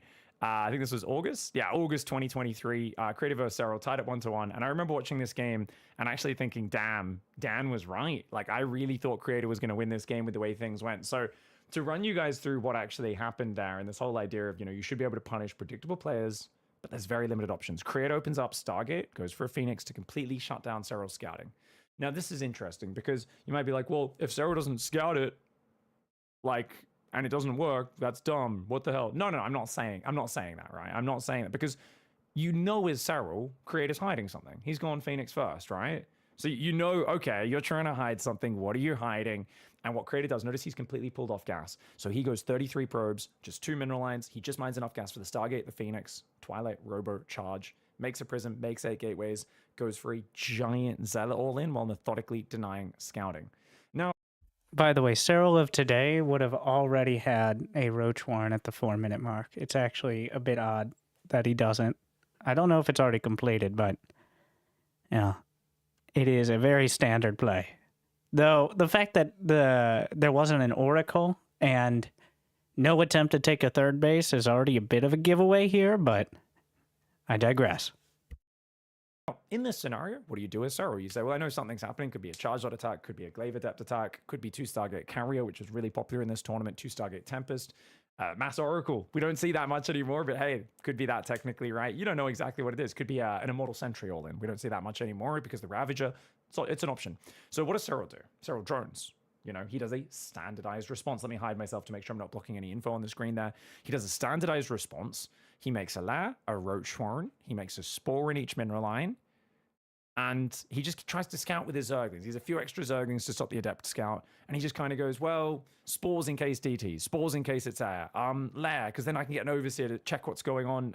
And then I can, get detection with the Overseer as well. Oh, I'll make a few Roaches in case it's like Adepts or something. But you know what happens here, guys? He sees the Prism, but he doesn't see the Prism. You know what I mean? He doesn't notice it. And look at the production tab. Not only is he going 20 workers above a guy who's not mining gas. Creator has no What do you mean he doesn't notice it? Not only is he going 20 he looked at it with his, who's not mining gas. They even have the mini map look at the production tab. Not only is he going 20 workers above a guy who's not mining gas. Creator has no follow-up. You might think, oh, you meant to have a drone advantage, Zerg versus Protoss. Number 1 in Legacy of the Void, not necessarily. Not like in Wings of Liberty and Heart of the Swarm, where Zerg always needed the drone advantage. But especially not against the guy who's not mining gas. Because you might think, well, Protoss has better units than Zerg. Not when they're not mining gas. He's making Zealots. This is as all in as you can get. Creator needs to do game-ending damage. And as a Zerg against this, you can defend this on equal workers. If you defend this on 33 workers, you are miles ahead. Because all that matters is surviving the attack. So going 20 workers ahead is crazy. And you might think, well, he's building 6 Roaches for safety. That's something. Look at the production tab and watch these next few seconds. And this is why Artosis had that reaction. Yes, the Spine Crawler goes down, so does a Gas. He sees the Adepts and he goes, oh, it's just a 2 Adept harassment. And Serral lets his guard down, and as the Zealots walk into vision, right now, the Zealots are about to move in. There's 1 more Zealot warp in. And look at the production tab. 5 drones. He's right. He just Zealots hit his... Okay, so he didn't know it was charge lots, and I'm sure he's about to explain this, but the Warp Prism looks like either Archon drop or DTs or maybe Glaives. So that's why the Spine Crawler's in that position. That's why he's getting more gases as like a follow-up. So he definitely gets blindsided by the charge lots. So that is true. And in this case, Serral just completely caught off guard. This is a very well executed and sharp timing for it. So it is about best case scenario for Creator. Vision as 5 drones queue up. That's right. Serral has only built 6 Roaches, a few Zerglings, his Queens. He is building a Spine because he has no idea what's happening. He has no idea what's happening whatsoever. He is trying to cover every single option right now while taking, what is this, 56 drones. And that's including the few that he just killed with Extractors and Spines. If he didn't kill those, that's 8 more workers than what he is. 59 workers versus 33. That's a 26 worker advantage. No idea what was coming. Super generalized response. And he holds this attack. And this is what Dan's talking about in terms of, look, there's a big secretive rush. It catches the opponent off guard. Serral clearly did not think this is what was happening. And don't get me wrong, he handles it perfectly. So I'm not just here going, oh, Serral should have lost this game for free. What I'm saying is look at how good players are mechanically these days as well. This all weighs into it. This is why this is a problem in 2024 more than ever. Guys like Cyril and Clem and Maru are so good at surviving. Yes, but also this is like, make a decision, creator. Why are you running around back and forth with your zealots? Like, send 4 into the main, enough to easily kill reinforcing roaches. Like, send 4 into the natural and then fight with the rest. He's just running back and forth. This is probably the worst. Like, it isn't even a particular... I think if he had half as many charge lots, like a minute earlier, it would have been better. But, yeah, this... Charge lots are one of the most easily counterable units. It's just a numbers game, and Creator is obviously executing this very poorly. At least in comparison to Cyril just manipulating the defense. He did kill like 5 drones, so... From bad situations. And you see these sort of attacks just don't have the same fear. Now, I do believe if Creator maybe split his zealots up a bit more or clicked on that roach horn and just killed it to cut off roach production a bit earlier, might have been able to make this work. I don't think he executed it perfectly, but I think it was good enough execution that with several building 5 drones as the zealots appear on creep, building spores, building extra queens, building a lair, all these things that are not helping against this push, to me, it rubs me a little bit wrong that someone can commit so hard to an all-in. Creator can put all of his chips on the table, catch his opponent off guard in the optimal situation and still not get the victory. And I'm not saying that he should always win, but I'm saying these strategies, when they catch the opponent this flat-footed, probably should win, even if your opponent plays a little bit better than you. Okay, so here's the thing. I don't think this is... I get the sentiment, and I kind of agree. But this is probably a pretty poor example, because look at Cyril's drone count. He's down to 36. He lost the roach one. There's still zealots in the base. If Creator plays this like 10% better, he probably comes out of it ahead economically and can build immortals or just continue to keep the pressure on. So this is kind of an example of Cyril handling it so much better that he comes out kind of okay. But he certainly doesn't crush it. He just doesn't die. Can you turn the volume up on the video? Pig, speak up! I don't know, it's pretty loud. I have to turn it down on my side of things. Right? In this scenario, if Cyril didn't build the 5 drones and he out-micros Creator like significantly, yeah, sure, he should be able to survive here. I'm not saying we should just be able to zealot all in, but I'm saying if you're going to take a gamble like that, it shouldn't be something that just never works. And that, how often do we see builds like this? Almost never. They're so low percentage working. Charge all-ins at the pro level, a lot of different all-ins, and this is for all races, all matchups, that players are doing them less and less. And at the top level, it's something that I would say, it's not you want people to always macro every game, but you also don't want people to all-in every game. But you want there to be options available to the players. And I think that's what the players are touching on here, is, hey, if you know how your opponent's going to play, you should be able to surprise them. You should be able to catch them off guard. And if you do catch them off guard, you should be rewarded for it. Well, there's also the counter, which is players who know they're better are watching to be caught off guard as well. Like they will play even safer or slightly less greedy. And this is, it's a good point. This was about as greedy as you can get and still even have a hope to hold. And, I'm worrying too much about the example rather than the actual sentiment. And that's a good point as well. Protoss has always relied, at least when Protoss has been competitive in StarCraft 2, it has been mostly off those sort of strategies. I'd be hard-pressed to think of a successful Protoss player that doesn't play like a semi-insane person. Like, who are the most successful Protoss in StarCraft 2? MC, Parting, SOS. Stats, yes, but Stats also, is probably the closest we have to not being a crazy person. But Zest, by and large, the most successful Protoss have been those who know how to gamble well. Classic, not very crazy, but Classic hasn't really won any major, maybe won a GSL or a super tournament in there. But the most successful and most iconic Protoss of all time have always been intense gamblers. Now, yeah.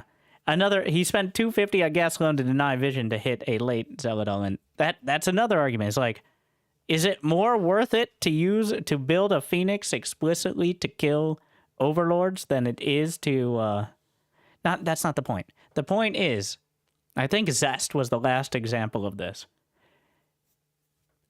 Protoss specifically, it seems to be much more about mental willpower than it is about actual execution.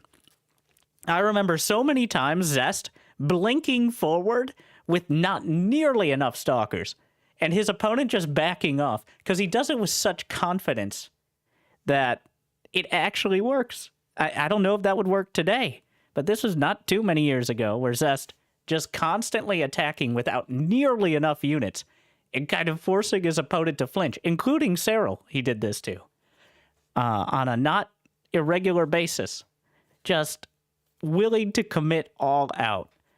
And I think now we're getting into the argument of, are Protoss players just worse, or are they left with so few tools they can't do that anymore? Well, depends on who you ask. Should at least be a little bit more fear and respect for these builds, and it feels like they're so weak right now at the top level, they don't garner a lot of respect, and players are able to just kind of do their standard thing, react once they see what's happening at their base, and even when they're caught without any sort of strategic response, they can just macro and micro their way out of it because they've already got such a good economic base and such good fundamentals. So I would argue on this point, we do need to make those gambles more viable. How we do that? Something we can talk about later. Now, since this is such a huge thing and a Agreed. Full agreement. And how we go about it, that's where we're going to have plenty of debate. But that is the issue. I don't think the new patch and the new maps are going to do anything to alleviate it. In fact, it might make it worse in some scenarios, as the range of things is now even narrower. Like, we might see some crazy all-ins with energy recharge, but at the same time, you'll see plenty of, like, Protoss turtling as hard as possible, so that way they can survive to get their good units, because gambling is just not worth it, because you can't defend a counterattack. Part of their argument, right, that they go back and forth on and they talk about in many different ways in this video. Let's look at another game with a bit of a different example and a different matchup. You should be able to punish predictable players, but there's very limited options, right? That's the point they made, that we're checking in these games. We're kind of fact checking, we're looking at games, we're having a think, we're musing on these ideas. Now, if we look at this series, what's fun about this series is we've got a counter example, right? So let me hide myself so you guys can see the player cams. There we got Cyril Clem, Game 7, Pigfest 4. When was this played? What was the date of Pigfest 4? That's September 30th, 2023. Absolutely have to host another one, guys. Hopefully we'll be setting that up in the next few months. Okay, so with this match, right, it's a counter example because Cyril isn't the guy playing standard macro. In this series, and ever since late 2022, Cyril's actually the one doing gambles versus Clem. Clever gambles, switching up builds, trying to kind of gamble and cheese and catch Clem off guard with all sorts of wild strategies. He was constantly trying to create asymmetry, create differentiation in the strategy, because playing Clem front on was not working for Cyril. Ever since late 2022, when Cyril lost 3-1 to Clem in the EU regionals, and he just felt like he could not win a straight up Ling Bane game versus him, we've realized Clem is too fast. Even Cyril, one of the most gifted players and most talented players, basically was saying playing a standard Ling Bane game versus Clem doesn't work for me. Whether that's a balance issue, a map design issue, Clem being just too good mechanically for him, which I think is kind of the main thing. Cyril said, cool, I'm going to do what any StarCraft player does when they're playing someone who's better than them. You're really predictable. Clem is super. This leads, I just want to tie this into the viewer perspective of, like, Clem being the outlier, but this is the argument at the end of the day. Are players just too good, and do any of the changes we could make outside of literally adding RNG instead of some version of it, will they stop him? Like, it's quite literal that Terran units can be microed, by and large, to a greater extent and more effectively than any other race. Historically, they have not been microed at that level, and outside of Clem, and pretty much only Clem, we don't see that sort of, like, no one else is forcing Cyril to change up the playstyle he's played for half a decade, so. And it's not really something you can pinpoint either.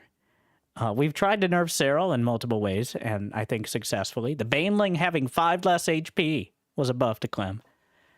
As well as Fungal doing less damage, like that sort of strategy. So, now, I'm not entirely sure what point I'm trying to make about this, as I've seen all the comments, and now I know comments are a very tiny fraction of people, but nobody brings up more balance wanting than Clem. And I don't mean Clem balance wanting. I mean, no, I've never seen the level of balance wanting that happens as when Clem is having a successful series. So whether that's good or bad is kind of irrelevant, but it certainly is inspiring to many people in one way or another. So what does that have to do with Cyril versus Clem? Let's find out. Predictable. I'm going to take advantage of that. And he was doing so many crazy builds. It all started with Eric, the Brazilian player, came up with the 15-15 build. I asked a lot of pros about it, and Cyril was one of the most open to it. He said, this is actually looks really promising. I'm going to experiment with this. When a lot of other pros shot down the build when I first showed it to them and said, have you guys seen what Eric's experimenting with? Cyril went and took it to a whole new level. And off of that opening, because it sacrifices a third base as fast to get faster tech, he went fast tunneling claw roaches, wrecked Clem a bunch of times, Nidus worms, 2-base roach pushes, all sorts of crazy stuff. And it culminated here in Game 7, Pigfest 4, with him beating Clem with what looked like a roach push because he'd been doing these 2-base roach queen pushes, but he was actually sneaking a Spire up. And his mutas have just snuck out. Clem has no idea about it. While this is all going on, they sneak into his base, do massive damage. Cyril gets momentum and starts to crush this game. We can fast forward a little bit here. So see, the mutas fly in, catch him completely flat-footed, marine stim into the main, Cyril rotates them, starts picking off heaps of SCVs, gets a massive amount of damage, and you can see behind it, he's got a 4th base about to go down. It just started. And if we fast forward to let's go to 7 minutes and just benchmark this. Look, 7 minutes, Cyril is about to be at 72 workers. 1-1 upgrades on the way. Infestation Pit almost finished, so we can go straight to Hive and then just tech straight to either Lurkers or Ling Bane, whatever he wants to do after this. I think he ends up going a quick Lurker, sort of Roach Hydra Lurker Viper play. He's going up to almost 80 workers. This is after a cheeky sort of cheesy play. So what's interesting is what we see more with the very successful at the highest level, cheeky, cheesy, gamble plays, the I'm going to punish a predictable opponent. The best plays in Legacy of the Void are like this one here, where it's a modified macro play. Cyril sacrificed his 3rd base being down as quickly as normal. He actually still, at 7 minutes, was at above 70 workers. He's still got a Hive that's going to be finishing at about 8.5 minutes. And you kind of realize, wait a second, so the best cheesy, cheeky, kind of gambly plays here, the sort of ways to punish your opponent, do actually come off a massive economy, right? These are still modified economy builds. So what you're doing is you're looking for ways to disrupt your opponent with your tech. You're looking for ways to find damage, throw them off their game, catch them off guard, but you're still almost always at the highest level, building your economy extremely quickly with only minor deviations. And that's something that's going to be a big point of what we're talking about as we continue this video and talk about some of our Tosis and No Regrets other points. Just to finish up here on this point, I think the further you go back in time, the more you'll see someone committing to really fast mutas and going all out on a Mutiling Bane 2-base all in, right? You'll see a Terran player going all out on a surprise, Battlecruiser rush or something crazy, a Hellbat timing that's insanely heavily committed and trying to all in the opponent, a Protoss player going all out on an Immortal Sentry. But these days, you'll see players say, ooh, I'm going to do a cute little harassment pressure and then still have my 3rd base behind it, and it's only delayed by 30 seconds, right? The idea of a cheeky or cheesy strategic play to catch the opponent off is so narrowly different from a standard macro play, right? So even the plays that are kind of the cheeky plays, catching the top players off guard to create asymmetry, are such slightly modified macro plays that it's hard to even call these a cheese or a massive gamble. It's just there's slight variations seem to be ruling the meta at the top level of StarCraft 2 in 2024. The reason those old builds have fallen out of favor, just to clarify that point, is because the economy seems to build so fast that and standard responses seem to defend everything. We've kind of Before he makes that entire point, how many times have I talked about how the Spire still takes relatively the same amount of time it did in Wings of Liberty? Whereas now, even if you rush a Spire, your opponent can have 3 bases, 40 workers, as opposed to 22 and getting their 2nd base. Now, that is something of an argument potentially for less worker start and making that more effective. though I'm not sure that's necessarily the silver bullet there to that sort of scenario. This was a very good example, but it's one of those that entirely... It would not have cost much for Clem to build a turret in each mineral line. Now, the fact that he didn't, and Cyril masked it so well, but it is quite a gamble, and it could have cost Cyril everything if it got scouted even slightly earlier, so... I don't know if there's any solving that without a massive shakeup, not just to starting economy, but to actual unit and map design. Because no matter how many workers we start with, we're going to get to this scenario where the players are so good at handling it from there that simply surprising them with a weird unit at the right time is just not enough. I've seen that culminate, right, with EWC, where Clem was able to play standard and just shut Cyril down, and all of his clever openings got crushed by rock-solid play, and Clem just rolled him over, right? And we'll see if that continues or not, but either way, I think we've made our point here that you do see less crazy all-ins these days. Even the more wild plays, definitely you're incentivized to be a bit more conservative with it. You're always wanting to build economy very, very quickly, and that pretty much never deviates. All right, so on the point of there needing to be more randomness, which these guys bring up a bunch, and things to try and shake it up so the game's not quite as predictable. We have more of those upsets, those TY versus Cyril moments, or those Oliveras taking down Hero and Maru moments, and these sort of things that do create a lot of excitement in the game, and that, you know, it isn't always a foregone conclusion when you watch certain matchups. They also bring up the point of maps. You know, even gold minerals and gas, like, we play around with them, but every now and then pro gamers decide basically that they don't like it anymore, and Blizzard's like, okay, or whoever chooses the maps slowly removes them. All the really fun maps get banned 24/7, right? Yeah. Like we never see fun maps. Nobody wants to play them. So I don't know. It's kind of sad. I wish there was less pandering to pros and more pandering to the audiences. Yeah. I think having randomness or Does Winter have a new mic? I borrowed Pigs. That's why. But on the maps, I think it's not just the fact they're two-player maps. It's just every feature seems to be like, here's a mineral line in a weird spot, or we haven't seen air blockers in a bit, but adding more rocks and mineral walls feels like the extent of map making nowadays. And I'm not sure how you fix that and make it fair and balanced, but there really isn't much around. He's right about that. Pro gamers hate it. And any map that has anything like outside the certain level ends up getting vetoed as much as possible. Though if there's more than a certain amount, you can't veto all of them, but that's kind of irrelevant. Old games, there was so much random shit. Even the old minerals weren't consistent. Yeah, there's like a preset. I think the Liberator has ruined map making more than any other unit, obviously, because no other unit can you deny one mineral patch and deny an entire mineral line.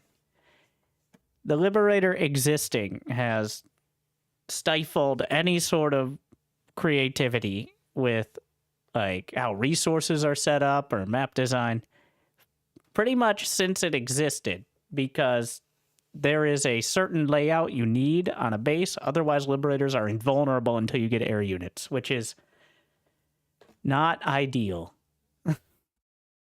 things that you need to be careful about doesn't mean that you're necessarily going to lose. So like, for example, if there's something that's random, you just need to account for that randomness, right? I think they say random a lot here, but what I mean is I would say variance. I would say strategic variance and differences on the maps. Like if we can just talk about this, the most recent map pool took some gambles. I actually think the most...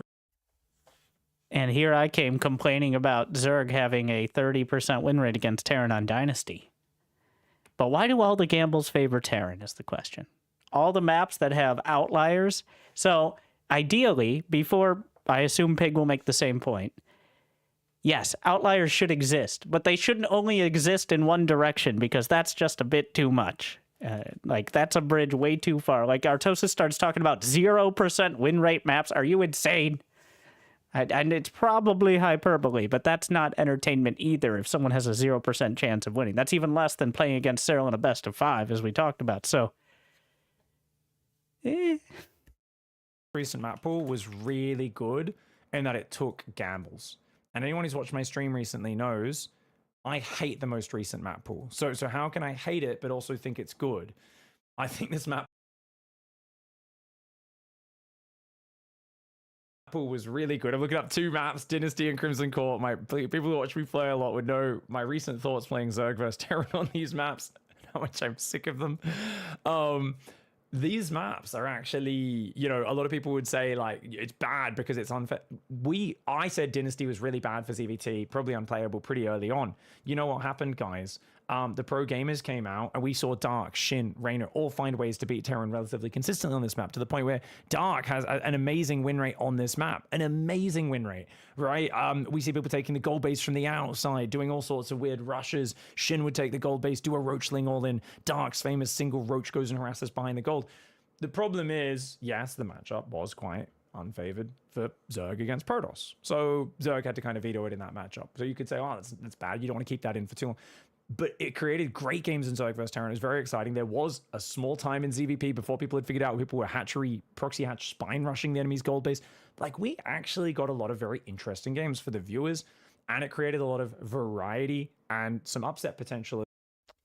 I agreed. I think I've already repeated that multiple. Sucks to play though, but we're not talking about the players. We're talking about the viewers as well. Now, I'm not saying you want the games to be imbalanced on purpose. What I'm saying is you want to do things that are a bit more dangerous, like having a weird in-base gold that's exposed from behind. You want to throw these mechanics in. You want a map like Crimson Court where you've got 2 narrow corridors with all these weird mineral walls and this rich gas on the high ground, but it's very dangerous to take.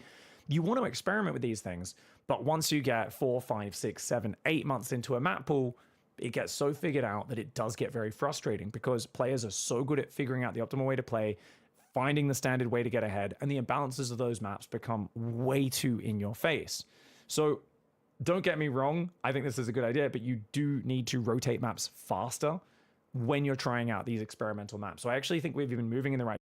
I'm just going to add the side note of we need to stagger rotating maps with balance changes, because for the same reasons that he just described why maps get boring, that's why we should be playing on the old maps with the new balance changes. So that way we can, now that players are boringly figuring out these maps, we can actually get an idea of what the new changes and what effect they have. When you change to an entirely new map pool that hasn't been figured out, that is not a great example of what effect the changes have. Now, if we rotated maps more often, I don't think that'd be as much of an issue. But here's the thing. This new balance patch and map pool could be here 6 months to a year. So I understand. And also, that ad block exists, and uBlock Origin and Firefox are great to have if you hate content creators. And it's also very expensive to fly from Sydney to Katowice, but I'm sorry, I got distracted. That kind of makes sense. But changing maps alongside balance when we just had 8 months of maps feels like a very missed opportunity. But I think we're not in an ideal world, and getting the intern to change even one thing on the live server seems to be a massive struggle. So I'd rather have new maps and new balance than one or the other, if we had to pick. Just throwing that one out there. Direction in terms of that, but we should go further. We should have potentially healing shrines with just air blockers on them, worker. Oh yeah, what happened to the healing shrines? You know what I think? Here's my not-so-conspiracy theory. Healing shrines made it so Protoss and Zerg could actually heal their units, which only one race is very good at right now. You want to know how to make a map Protoss favored?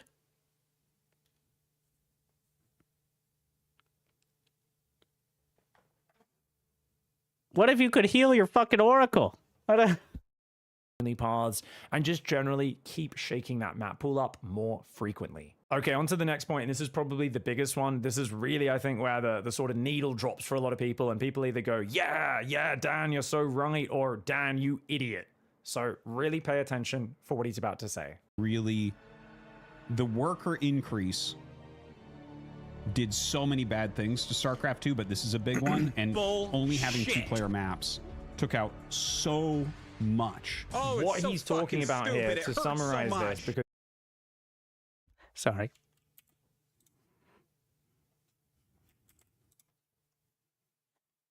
Many bad things to StarCraft 2, but this is a big one, and only having 2-player maps took out so much. What he's talking about here, to summarize this, because him and No Regret, like I said, they're both just kind of stream of consciousness talking. They're not very tight in this video.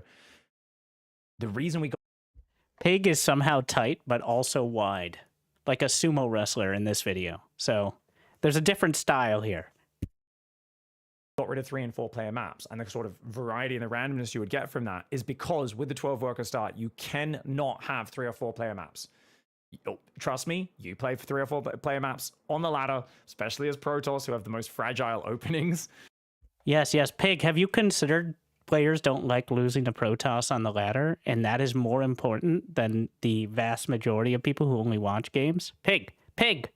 There's some guy in the chat who thinks that Protoss winning on the ladder is something we're talking about right now. Please address this elephant in the room before we talk about anything else, because that's the most important thing.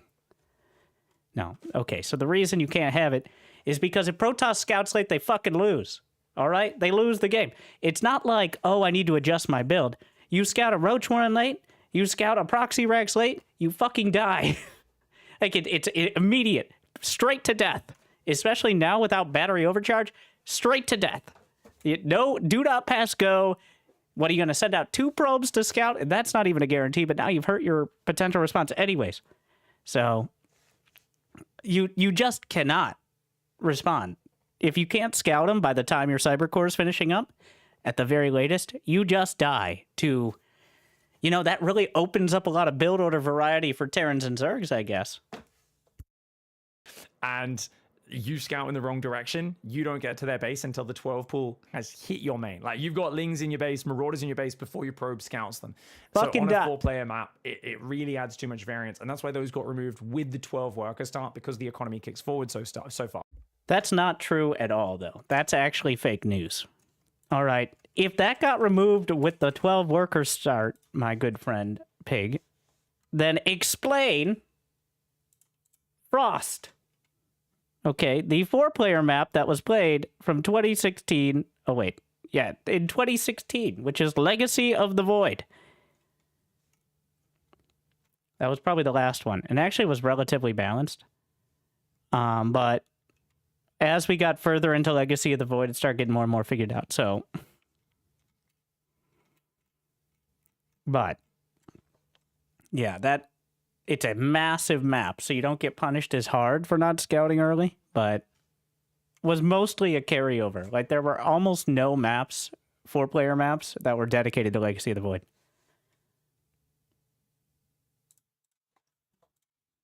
So that's one thing. I don't think 3 or 4-player maps work with the 12 worker start, but what's bigger here is the 12 worker start, and he says it did so many bad things to StarCraft. He goes on to talk about this a ton. Now, I think one of the big things Artosis is touching on here when he talks about the worker start doing so many bad things to StarCraft 2 is the fact that tech kicks in very late in StarCraft 2 now. What does that mean? How can tech kick in later? I mean, the physical time it takes. You have a greater economy. Even if you had infinite money, like, say you have infinite money and you can build everything right off the bat, it would still be like a Blink All-In is still going to face 2 bases instead of someone trying to take their second base. A Muta Timing is going to face someone who's already solidly on 2 bases. A Tank Push is still going to, like, you might as well, and Artosis kind of had a point there, is, no, not that, that you could just start the game with a second base and a cyber core almost. Not quite, but the sentiment is there. Compared to where your economy is. Economy now outscales tech so drastically. So think about it. We used to see Mutalisks as a mainstay against Terran. Why don't we see that anymore? Because Wings of Liberty, Heart of the Swarm, you could rush Mutalisks onto base and start harassing with Mutalisks off 2, or maybe kind of barely having a 3rd base up, and it would force missile turrets. It would disrupt the Terran from getting all their barracks up and really force a big reaction where the Terran from early on, before they've got all their production and upgrades and everything going, is reacting to it in a big way because those Mutalisks kick in so early. And that's because with 6 workers, your economy is growing much slower. Remember, economy grows exponentially. You start with double the economy. You can imagine just how much more it shoots up. Whereas if it starts at only 6, and then there's also skirmishing coming in earlier because your first barracks finishes relationally faster in terms of the worker count, the Reapers harassing the Hellions, the Adepts and all that sort of stuff. Obviously, they weren't Adepts in Heart of the Swarm, but you get the idea. it slows things down, and you end up with a situation where 57 seconds waiting for a lair, 71 seconds for a spire, isn't that long. But in Legacy of the Void, when you make a lair, 57 seconds, a spire, 71 seconds, another 30 seconds to make the Mutalisks, and then fly them across the map is going to take even longer. Your opponent has their 4th command center building. They have 1-1, almost finished. Stim, combat shields, marines, medevacs. They can throw turrets down in each base because they've already got 3 bases saturated, and it doesn't cost them anything. Building 4 to 5 missile turrets when you're on 3 fully saturated bases, you just shrug your shoulders and go, it doesn't even matter. It's not even a dent or a dimple. And this applies in all situations across all of them. It's the same reason why if you try to do a Hellbat timing and you go, I've got my sharp Hellbat timing, let's go for this, let's get in there, I'm going to rush a battlecruiser. And the Zerg's like, I have just literally built drones and I have 10 queens and it beats everything because the economy scales so much. And if you just keep your economy purely mineral focused. That is a good example of Terran suffering from the same thing. I was a little biased in my examples, I think, but the idea does stand. And that is a very good point. And part of the reason why queens are such a staple as well. Which is kind of a hack for Zerg versus Terran in the early game. You just make a billion queens and they beat everything. And the reason Zerg can afford to do that is because your economy scales so quickly. You can just make so many queens. You don't need a specific response. So it's not just the ubiquity of the queen being a good all-round unit. It's also the fact that you have such a ridiculous start to your mineral income. Those techs don't hit early enough to really be that impactful. And this goes in all different matchups. Don't get me wrong, tech still matters, but it's more about like what we saw with Serral. Sneak some mutas out, do some damage, get some momentum against Clem in that game, and use it to just still establish a big economy lead behind it, right? It's I'm going to throw you off your game, get a bit of damage, catch you off guard, and now I'm a little bit ahead in the macro game, right? He's still macroing pretty damn hard. He's just delaying his macro a little bit. But if you make any significant like cut to your economy, say you delay your natural to do a big attack, or you delay your third base, you become so all in so quickly. And unfortunately, it's not strong enough because by the time that tech, whether it's a Baneling Nest and Ling Speed kicking in to do a Bane Bust, or whether it's a Spire, or whether it's Charge kicking in, and like the classic, the Creator example, Charge and Prism getting across the map. By the time that kicks in, your opponent builds so much economy, and with a standardized response going, oh, you just haven't taken a third at the normal time, can manage to stop that. So tech is a nice addition that flexes your play in a certain direction, can give you efficiency and advantages, but it doesn't force massive reactions from your opponent anymore in 2024, ever since that 12 worker start. And this is one of the biggest things is you don't see the interplay of, oh, he's going mutas, I need to shift in this direction. Oh man, he's going for a quick 3 racks. So I got to shift my whole tech in that regard because the stim's coming out earlier. There's a lot more sort of standard situations where standardized responses can do things, and you just make little adjustments here and there rather than the big adjustments that we had in yesteryear where the threat of those techs was way scarier. In effect, this rewards standardized play that rushes 3, 4, 5 bases every single game with minor variations that add flair and flavor and do still express skill. In case you're wondering what I'm thinking, I'm not interrupting because he's just saying the same thing I said, but much more detailed and eloquently. If there's something I disagree with, I'll jump in. And interesting creativity and strategy, but not as extremely as they do with the slower worker start. Now keep in mind, we do have the 12 worker start for a very good reason, guys. We changed to 12 workers, and it has made the game consistently get to a back and forth mechanical micro and macro war. People used to complain the early game was sometimes boring, different things would happen, but basically like getting to a consistent, hey, I've got an army, you got an army, we're fighting in multiple areas, watching the athleticism of Starcraft 2, if I dare use that word. I know sports fans will get mad at me, but it's speed, it's mechanics, it's pure like war, multitasking war. We get to that so consistently, right? The athleticism of SC2 in 2024 is unmatched. You can watch any game of Raynor versus Clem from the last few years. It's insane. Like, it's just so fast. It's so nonstop. And it is a beautiful form of StarCraft. Like, I love this StarCraft. This is the best thing we got from the 12 worker start, is consistently getting games like this.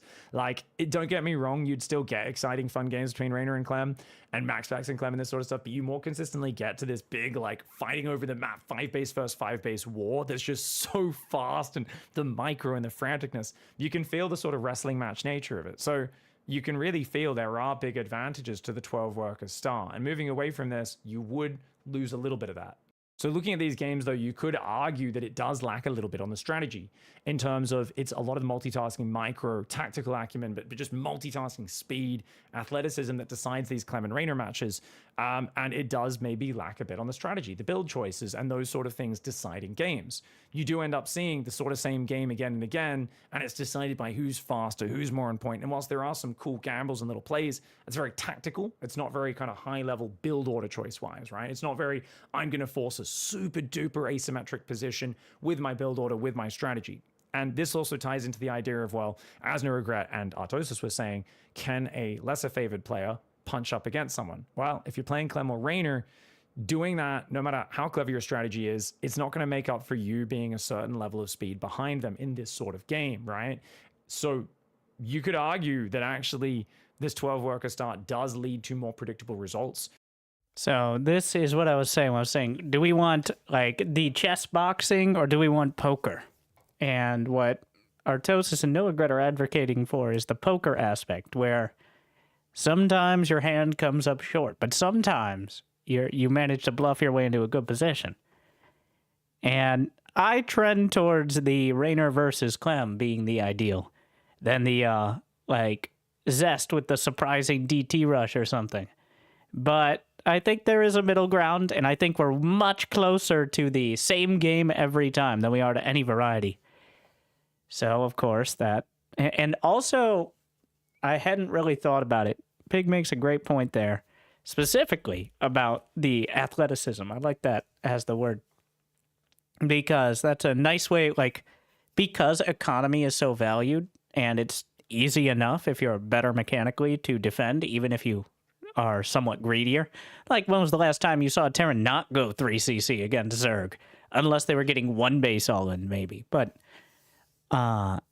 so the 12 workers start significantly boosting that. Yes. That is possibly the most profound way I've seen it put. And that is why we get so many of these games that look very similar. But also, it's kind of pushed the skill cap or skill ceiling just constantly higher and higher to the point where you watch Raynor and Clem play, like you go back in the day and you watch a build order, a strategy, like TY is a good example.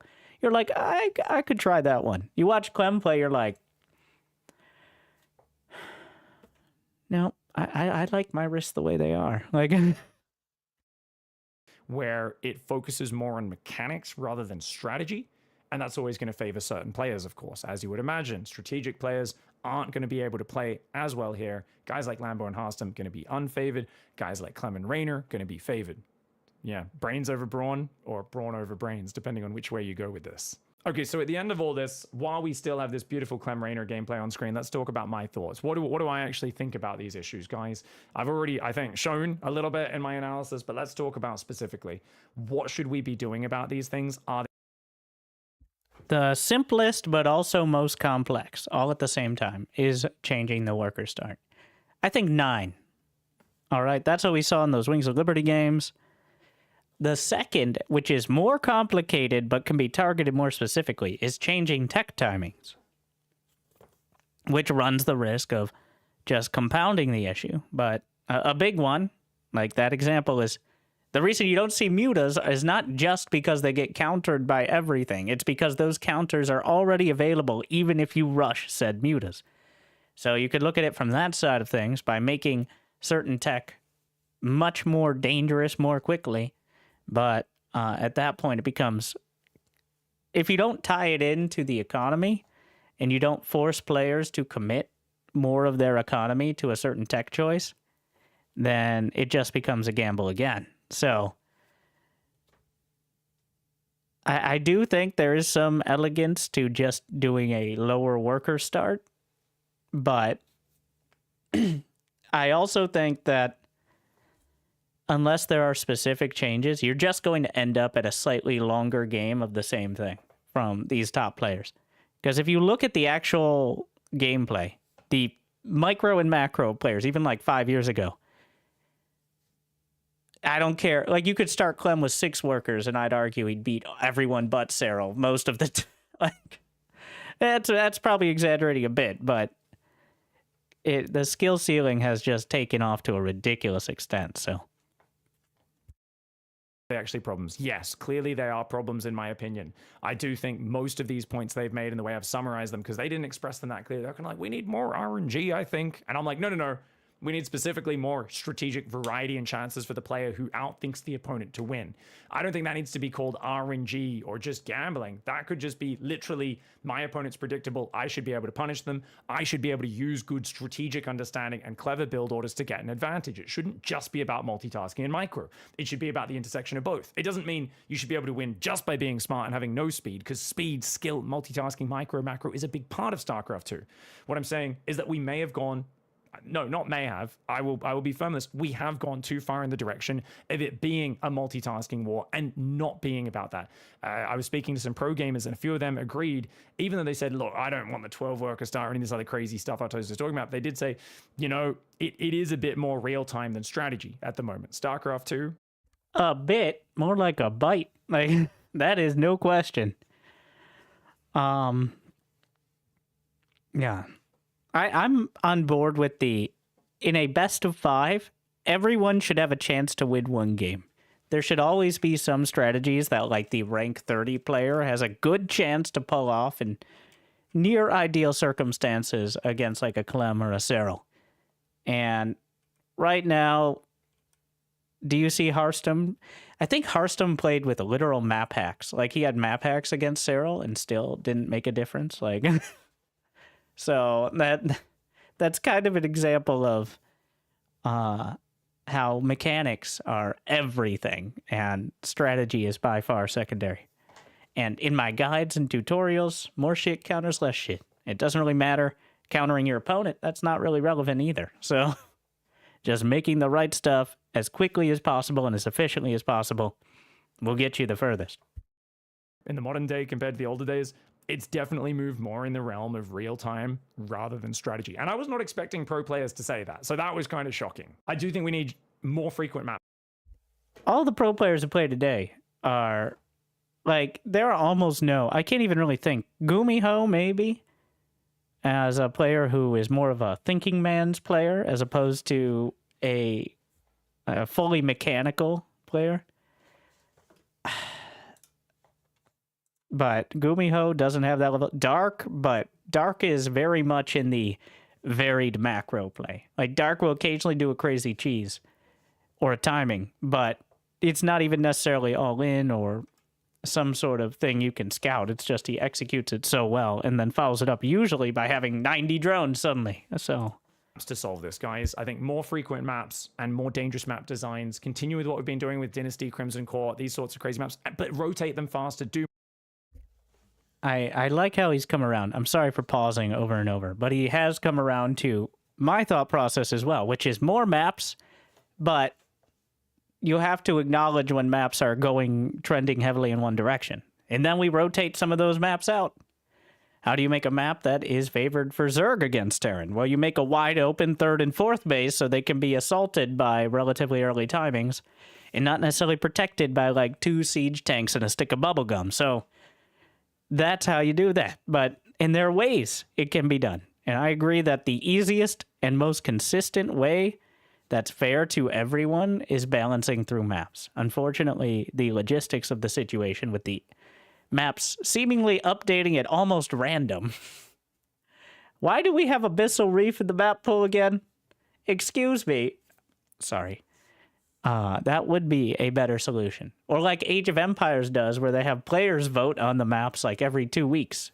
And you always get Arabia, obviously, but then you get some crazy new maps that are gone in 2 weeks because nobody wants to keep playing them. But that would be a very cool concept that I think would both interest lower level players, because you could pretend like you have a strategy on the new map for these 2 weeks. And higher level player, like, there'd be great clickbait for content creators, like, this map is so broken in X, Y, and Z. And of course for pro players who want to use their brain instead of just their hands a little bit more often. They could maybe come up with a strategy or a style that works on this specific map or maps and maybe doesn't work in a month, but now they're able to pull off some upset wins. So yes, if we rotated maps like every 3 months or even with each season like we used to, that would be ideal. And I think a good middle ground that doesn't require changing the basic economy of the entire game. More of them, and I don't think QA is a problem. I thought, oh, maybe you can't QA maps fast enough. Map makers are willing to volunteer their time, so please, whoever's in charge of maps, reach. I've never seen anyone more passionate, in the StarCraft community especially. Like, map makers put way too much time. From a financial perspective, there is no return. Even if you win the Team Liquid map contest, that's like $500 every 3 months. There is no profit. There is no... The bias is making maps... Like, they want to see their maps played by the best players. That the map making could be... Leverage that. I'm not saying they shouldn't be paid. I'm saying that the fact they're so willing... And all of the maps now are community maps by people who are probably more knowledgeable about the map editor than the entirety of Blizzard nowadays combined. So I'm fully ready to let them do it. All right. Out to the map makers, they're often frustrated that their maps are getting on ladder with changes, bugs and fixes that they've already implemented, not on them. And they're like, why are you using this version of the map? I've made a version months ago that fixed all these issues. What the hell? Why is the broken version of my map going on ladder? Oh no. So I do think there should be a bit more liaising with the map makers directly to QA their maps and to get the most up-to-date versions of them and get them out more frequently. If we could have a map pool change every 3 months, honestly, it shakes up the game enough, creates enough variety and adapting. You're already going to favor those players who are a bit more creative, a little bit more in that regard, and just make the games more interesting and fresh. That would be huge. And with a company that supports their game, how easy would that be to do? Like, I did say I'd just make the same points first, so I'd look smarter, but here we are. Likewise, larger balance changes. I think also in the same vein, if we had a company that actually supported the game, larger balance changes, take bigger risks, shake things up more. Unfortunately, none of these things seem to be realistic right now, right? Ideally, we would have these changes and the Balance Council could step up and start making those changes and really take the risks that it seems they are unable to take. I think they're very afraid of, not balancing the game very well. Unfortunately, they've screwed up in TVP for 2 years straight now. And I think the inability to fix that quickly, and even now umming and ahhing over, ooh, but, we better nerf the disruptor. It's like 5.0.11 has still not been rectified as a patch just yet. And I feel like there's been a lot of trust lost in that regard. Whilst there's a lot of good changes coming in from the Balance Council, personally, I'm not sure that they are going to be able to solve this. And without Blizzard actually paying people to balance the game or even updating their game quickly, because sometimes I think maps are ready and Blizzard just doesn't update them, even when they could as fast as they could, because they just have so few resources allocated to Starcraft. I could give a list, and I'm sure map makers would go even further. There are 100 maps ready to go. Right now. Like, there are 100 maps that you could slap on the ladder.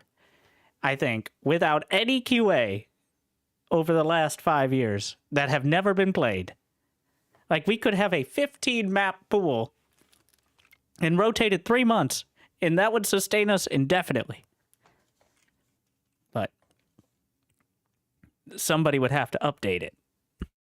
Starcraft 2. Because none of these are realistic right now, I'm going to propose that we actually follow Artos's crazy argument of going from 12 to 6 workers. Now, before you all shout at me, and I know you're all about to shout at me, calm down, hold on. Maybe not 6 workers, maybe 8 workers, because 6 is pretty drastic. But whichever one it is, I do think we should lower the starting worker count. And let's go through this little bit by bit and explain why. So a lower worker start of 6 or maybe 8 or 9 workers is the easiest way. He's obviously got the points. But in order to make tech choices more meaningful, in order to allow at least some leeway for players to punish a predictable player, you shouldn't be able to play exactly the same way every time. We need to force some variation there. And I know it's not exactly the same way every time, but it's close enough that if you're not watching closely, you might be fooled. And sometimes it is exactly the same. So right now, because the economy ramps up, so unless you're willing to address the actual macro mechanics of each race, which is getting really far into the weeds, that is at least somewhat of a all-around solution. So I think lower worker count, to an extent, could help with bringing things like Muta rushes or Hellbat timings or Void Ray play back. Though I'm not entirely convinced it would make a major difference to the top players, especially with no changes to the maps. But somehow, in a weird way, it does seem more likely to actually happen because that's probably something the Balance Council could do. Whereas the map pool somehow is not. I don't... Feels like maps should be easier than balance changes, but I'm not convinced on that point. Way to add a lot more granularity and slight variations to the openings, as well as add more meaningful tech choices, as you can't just afford to take a third, add a Forge, add a Twilight, add a Robo, all at once. Oh, my opponent didn't take their 4th base on time. Okay, I'll build a few extra cannons and batteries and just make sure I focus on my warp-ins. Oh, cool, I defended his completely committed all-in, and now I can just continue and be ahead, right? The idea of just doing many things at once because your economy is so big, you don't have to make as many choices around what you're getting and what you're skipping on, as well as the fact that standardized responses are able to defend. That would be removed. You can't just do a standardized one-size-fits-all response to defend massive gambles and commitments from your opponent. You need to scout them, you need to react to them, and you need to play around what your opponent's up to in the game. There are downsides and upsides though, guys. So let's talk about the downsides first. If we were to go back to, let's say, 6 workers, for example, though, like I said, I think 8 workers is probably more viable, a bit less extreme of a change. What's that going to do? There's going to be a slower start to the game. It's going to be more boring to play.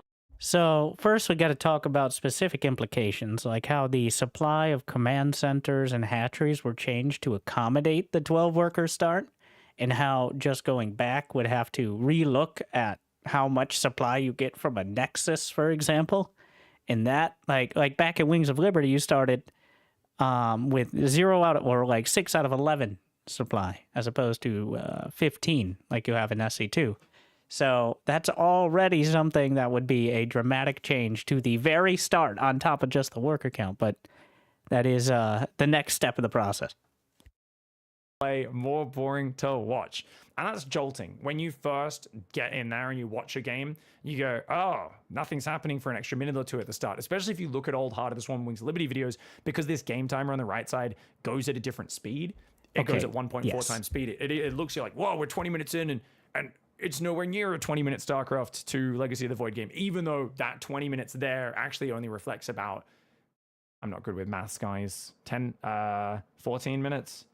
I'm not good with numbers. It's much less, 13 minutes. It's way less time in terms of actuality, right? So it is a bit slower, though. And also to play, it's a bit slower. And that actually brings up a really good point. I wanted to direct you guys to why are some new RTS not fun? Are they even proper RTS games? From Grubby on his Grubby Talks channel. He has a section in the middle called the Single Player Quotient.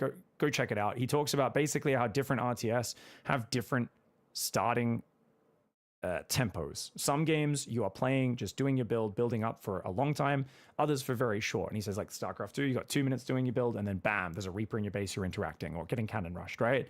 And he kind of goes, okay, like what are some other game cadences? And he kind of adds to this graph. He goes like, look, Warcraft 3, you're just doing it for 4 to 5 minutes before you start like creep jacking each other and stuff like this. Okay, cool. And then like, you know, there's other examples as you go on Stormgate, there's like 3 seconds before a dog's in your base harassing you. And I think he adds like June Spice Wars, but you can give all sorts of other examples of Age of Empires 2.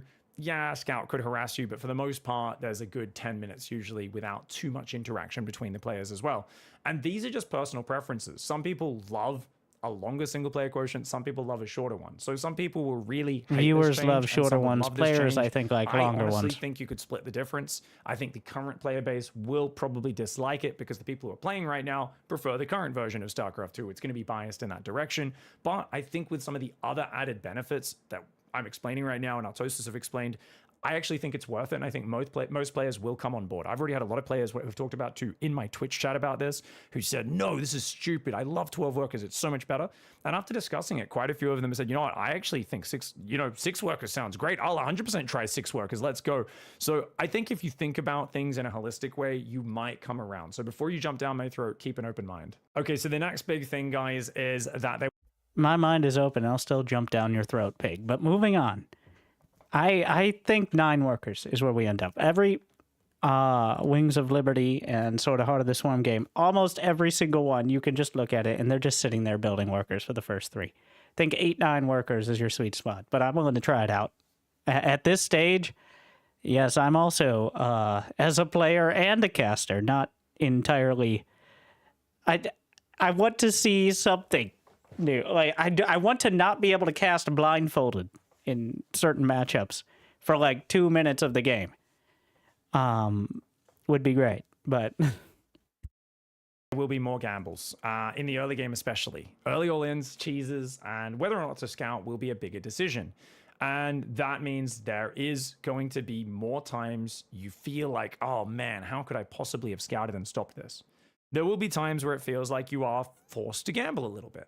And that's going to happen a bit more than it does in the current StarCraft, due to those tech choices kicking in at a harder and sharper timing. People have to be more creative about designing their own builds to minimize the chances of that happening, play around those chances, as well as get better at scouting and feeling out what's happening in the game, because those choices will have to be more respected. Some people would argue this is not a downside. I'm putting this under the downside kind of summary, because I think for many people it will be a downside because they like the very just consistent to 4-based version of StarCraft 2 right now. I'd like to actually touch on this with the new patch and the change to energy recharge. I think with a lower worker count, that actually makes energy recharge a more interesting ability as well, because before, Protoss's scouting consisted of shoving your adept's face against like a supply depot or trying to shade by the Zerg and figure out what's going on. But now you can pretty reliably get a sentry with hallucination early on.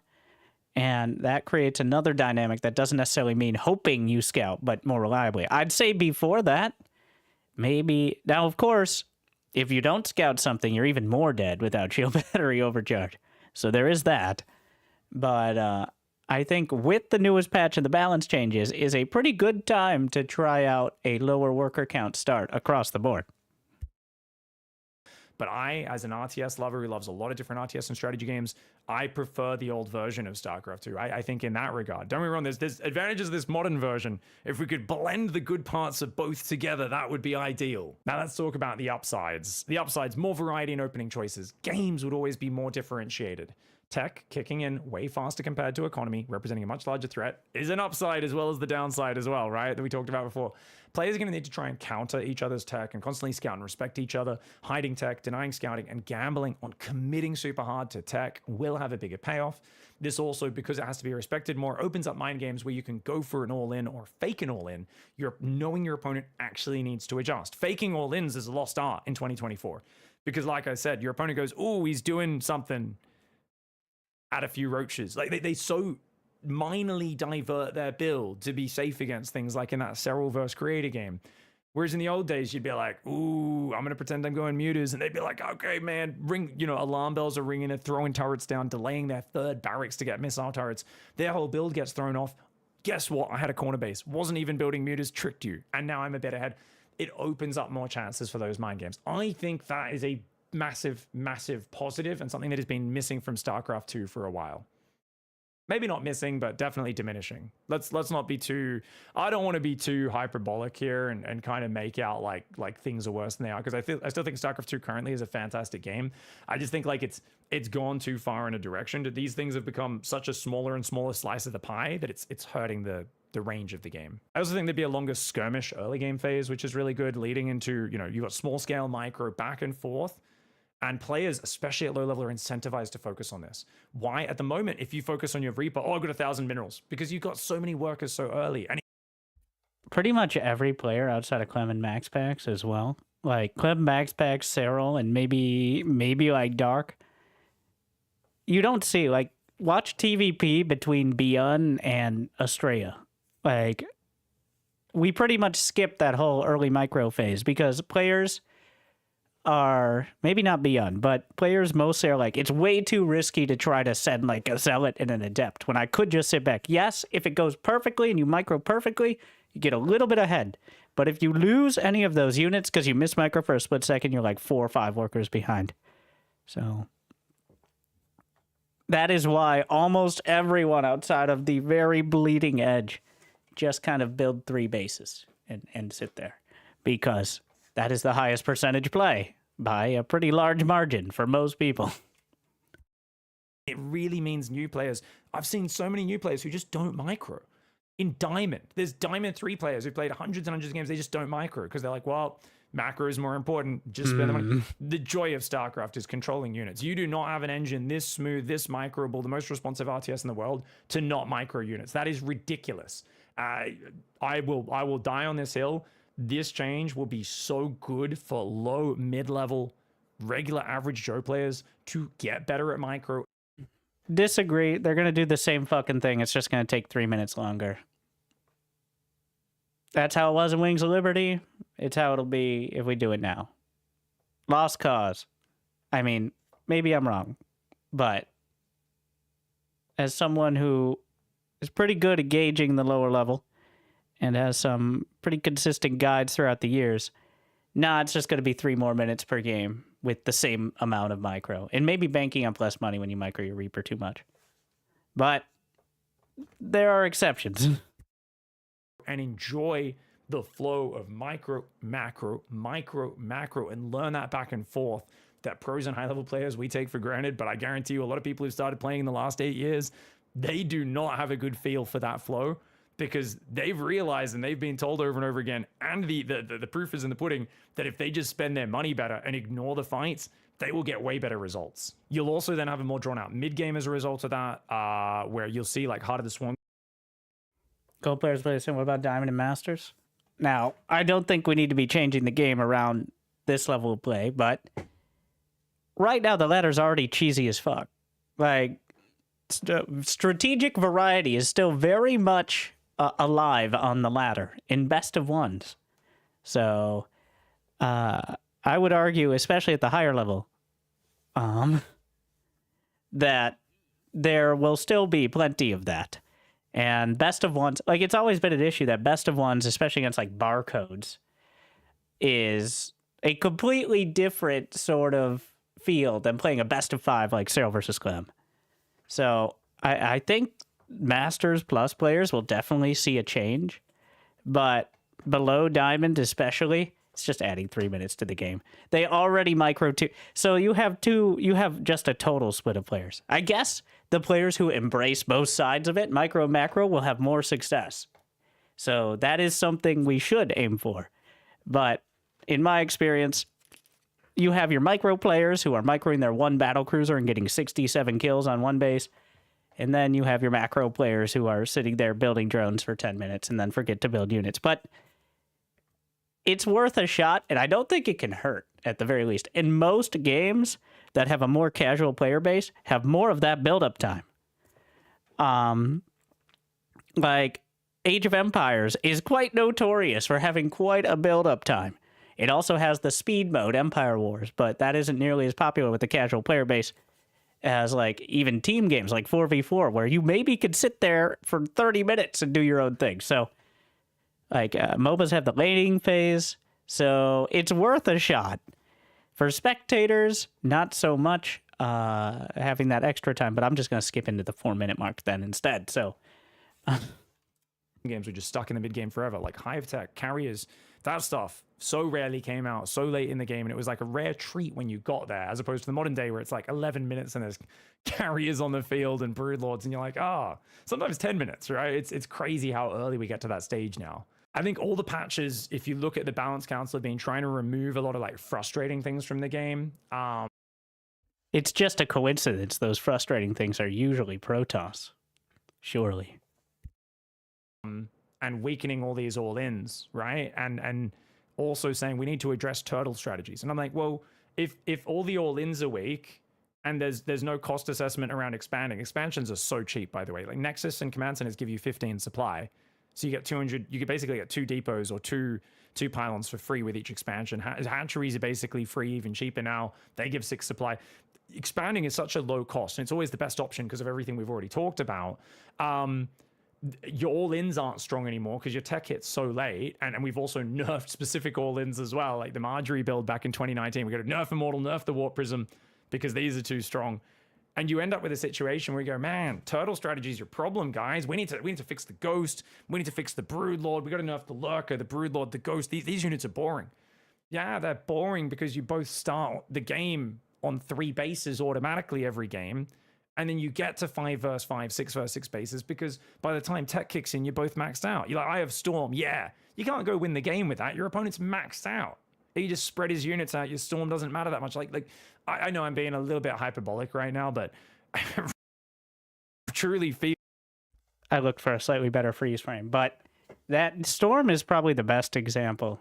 It takes like 5 minutes just to get there. Once again, if you had infinite money, economy no object, it would still take like 5 minutes to get Storm. So it is such an investment for...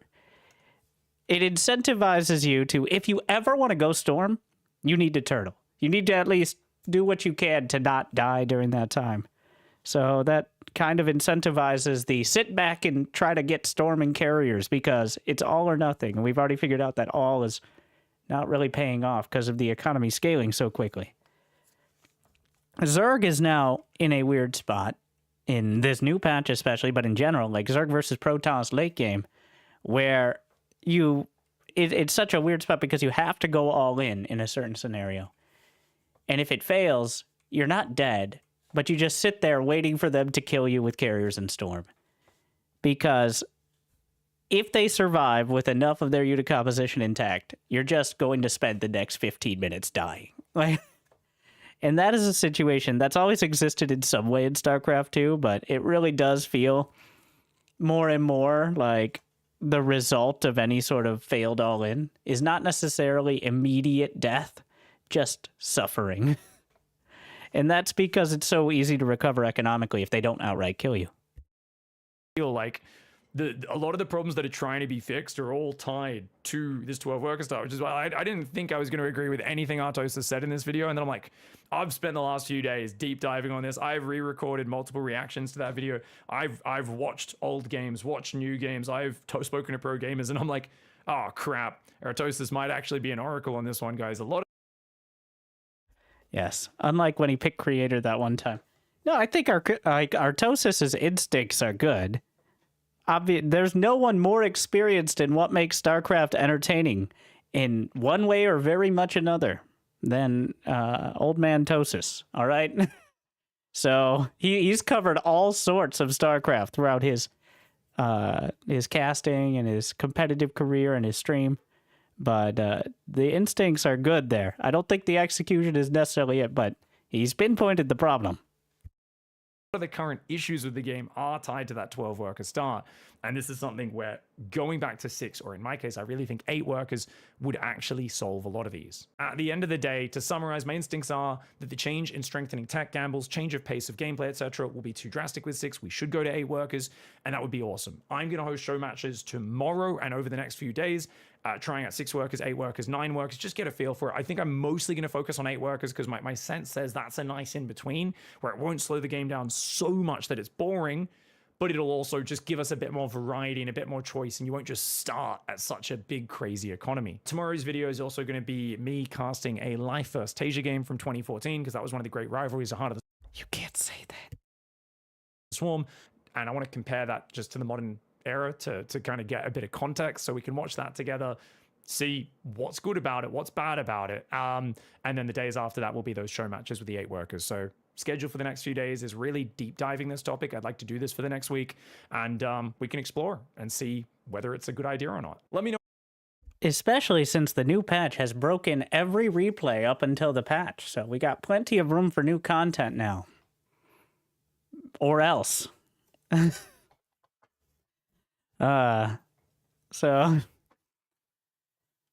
in the comments if you disagree or agree with me on us lowering the starting worker count. Like I said, just to remind you guys, the reason I'm saying this rather than just change the balance more and the patches more is I think it's very easy to test and put in the game compared to every race going, oh, my pro gamer wants this, my pro gamer wants this. Oh, we only get to update the map pool once every 9 months because Blizzard doesn't support the game. I actually think this could be potentially, there's a chance this could make StarCraft 2 great again. And it could be fantastic. So let me know if you disagree, agree, anything I missed. I look forward to discussing this idea with you guys, learning a lot from each other. It is a pretty wild idea. I do expect a lot of kickback, but as long as we can keep an open mind and learn from the discussion, then I think it's going to be really beneficial. Thank you so much for watching, everybody. And all right, let's smash that like button, of course. And yeah, I'm in agreement. Pretty, like, the details may be slightly different, but I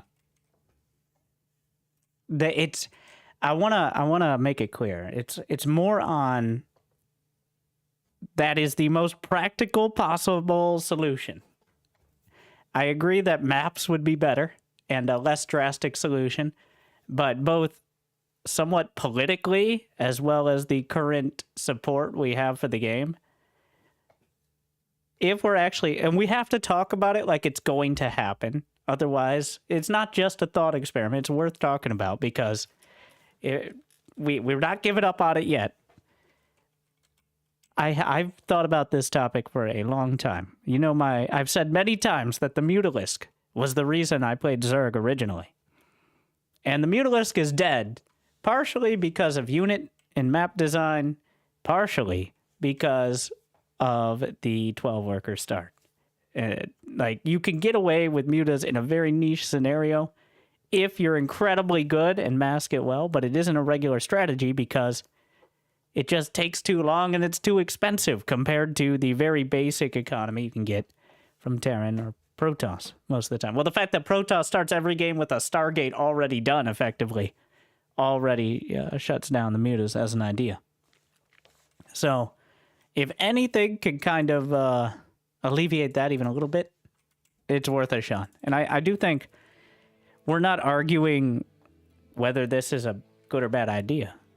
We're arguing the exact number at this point, because I agree, but I don't think six workers is way too few. Like, you're just sitting there. It's very hard to find a game in Wings of Liberty that doesn't start with them just sitting there building workers for 2 minutes. So, 100% for testing. We're not watching this whole thing. Oh, Geralt versus Special. But here we are. All right. Back to the corner.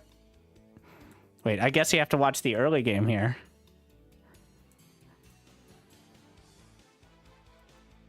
As a little bit of a, he's going for a. I'm skipping through reflexively. Massive. So make it as little as like 11. He always came back and still beat me with his far superior skill and organization and stuff. Now this is a 9 worker start. You're going to notice they both start at 9 out of 13 supply. We have made these supply buildings give you 2 less supply, which Mutalisks are for sniping medevacs from the rear and being it. Thank you for telling me what Mutalisks are for. That's a. Didn't think of that.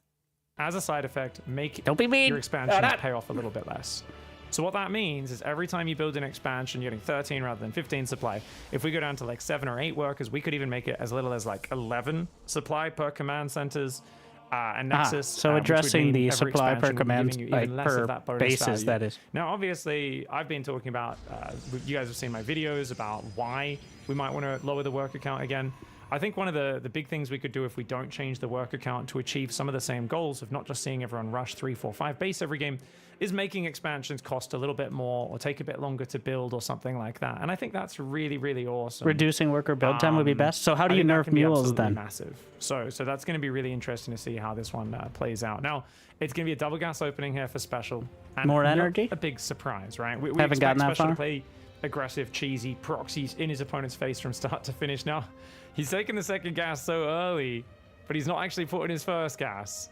Special, I think, realizing, oh, wait a second, I don't know if I have enough. It's actually more efficient to put 2 in each. Exactly the way I want to. He's not going to be able to build a Reaper straight away. Special, has he? So, there is an issue with this whole format. There's no solving it, which is players are just going to, for a while, they'll just play either by default or just be flailing, which is part of what we want, right? But until any player has some practice with it, it's just going to be probably a poor impression of the current meta at slightly odd timings and not nearly as polished. Like, this reminds me of Beyond playing on the map contest maps, where, like, he tries to fly his command center over and there's an air blocker or something, or he's like, wait, is that a wall? Like, some pro gamers are notorious for, like, I remember we were playing on the PTR and I forget which Protoss player was like, wait, where's battery overcharge? Like, literally no patch note reading, so it's a mixed bag with pro gamers. Played Starcraft in the last 3 months, guys, 4 months. He hasn't really had many tournaments to play for. Okay, he was waiting for the gas for the Reaper. He does start it up. I think Geralt's going to be a bit more informed than him. On the other hand, Geralt is a very standard bold call from Pig to say that Geralt's going to be a bit more informed because Special is a Terran player, and Terrans don't give a fuck about scouting at all. To mass expand every game. I think this sort of slower worker start is going to favor Special because he's aggressive, he's somewhat fluid, he's very adaptive to lots of weird situations, and he's very creative. So I think it's going to be a better matchup for Special in that regard. On the other hand, I don't know how much Special's practiced. I think Geralt should be better mechanically, a little tighter with his execution of the basics. The other fun thing here, guys, that we're looking at, because I'm not looking to see one series and, oh my god, this is the best thing ever. Oh my god, this is the worst thing ever. Did he just get supply blocked? Yeah. So, supply blocked on is like Stalker or Adept. Ups and downs to every change in a strategy game, and all they do is they nudge things in different directions. One of the big things we're going to see in any tests of something drastic like changing the starting work account is the players don't know the builds anymore. The early game will not be refined. The players are going to have to spend a lot more time thinking No, I just about said the that. basics, Move on. looking at the supply account, making sure they don't get supply blocked, starting gases at different times, not knowing exactly when to do everything. Don't worry, we have 'cause they haven't plenty done of time to talk 500 about it before the 1,000 Reaper times. gets in. And in general, this does achieve the goal always of just shaking it up. So we can expect more varied, crazier games that are a little bit less predictable, simply due to the fact that this, of course, changes things and does to a certain extent diminish the player's practice. Nice harassment for Special. Second Reaper coming in. He's going for a Command Center and a Hellion behind this. And Geralt making some doo-doos, but he does at least get the block. Oh my gosh. Dude, Geralt really messing up his micro. Obviously, Special has a little bit of a micro advantage because we are playing on the US Central server. Geralt's from Poland. We're going to US blame East and Pig Central, for I it? think, are both the exact same server these days, unfortunately. Otherwise, we could go US East. I could host US East next turn, but I think it hosts on the exact same server. It's just called a different name these days. Blizzard skimping out on those server costs. What can I say, guys? The Reaper Hellion does come in looking for even more damage. This is what I was saying. Special's going to love the chaos. He's going to love trying to cause damage. But remember, his command center is so late behind this. I don't think this necessarily puts him miles ahead. Like, you know, oh, he gets one more. That's frustrating for Geralt. But Geralt should be able to kill him now. Sentry does finish him off. All right, guys. So we've got a Twilight Council coming in. Looks like a Blink opening. For Now Geralt, that is part of when I talk about unit design. That's it right there. Like that's an example. The Adept is also an example, but the ability of so many units, like in Brood War, I don't think there's a single unit like this. But in SC2, your first early scouting units also kill all their workers. So that is a design issue, in my opinion, not necessarily a having anything to do with the economy. But in SC2, you have like the Oracle and the Reaper and the Adept, and to an extent the Hellion, which all can kill workers very quickly. So, and they're very cheap units relatively. And I don't think any amount of worker start will change that fact overall. Scout and Special over here with a medevac as well, a Widowmine and Marines. No, I actually wanted to do more 8 workers starting show matches, guys. I really think 7 or 8 workers, you see a much more drastic difference than just like if you go to like, you know. Oh, that's part of the reason Zerg just turtles though, because Zerglings don't have that same effect. Like now with a lower worker start, that makes Zerg rushes better because he won't be able to wall off nearly as quickly. So in a more direct sense, Zerg would benefit from that. Like if you have less economy, you can't get the wall in at the natural as quickly as Protoss or as Terran. So maybe Baneling buffs are back on the menu kind of deal. 9 workers. I think it shakes up the meta by messing up the builds. I think it does slow the pace down a little, but not in such a crazy amount. I want to test that more. The reason we're not testing that today, we'll be testing that probably tomorrow and the day after, is just that the mod that we created didn't work correctly. It doesn't have the supply changed for whatever reason. I think that was just a slight problem with the version we put on NA. So we'll have that fixed for tomorrow, no doubt. And we can play some 8 worker show matches. Because I really think the lower you go, the more drastic a difference you get. And I think when testing a change like this, we should... I also should do some 6 worker show matches today as well. So I'll try to host some of those today and tomorrow to see the differences. Is there a inherent. prize? And like, you know, we can kind of get even a feel for it. token Quick one for third these? Nexus man. While going up to 3 gateways. Third gateway isn't done yet though. Widowmine drop does have to pull back for Special. Alright, Liberator's on the way as well as the siege tank. Marines are building.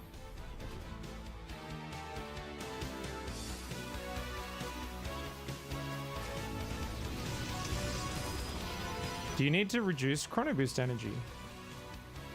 I don't think so. I don't really see why we would need to reduce chrono boost energy or anything like that, guys. I know a lot of people have said, oh, don't you need to change the macro mechanics? I don't think so.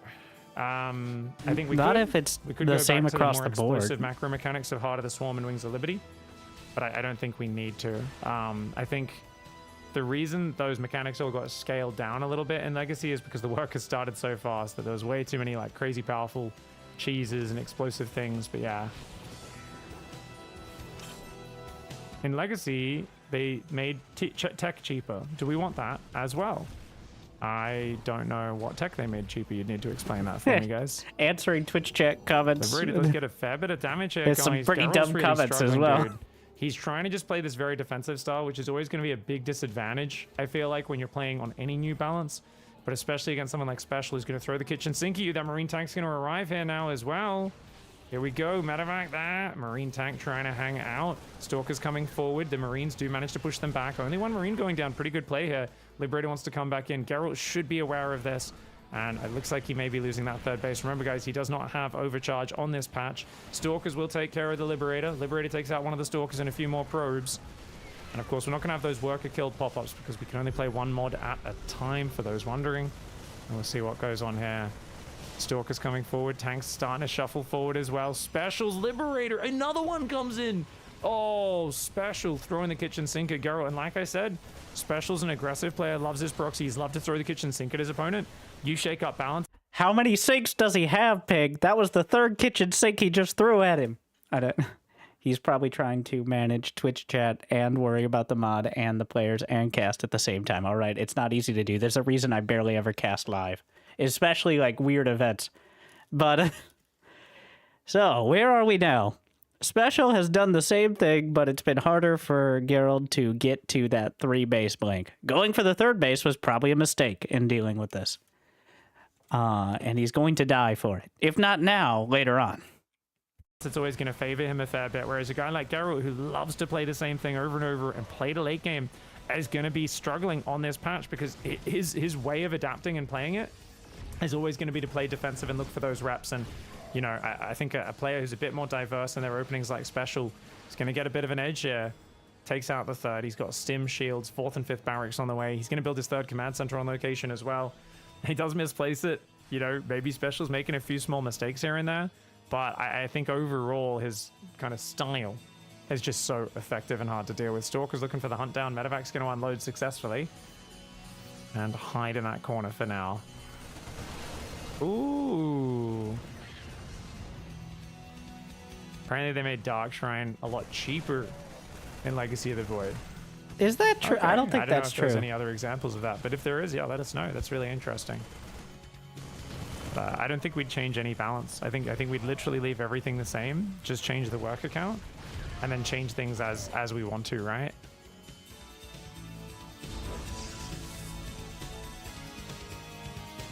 I think if you change too many Can you things at believe once, that guy in the kind chat of was wrong when he was unnecessary. making shit up on the spot?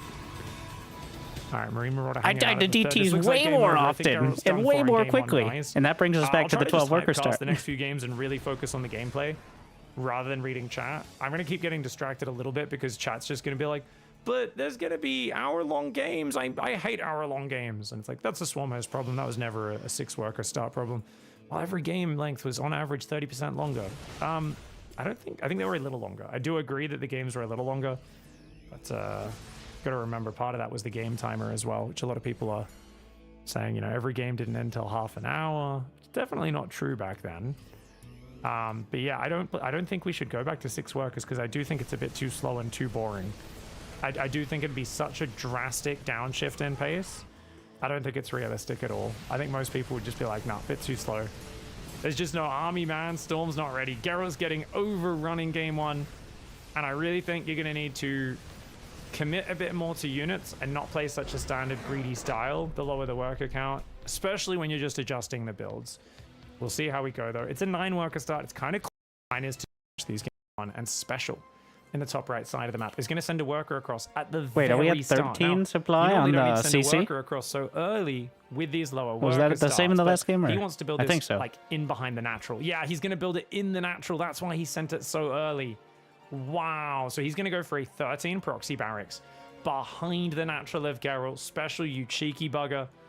And remember, if you want to be safer, because cheeses will be stronger the lower the worker count gets, you want to get in there and actually, oh, scout earlier to make sure you're not getting cheesed. You know what he's going to do, guys? He's going to let the barracks get a bit more finished, and then he'll bring the probe in to kill it. He wants Special to commit a little bit more, and now go in. You don't want to wait too long, because otherwise you might not kill him. Geralt, he's going to wait for the second, but he's waiting for Special to sink as much time and money into this as possible. Has he left it too late?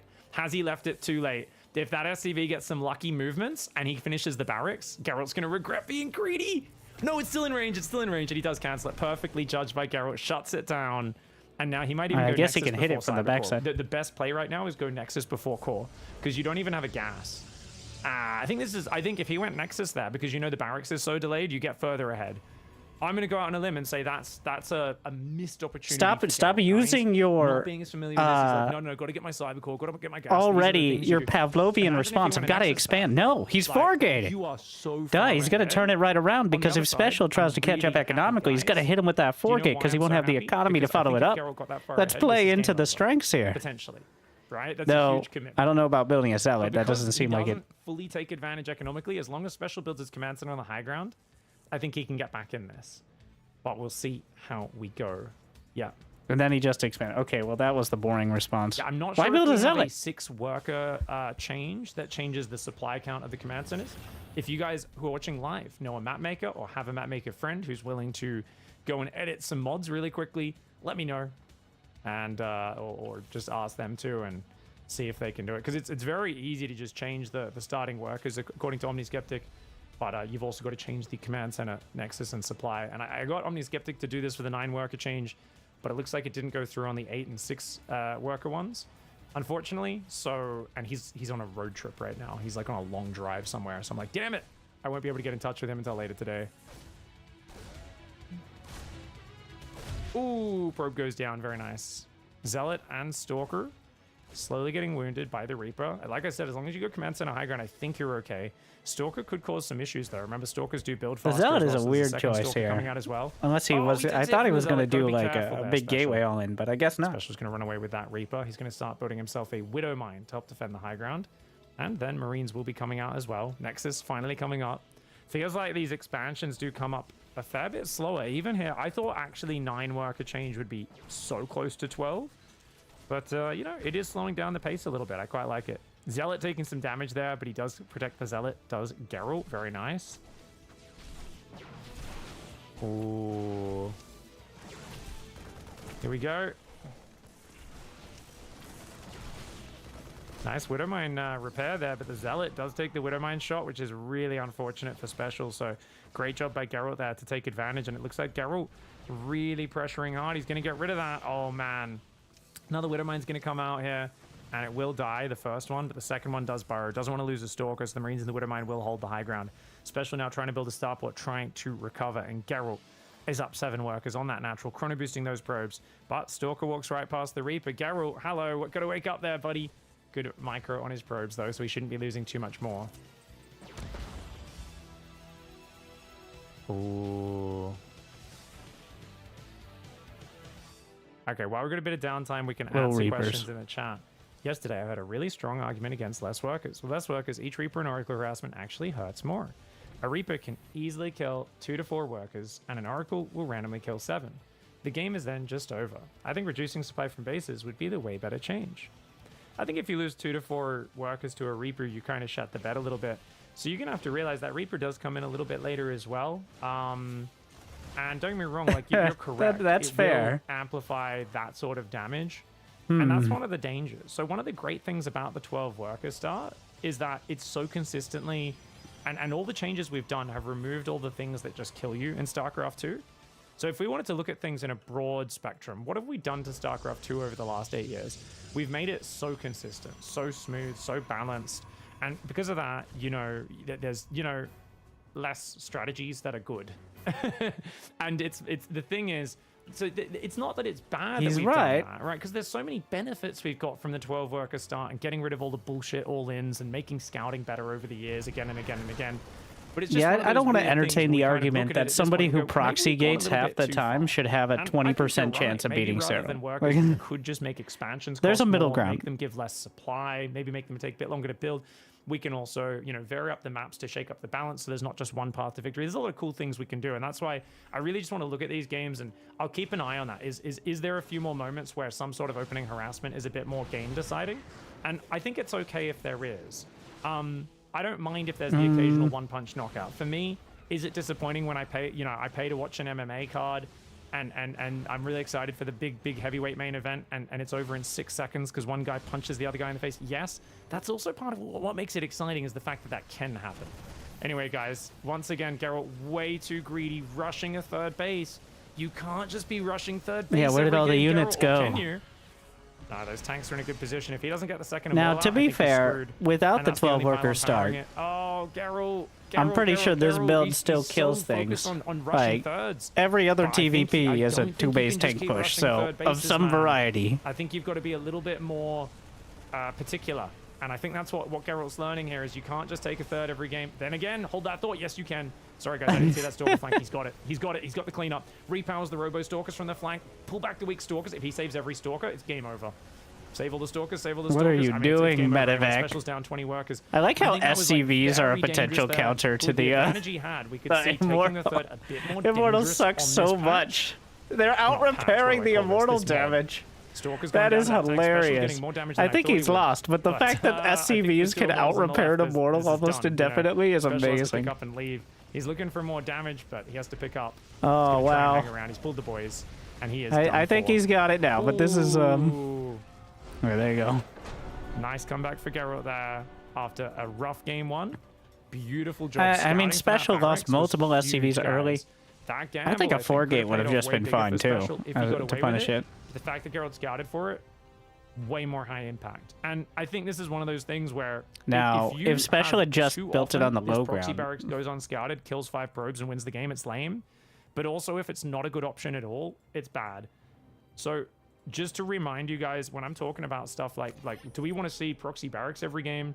No. Do we want to see it be the best thing in the well, world? that never No. stopped players. I think we What was just it, want like these sort of builds 2017? to be maybe a little bit better, if that makes sense. Or I think Maru, there like should the be a joke was little Maru, if it more was the start of the payoff. series, So the I end of think- the I think series, what or I'm after he talking won about or is actually lost a game, incredibly it's time for the conservative to proxy people who are just racks. like, oh, just 6 workers, go back to Heart of the Swarm, go back to Wings of Liberty balance. Literally, I'm talking about, like, I want more moments like this where it's like, damn, Geralt checking there is so smart. He knows his opponent, and he gets a big payoff for this. If he didn't scout for it and didn't scout early at all, there'd be a big payoff for Special, or at least a bigger payoff than in the 12 worker Yeah, start. apparently he can this was attack kinda it cool. behind there. I do like I think seeing the Special variance, thought it was walled and I in, do so he'd think have a it'll better create more opportunity one-sided to games no matter like what. have I the think anything you invulnerable do SCV. to create more variance in StarCraft strategy is always going to have a few more one-sided games, and you're less consistently going to get to 3 bases, 4 bases, big multitasking macro war. And for me, that's a price I'm willing to pay, is a little bit less of that consistency for a bit more variety. But I think for everyone, it's going to be a little personal where that line lies. So I just want you guys to understand what I'm talking about and the sort of trade-offs that I'm aware of while I'm casting this series. All right, guys, we're going to go game 3, bottom left, Geralt, top right for Special. A few people are asking, how does tech hit earlier in an earlier worker start? Well, basically what the difference is that where is your economy when the tech kicks in? So one of the big things you guys want to pay attention to is basically how much economy do you have by the time the tech kicks in. If you start with 12 workers, by the time your Spire finishes, your opponent often is on 3 bases, fully saturated, 65 workers, whereas with the old 6 worker start, we'd often see mutas. I think mutas are by far the most 30 or obvious 35 or 40 example of workers. this.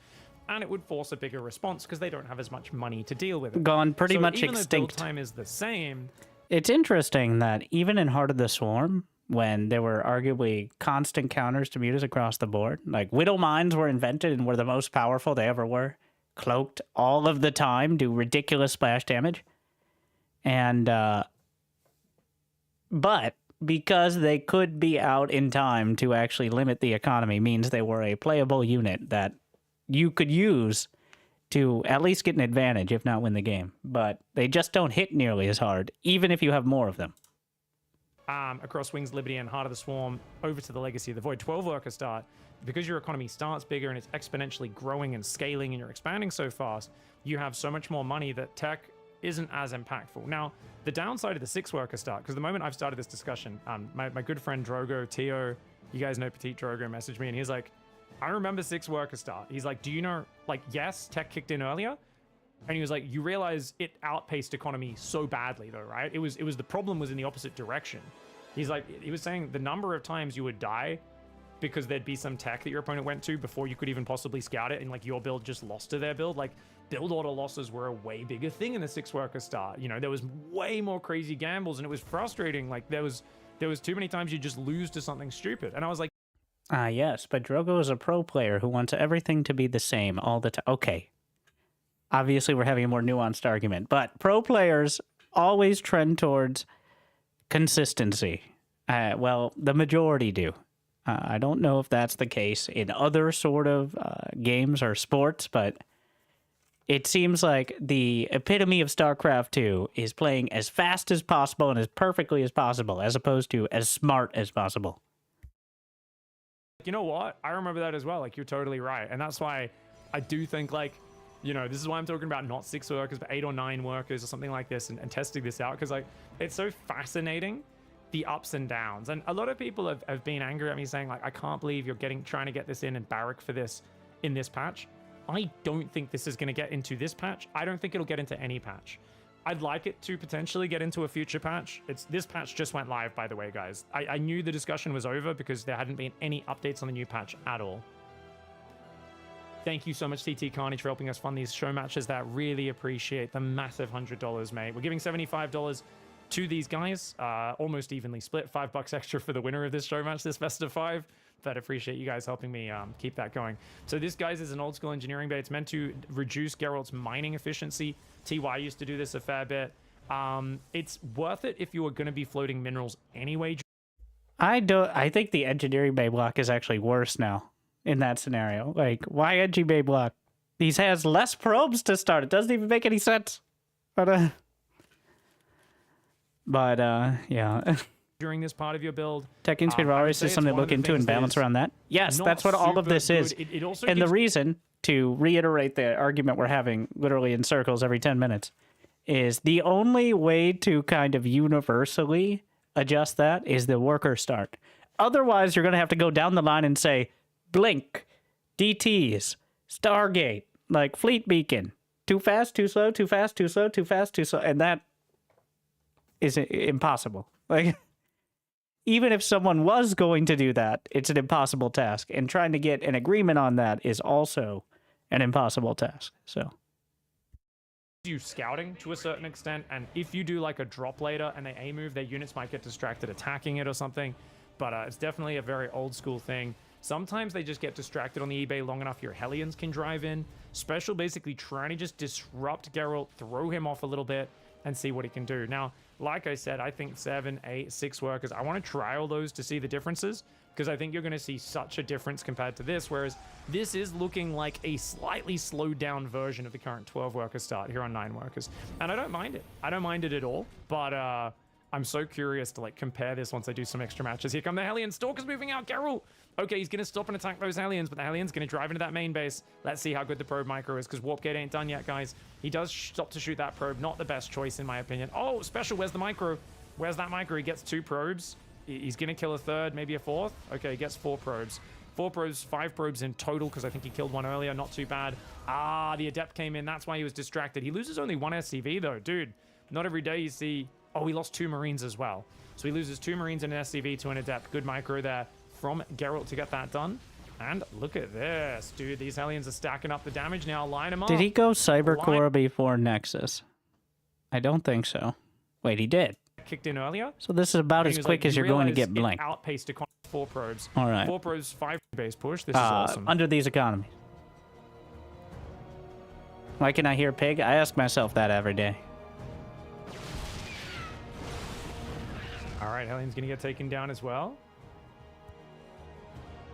Stim seems like a crazy drug, like Ritalin or some other type of amphetamine. It overclocks you for health. Oh, it's amphetamine? Aren't amphetamines the one that make you derp out? Or am I getting my drug names confused? It's definitely a hyperstimulate. I imagine it's just like super cocaine, essentially. Or meth. Probably meth, sorry. I think meth is, yeah, it's probably meth. Could be PCP, maybe you don't feel pain when you're on it as well. I have ADHD, they give me amphetamines. Oh, is Ritalin an amphetamine, really? I guess Ritalin is like speed, basically, isn't it? It's the one where if you take it and you don't have ADHD, you can't sleep for like 2 days. Yeah, that stuff's crazy. What I really like about the lower economy is it gives you time to explore other lines of discussion mid-match. And this is like the classic Tastosis feel that we kind of lost with Legacy of the Void. So that is also another potential benefit. Yeah, it affects different people's brain chemistry very differently. That's a tough one. All right, guys, this is going to be a big stim bio push out. No starport yet, so he's doing like a delayed 3 racks off this Hellion opening. Geralt is going third base, but also charge and 4 gateways. Okay, this is really interesting. So he's going to go just 3 gas, kind of charge Archon by the looks of it. I don't think we're going to see Storm from Geralt. I think we're just seeing charge Archon. Ooh. Oh, okay, this is really interesting. This is so interesting. Don't be mean. If you don't have anything to say. Oh, get out. Okay, Stalker's blink back. Nice move. Bunker's salvaged. Starport is on the way, so it's not like it's just, you know, Marine Marauder and nothing else. But these Stalkers getting some good damage. Special pulls back the wrong Marauder, unfortunately. I'll never know. Okay, let me try to figure out what is the interesting part, besides the fact he's going Storm at all.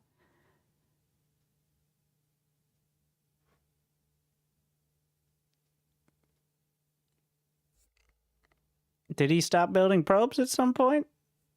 I'm not sure, but he's going Storm, which is already kind of rare nowadays. It's almost always Colossi, because Storm just takes too long and doesn't hit hard enough most of the time. And this has been really good map control for Geralt. Look at him just wearing these units down, picking off Marines. Almost loses a Stalker, but getting himself 2 more Marines there, super worth it. Storm's on the way. Oh, I did not expect him to make Storm. 4 gateways up. We've got, you know, an extra 5th and 6th one about to finish. I think he can defend this with charge if he can get up to like 7 zealots. We're already on 4 or 5 charge about to finish. This is a crazy push for Special, guys. For Special to push in like this is insane, in my opinion. He's going to try and focus the Stalkers down. The Zealots don't quite have charge. Geralt fighting just a few seconds too early. Oh my god, a Special just found like that narrow window to get the damage done. It looks like he may have.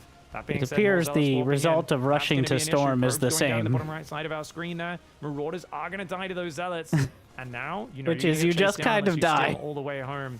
Special, going to try and focus these Zealots down. He goes for a Stalker, but those Marines getting cleaned up. The tail end of the fight, very efficient for Geralt. Does kill the Stalker with his last shot. These couple of probes go back. Units lost Yeah, up that very was a even lot of on both damage. sides, slightly in the favor of Special. With shield battery overcharge, that would have been an easy hold. He's going to go drop the main. Without it, not a bad call at all, because he's cleaned painful. up the Stalkers. He's cleaned up the map vision, and I do think Geralt needs to That's start more of a pumping observers, design than a anything to get economy some thing vision at this on stage. the map. 4th and 5th barracks are already building out on Special, staying very 2-base heavy as he drops a 3rd command center. Zealot, High Templar, Immortal moving forward over there. Stalker moving to that left side. The Medevac's going towards the main base. Ooh, okie dokie. This is going to be good. Those Stalkers need to pull back. The Prism and the Stalkers hanging out. No, Geralt loses a Stalker and a Prism. Probes getting caught in Artosis. Artosis! Oh, Artosis gets sniped there. Goes down. This is what happens when you move to Canada away from Tasteless. You don't have your best buddy watching your back, and all of your gateways get depowered. Extra pile. So this was my argument about unit design, is how little risk there are in so many units. The fact that we have Geralt who invested all of this in Storm, and then Artosis gets sniped there, goes down. the Storm hits, he's like, "Oh, I'm out of here, bitches!" You don't have your best buddy watching with your the back, boost. and all of your gateways get depowered. Extra pylon does go down there as well. 3rd base is saturated though for Geralt. He does need a new pylon to power that the battery on that base. 5 barracks pumping away. Extra medevac's going to join up. Special getting ready to redrop that main base. I think the he's reason decided, Special let's just keep attacked hitting is it. he saw a I 3rd truly feel taken, and he was observers going to are move what out Geralt anyways. needs so desperately right now, guys. If he Playing sees without charge, he observers probably right now backs seems off, insane or to me. I get he has a Templar, watchtower, but he needs to didn't, make a so he prism just for that stimmed in. Templar, but He was playing clearly without them angling is for just it. crazy, and this quad drop is just going to go straight back in the main. Oh no! Oh, he gets the full medevac. Full medevac goes down. Special slow on the unload. Big mistake there for him. High Templars just warped in. Storm. He could use energy recharge. He doesn't use the energy recharge there, guys. He could have energy recharged and stormed that army, but he didn't do it. A slight mistake there for Geralt. He does unload the Stormy boys. Drops the Storm there and does feedback some stuff as well. Thank you so much for the big 1,000 biddies. Thank you, gang, for the support. Watch out for those Widow Mines. Geralt's on the back foot. Special looks like he's got an opening. No medevacs on the front, though. He does have to be a little cautious here as the drop goes back in the main base. Zealots are there, though. Special, remember, hasn't been playing a lot, hasn't played on these new maps at all. So I'm surprised at how well he's multitasking and kind of flowing with the gameplay. I think there's a reason he's... All right. That's some real caster comment. I'm surprised, despite not playing the new maps or the new mod, that the Terran player is pretty good at rotating medevacs around the map constantly. Is that a shocking... Okay.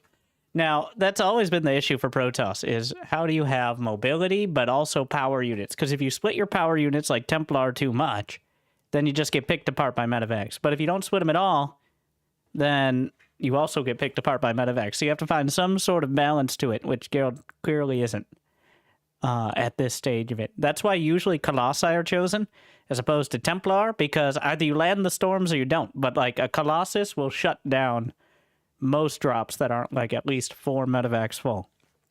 And then you can split, have some Blink Stalkers at Colossus in the main, and then like 2 Colossi and whatever else at the third base. But this is just, I think, he didn't get to Storm before taking economic damage. And the rest of the game from that point has been based on that. He's been so aggressive because he realizes playing defensive on a map you don't have any experience on is just always going to be such a nightmare. Gets himself 2 Zealots, picks up, rotates the medevacs, downloads in this direction. Sorry, goes down towards the third is what I was trying to say there, and does do okay. But man, that one Observer on 10 hit points, that Observer 10 hit point buff actually keeping Geralt alive in this game. If you didn't have that Observer, when did we buff the Observer HP? Was that the last one? Getting cleaned up. He does get one more Stalker, one Marauder. But we also made it 10% Special, larger because it was as full base is frustrating to not saturated, see. and he's in a solid position because now he's got 5 barracks still pumping. Medevacs, Vikings out. Maybe could use... Oh, no, he's got 4 medevacs at home, 1 on the other side of the map. He's got a good medevac count. He's just got to defend the Storm. If he can defend this next attack and being up, you know, a little bit of an army supply, I think he should be able to. He should be okay, but oh my god, he's in trouble. Massively clumped up, Special with a big mistake on his army movement. He needs time to heal. He loses a lot of Marines. His Marauders are still alive. He's got to be careful, though. Oh, one of those Widow Mines gets popped by the rock tower, the cooling tower coming down. Observer does get taken out by the scan, and the Vikings, though. Dude, this is actually really exciting. Special here, 11 minutes, 130 supply. Geralt at 111. And is it exciting? You know, maybe I'm just cynical, but like, this feels like a death animation for Geralt, unless Special walks into like 5 more storms. Like... He's down 15 workers. He's entirely reliant on Storm, and Special is very aware of that.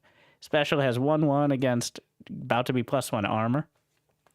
Is it fair to say both players playing strats based on 12 workers? We can't stipulate it's a change. I mean, most of the strategies today are a evolution of what a generic macro play was with 6 workers. Like, that's not going to change. It's whether the relatively early tech, like, say, rushing to Hellions or rushing to Storm, whether those things have more of an impact and whether that's a good thing. And I think here we saw the Hellions eat into the Protoss economy pretty hard, despite not being that effective. As Geralt he went for the expansion. He didn't have as many units as he needed to deal with it. He didn't have Warp Gate done. So, and taking a third base from there left him very vulnerable compared to Special going for the direct attack. This is kind of cool. Looking at this game right now, this feels like very much similar to modern StarCraft 2 in very many ways. We're not here to criticize, all right, pretending like the Protoss isn't dead here. Don't worry. YouTube comments have that completely covered, I'm sure. Have I complained about the Ghost yet today? We'll get there. It's a slightly different early game pacing that kind of messes up the timings. It's so funny because, yeah, I don't know. I guess I expected the flow to be a little more different with 9 workers than it is, but it's getting to a similar position. It's just a little bit, it's just taking the explosive edge off of that growth. Special is, of course, miles ahead, guys. 4th base is only halfway done. No gases on the 3rd. You know, it's a 3-gas style. Only now is the Forges starting to build as well. And, I mean, Special's upgrades aren't amazing, but as he starts +2 attack, of course, they're heading in that direction. Zealot multi-prong might be something Special struggles with. If you're a little out of practice as a Terran, Oh, look at that Storm ambush on the front. Worth it. Good Storm on the Medivacs and the Bio. But this double drop could really upset Geralt. Geralt's looking to send Zealots in from the right, Zealots from the left. But it's his main base that gets dropped. Oh, quick warp in though. This special, get out. Run. He's going to unload. That's crazy. Why would you make your base? I don't understand when Protoss do this. This is just a side note. Is this better? Like, it feels like you're walling off your own units more than you're walling off the Terran if they drop. Let alone the one pylon powering it all. But I've always questioned when Protoss players are like, we're just going to build a bunch of stuff in the corner of the main. Because it just ends up your Zealots running around. Yeah, I guess it fuddles them a bit, but it's an odd choice to put them all out there. He's going to try and unload and trade with these Zealots and Stalkers. I guess not the worst move there. Doesn't have a lot of room to kite, though, is one of the problems. I like that he pulls the Marines back, lets the Marauders do the tanking.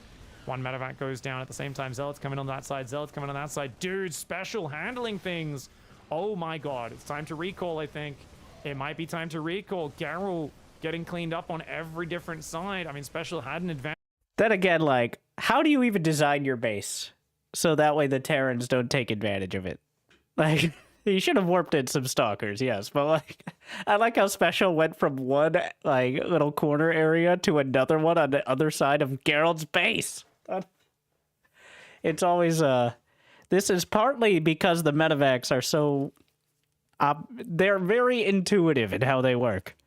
Especially with the boost ability. It's almost impossible to go entirely wrong unless you fly directly into the enemy. Advantage in this game with the single upgrade advantage and cleaning up those Zealots on the other side of the map so flawlessly. You can see that bunker with 4 Marines cleaning up like 5 Zealots there. His army cleaned up the Zealots on the left, and that drop in the main is just being a nightmare to deal with.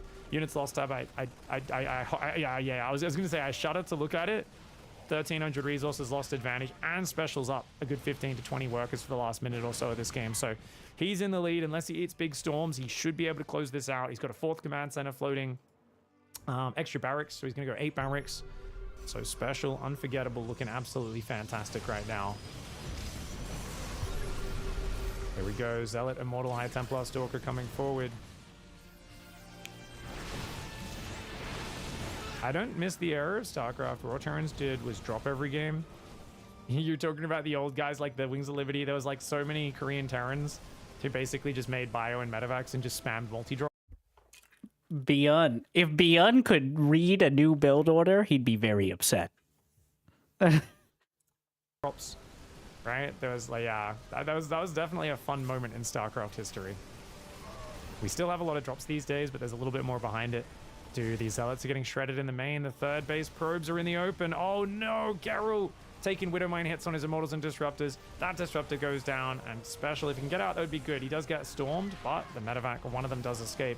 The bio in the main, though, is just shredding. Prism goes down. Stalk is getting focus fired because Stalkers are such high-value targets, and those Medevacs are going to have to pick up and pull away. Redrop into the third base for special. I mean, we know where it goes from here. The Ghost, 4 SCVs. It's just a matter of how, like, if you botch the drops at this point, it might take another 5 minutes. But guys, where special's best style has always been chaotic harassment and greedy mass expanding behind it, and he does sometimes overbuild workers a little bit, but I think as long as he stops workers here, he should be fine. If that's his last worker, I think it's all right.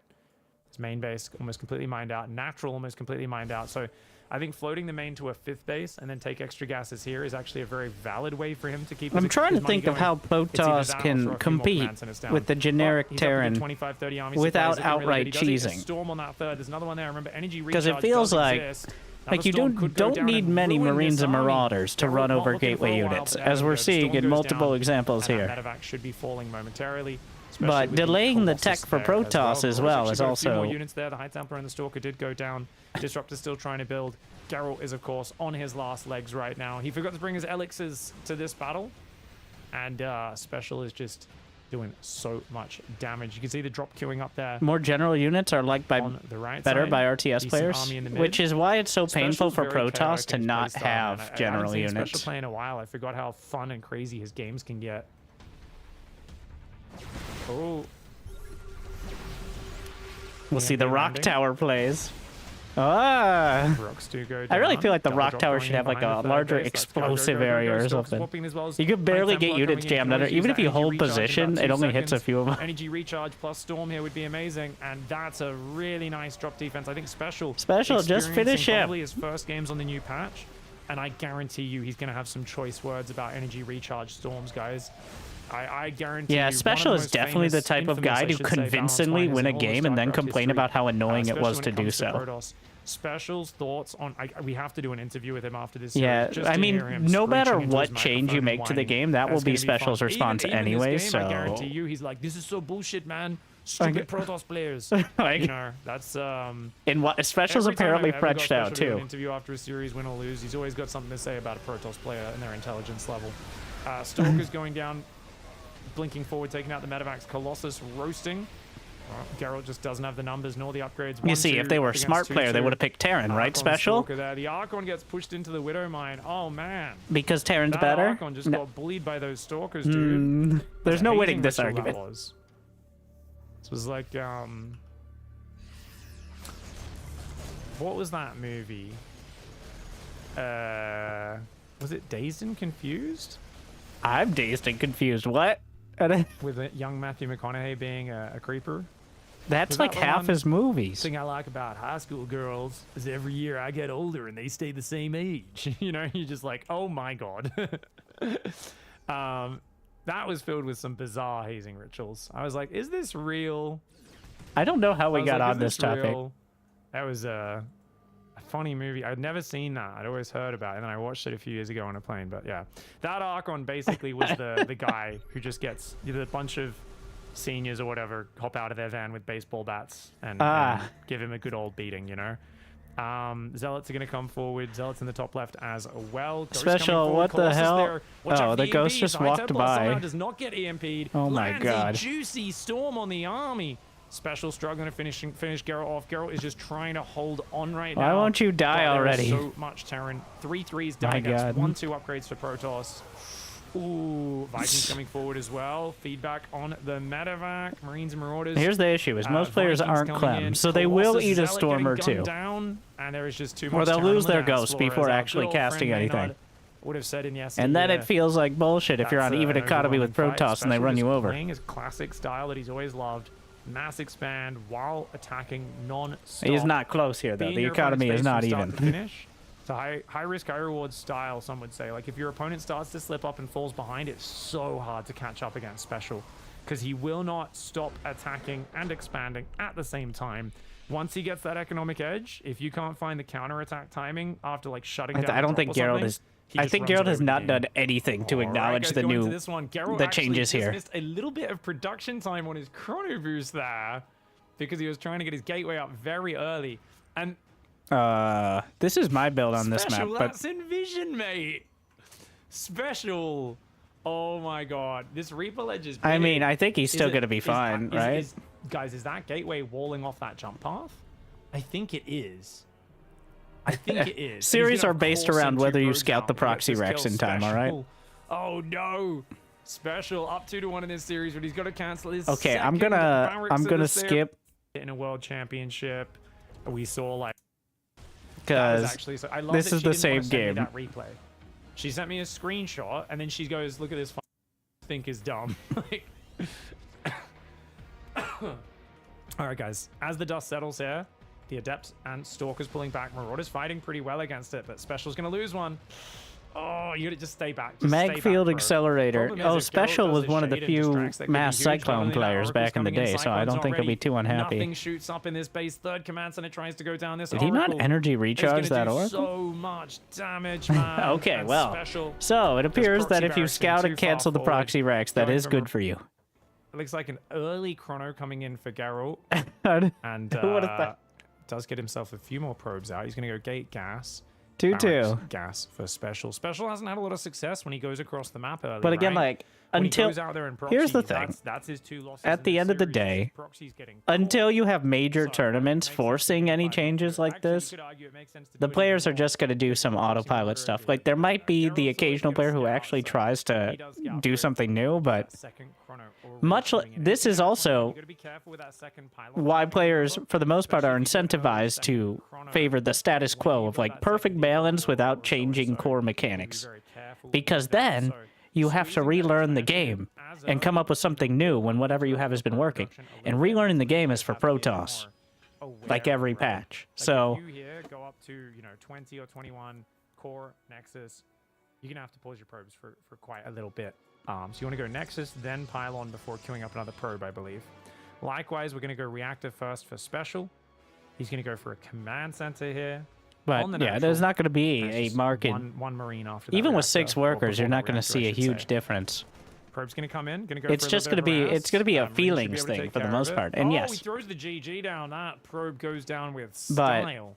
it's not like Very the fancy. actual units are different in this That game. core finish. Do we see an adept pressure for once? We haven't seen a lot of adept pressure. We've seen a lot of stalker pressure, but it feels like for now just a second gas, extra chrono on the probes. And only now building a sentry. Interesting, very defensive opening. Sentry for Geralt. He first. says, look, you got to ramp. Wow. It's a big map. Well, he I did know go you didn't Marine play first, Reaper, so we're just going to get the scouting off as quickly as possible. And I think that makes a lot of sense. Depot finally finishing there, allowing more I feel like Marines the to early get game started. doesn't exist Factories with the on 12 way. worker start. And this is fascinating. to What see is where the early goes game, from though? here. So, I would say, honestly, the early game, negligible speed difference, really, in my feeling sense, from like 9 to 12 workers. I haven't noticed any of these games feel like, oh, this feels slow, this feels boring, right? 6 workers is so different because you Yeah. gotta realize going from 6 to 9, that's plus 50% income, and with the way income grows exponentially, it's like He's that's right, such a and he's big pointing difference. out now. Whereas going from 12 down to 9, you're only giving up a quarter. Yeah, 9 is not enough to have a massive difference. So, you know what? I'm willing to agree on this. Like, if you want to see a real change, it's got to be lower. Right, 25%. So that's kind of a thing where like 9 Is that a workers good or is a bad way thing? more than 6, and only a bit less than 12. If that makes sense. I know someone's gonna. It's a math shout at me and thing. say, you don't understand how numbers work, pig. You're stupid. But from the perspective, if you look at the comparison from one to another, you know that is kind of a way to think of it. Which is why every worker going 6 to 7, big jump. 7 to 8, still a pretty big jump. 8 to 9 starts to get a little less. 9 to 10 a little less. 10 to 11 a little less. So there's kind of this thing where, changing from 6 to 7 might be as big as changing from 12 down to 9, if that makes sense. But we'll see how we go. Widowmine's coming forward.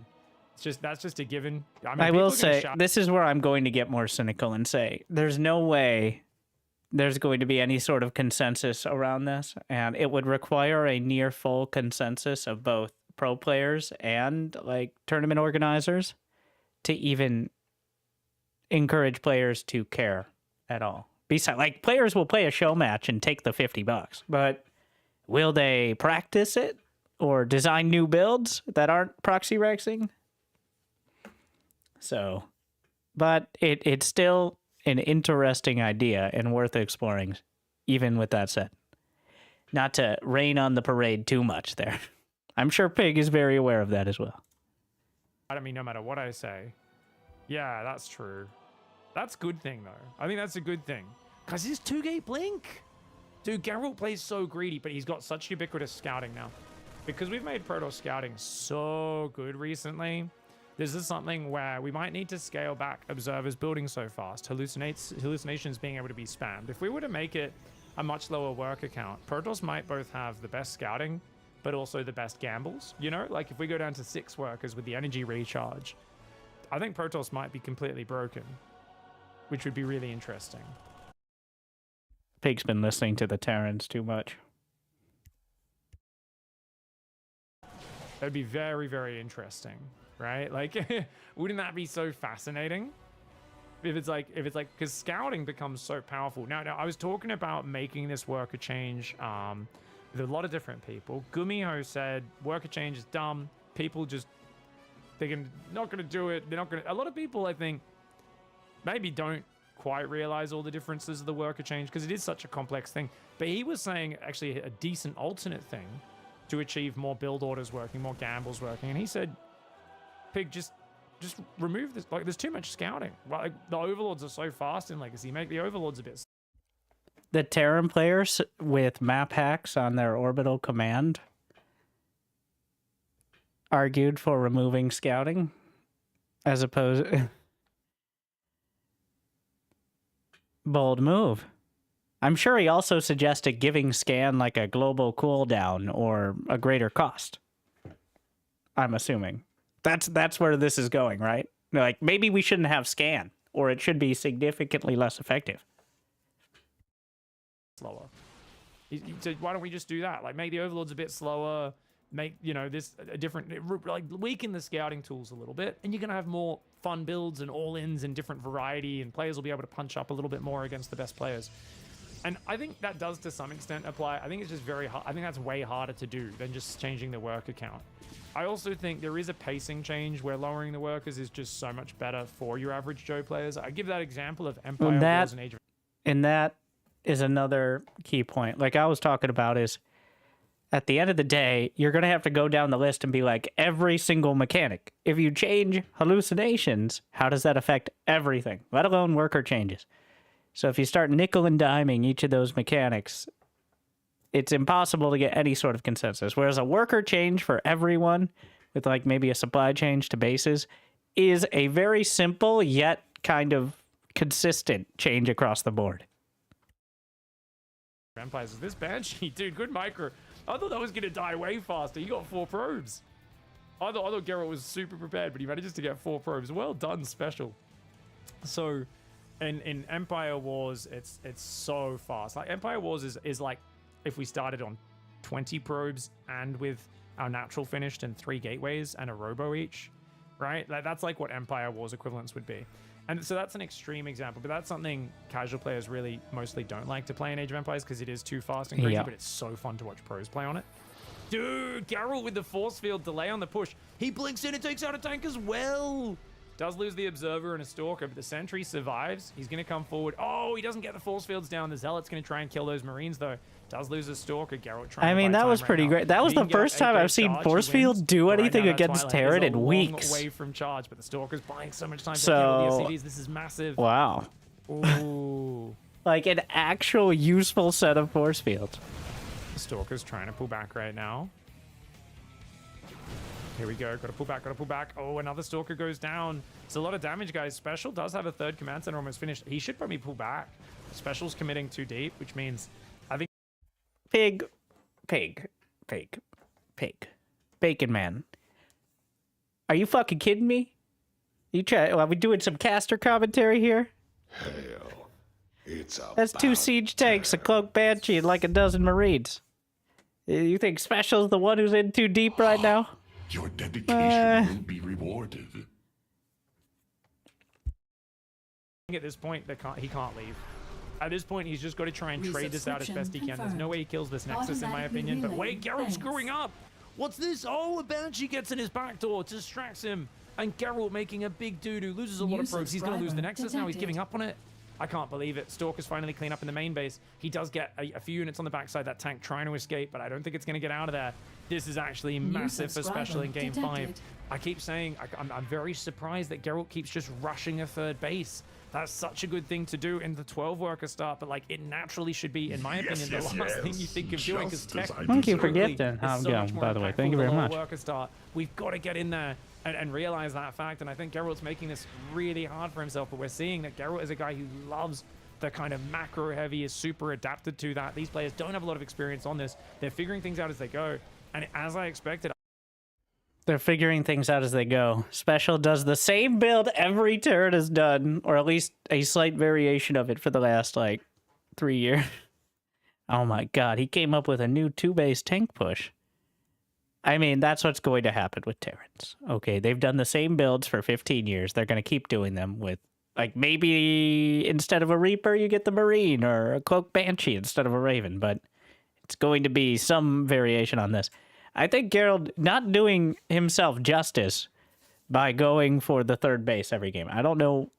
I think going for a Warp Prism early with Charge and Templar Like, having charge lots in a warp prism to backstab against a 2-base Terran is by far the most effective way to continue down the tech tree and have any chance of defending and doing counter damage, which is very important. But here, yeah, going for 3 bases just blindly is just, you're just going to die. Like, it's the same thing. It's just delayed. He's just going to die to a tank. He doesn't have shield battery overcharge, so he dies. Like, that's how it is. Storms won't save you. I do think special style is causing some big problems because even though he loses this army, it's done enough damage. Like, it's done so much damage. He's got Stim, +1, coming in. Doesn't need to get shields. Oh, he's already got shields finished. He's got a big pack of bio and medevacs. 3rd command center's finished. I mean, he's up 14 workers. I think he's in such a good spot. This Banshee still alive. Dude, he's been using his Banshees really well. If he gets that High Templar, Geralt's leaving this. Oh my god. He does like a feedback that does 2 damage to the Banshee. The Banshee lasts at it. That's going to be crazy. Ooh, here we go. Stalkers and Zealots coming forward. Zombie Grub being a hater in the chat. She says, yeah, that's not going to fix the StarCraft 2 is hard for newbies thing. That existed in 2010 when keeping minerals below 1,000 minerals was a pro move. Oh, I don't think anything's gonna make any RTS good for newbies, right? Like all these new RTSs, they're like, oh, we're gonna make macro easy, we're gonna automate this. When you're talking about your grandma's never gonna play RTS. The more micro you add in, the harder it is for noobs. Very simply. This is why I think Battle Aces will fail with a casual audience, because there is no casual gameplay at all. There's no build up your base, and I think it'll be more appealing to many noobs, the lower worker start, but it won't be easier. But having more time to enjoy, you know, having me time instead of fighting time is kind of a hallmark of more casual and more chill RTS, even if it is just a couple minutes. So Battle Aces could work for mobile players who want to fight all the time, but do they want to fight all over the map, microing hundreds of units, or one unit really well? I don't want it to fail, obviously. I don't want it to be just like a dead on arrival and have no sort of audience sort of game, obviously. But I'm very... Like, we already have RTS for casuals, and it's called League of Legends. So... we already kind of figured out what well, it was called Dota, which then became League of Legends and Dota 2 and all that. So, TBD. Not really relevant in this scenario, though. Give up. Give up, real-time strategy developers. Stop trying. Give up. I'm with you on that, Zombie Grub. But what about the people who are, by most gamers' standards, hardcore, but compared to several average gamers, right? What about those gamers? Because I do think the pacing, for me, frustrates. That is a small demographic. Small, very vocal, very invested.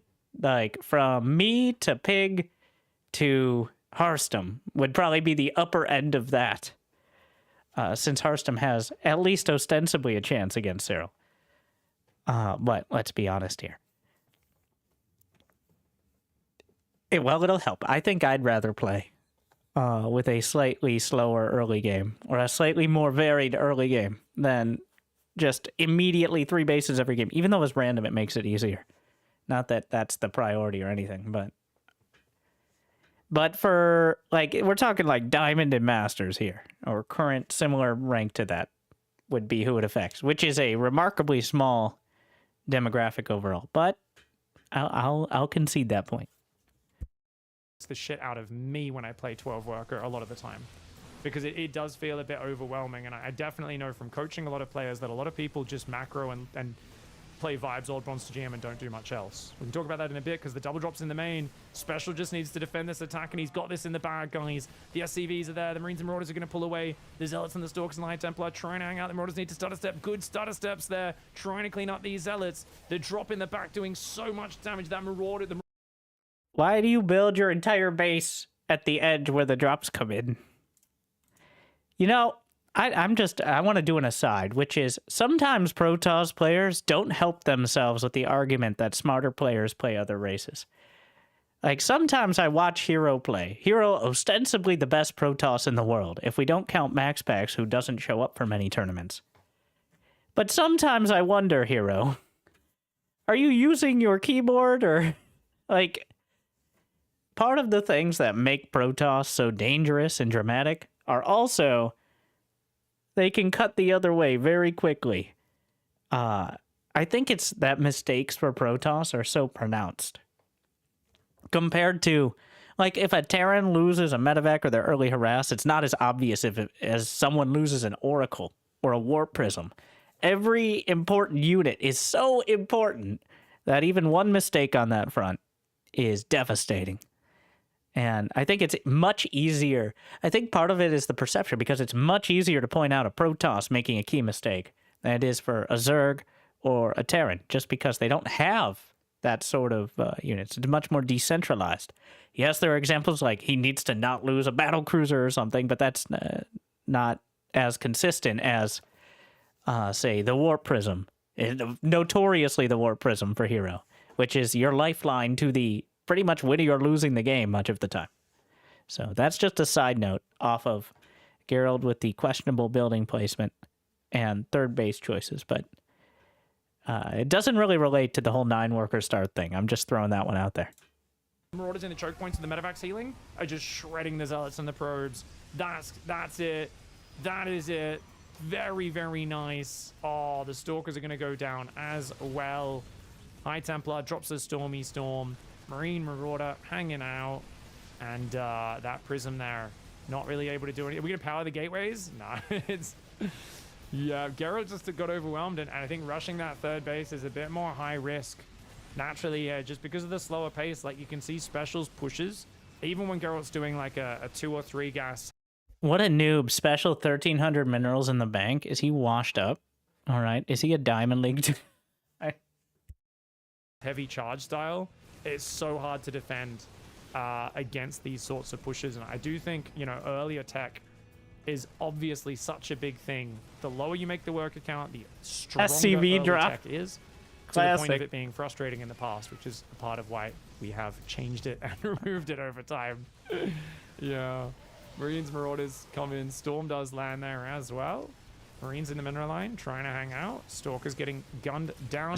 Yeah, really drawing it out here. Good But splash damage takes out the observers. Special just yeah, like, swarming over the top. I don't think this is a Fantastic. 12-worker thing. Honestly, this series looked pretty balanced as far as I can tell. Just felt Yeah. As you can see, when Terran completely fails their early game and has absolutely nothing, they sometimes die, whereas the rest of the time they stomp the Protoss, as it should be. Okay. I'm pretty sure what he means is more, it looks similar to the current kind of trajectory of the game, and there wasn't a noticeable disparity from the 12-worker start with 9. And you know what? I would agree with that as well, as it's just not enough reduction to change the general kind of build orders. It's just a little bit slower. I guess. You know what? I'm just going to pretend like this is an actual idea that could work, as opposed to an absolute pipe dream, because everything's a pipe dream at this point, so whatever. But you know what? I want to see the 6-worker start nowadays and see. I want Clem versus Raynor with 6-worker start. Like an actual best of 5 with decent. That would be, I think, the definition. And just get a basis of comparison there. As Raynor is the only player who can keep up with Clem's speed nowadays. So I'd like to see if it just ends up the same way, or if either. Thing is, they're both, you know what, that's not a good example, because both of them are just like, I'm faster than you. And that's their entire strategy. I mean, there's some details there, but they're so much faster than everyone, it doesn't really matter. I guess you'd have to try to find someone who could challenge that. And maybe like Hero against Clem, or well, Hero in general is probably your best bet for Protoss too. Even though he's a wild card, he is wild, and that's the key point. So, like Special committed super hard to aggression, and it did feel like Geralt was playing a bit more default, a bit more greedy. And let's benchmark. When did that push hit, by the way? Because you'd think like should be quite a bit later. You've opened Banshees into a big 2-base push. But this is like a non-stim push. Non-stim push hitting at like close to what, 7 minutes? I guess because he got very delayed by the Stalkers and the force fields. Could have hit a bit earlier. But yeah, just after 7 minutes. Still a pretty decent timing there. So you can see 9 worker to 12 worker. We're really not slowing the game down that drastically. It is definitely slower by, what, a minute and a half? Maybe this would hit 5:36 minutes, I think, in 12 workers. What do you guys think? I think it's... So Gerald actually did. Well, he's not doing it now, but he did cut probes to get his gates up. So he didn't go full greed. And he's not that far ahead. He lost a few workers to the Banshees as well. He had to build shield batteries in the main and the natural. I think the difference here was not the worker start. We removed shield battery overcharge. With shield battery overcharge, I think he holds this push. Especially if he has a better placed battery that isn't just in the mineral line over here, but is like over near the top side. So this is just the new patch kicking in more than it is the worker start overall. Because with energy recharge, you might be able to see it coming, but you can't stop it. And this is what MaxPax was talking about when he said PvT early game will be harder, especially if you don't go blink. Is like, you don't really have an answer to this sort of... You don't have a cost-effective answer to this sort of push on a regular basis. You might be able to get an advantage early, or just kill them with blink stalkers is a very common choice, but without shield battery overcharge, the crutch was there for a reason, and we've taken it away. And we've given them a gun, an energy gun. But you need to have the tech to fire said gun, and right now, dying to 2 base pushes, I think, will be a common lot for Protoss in the new patch, no matter how many workers they start with. Would hit only about a minute earlier. Wouldn't be too big of a drastic change. Yeah, interesting to see. Overall, this feels very similar to 12 workers. I really want to test 8 and then maybe 6 and 7 workers to see the differences, because I think you're going to see... I don't think we felt any of the slow boringness that everyone was talking about with 9 workers here. I actually thought, personally, I would see a bit more slow boringness in the early game. But I know with 6 workers, it definitely has more of that slow boringness in the early game problem, which is really interesting. Either way, GG well played by Special Guys. Gets the $40 prize. Geralt only gets $35. What a loser. Just kidding, of course. Showing a bunch of love. Thanks to these guys for hopping on, and they clearly don't have any experience playing with these supply counts, these workers starting counts, but I think they adapted really well and showed us some really nice games. So GG well played to both. Where did the strategy go? So... I guess we did end up watching it. Yeah, at the end of the day, it's going to be very hard to motivate players to care about any of these specific things. Like, in general. It's a big chicken and the egg issue. I think the maps are the best solution. Changing the worker count is very interesting, but runs the risk of ruining everything. But at this point, having certain players being in the game be a spoiler outright is also not great. So this turned into quite an in-depth discussion, and I do agree that StarCraft 2 does need a shakeup. Now, I would turn to maps, not 4-player maps, just different map design. So how would you make a map that is Protoss favorite against Terran? We already have the feature. It's healing shrines. There you go. The healing shrine feature. Why? Because you know what Protoss and Zerg can't do reliably, especially Protoss, is heal. We've already tested that in the TLMC. Having healing shrines in general, maybe some sort of limitation on it. Some of them don't have air. But giving Protoss the ability to potentially heal some of their units. When was the last time? It was literally only used in the map contest. We didn't actually get any maps with it as part of it. So, now, obviously, it wouldn't hurt Terrans as well, who have very mobile units and could make use of it as well. But I think of the map mechanics we've tested, healing shrines are the most obvious to give some sort of attempt to bring parity. Because how many times does a fight look kind of close where if that Colossus had full HP instead of 40%, it might have made the difference? So, I think that's a mechanic that we've already looked at. I want to see Rising Lava, which is great until you realize only one race can lift their buildings. So that's the problem. It's not great. It's not great in general. But, and as for Zerg, well, it's pretty easy to make a Zerg favored map. You just make it so you can't easily defend your 3rd or 4th base. Like, it doesn't have a ramp or a big choke point. It's just a more open field. Like, I think a good example is Whispers of Gold. Maybe not a great one, but it's on the low ground. It has multiple large attack paths and a shorter rush distance, so that makes it a little easier for Zerg to actually attack. Whereas on a map like Ultra Love, you have multiple ramps and choke points, including at the natural, to go through, which lends itself to a much more turtley style. So, and we have a lot of the more turtley maps on the current map pool. So we're going to see even more 3-base to late game. It's just going to keep happening because, including the old maps, they're all late game maps too. Neon Violet Square, massive map with a pocket base. What? Also, just side note, why the fuck? No. Not now. Not now. Stay on target. But this has been very interesting. I'm sorry. Got a little distracted. No, we played some games. We watched some games. I'm willing to try out some new ideas. I hope the intern doesn't break replays on a regular basis again.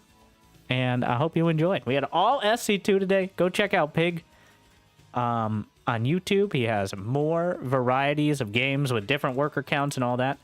And I very much respect the due diligence, not only to come up with the ideas and not only to come up with the ideas and kind of put them out there so clearly, but follow through on it by bringing in pro players, checking out show matches, like doing the legwork on that. So make sure to check them out before I piggyback off that content too much. So thank you for watching. Thank you to Pig.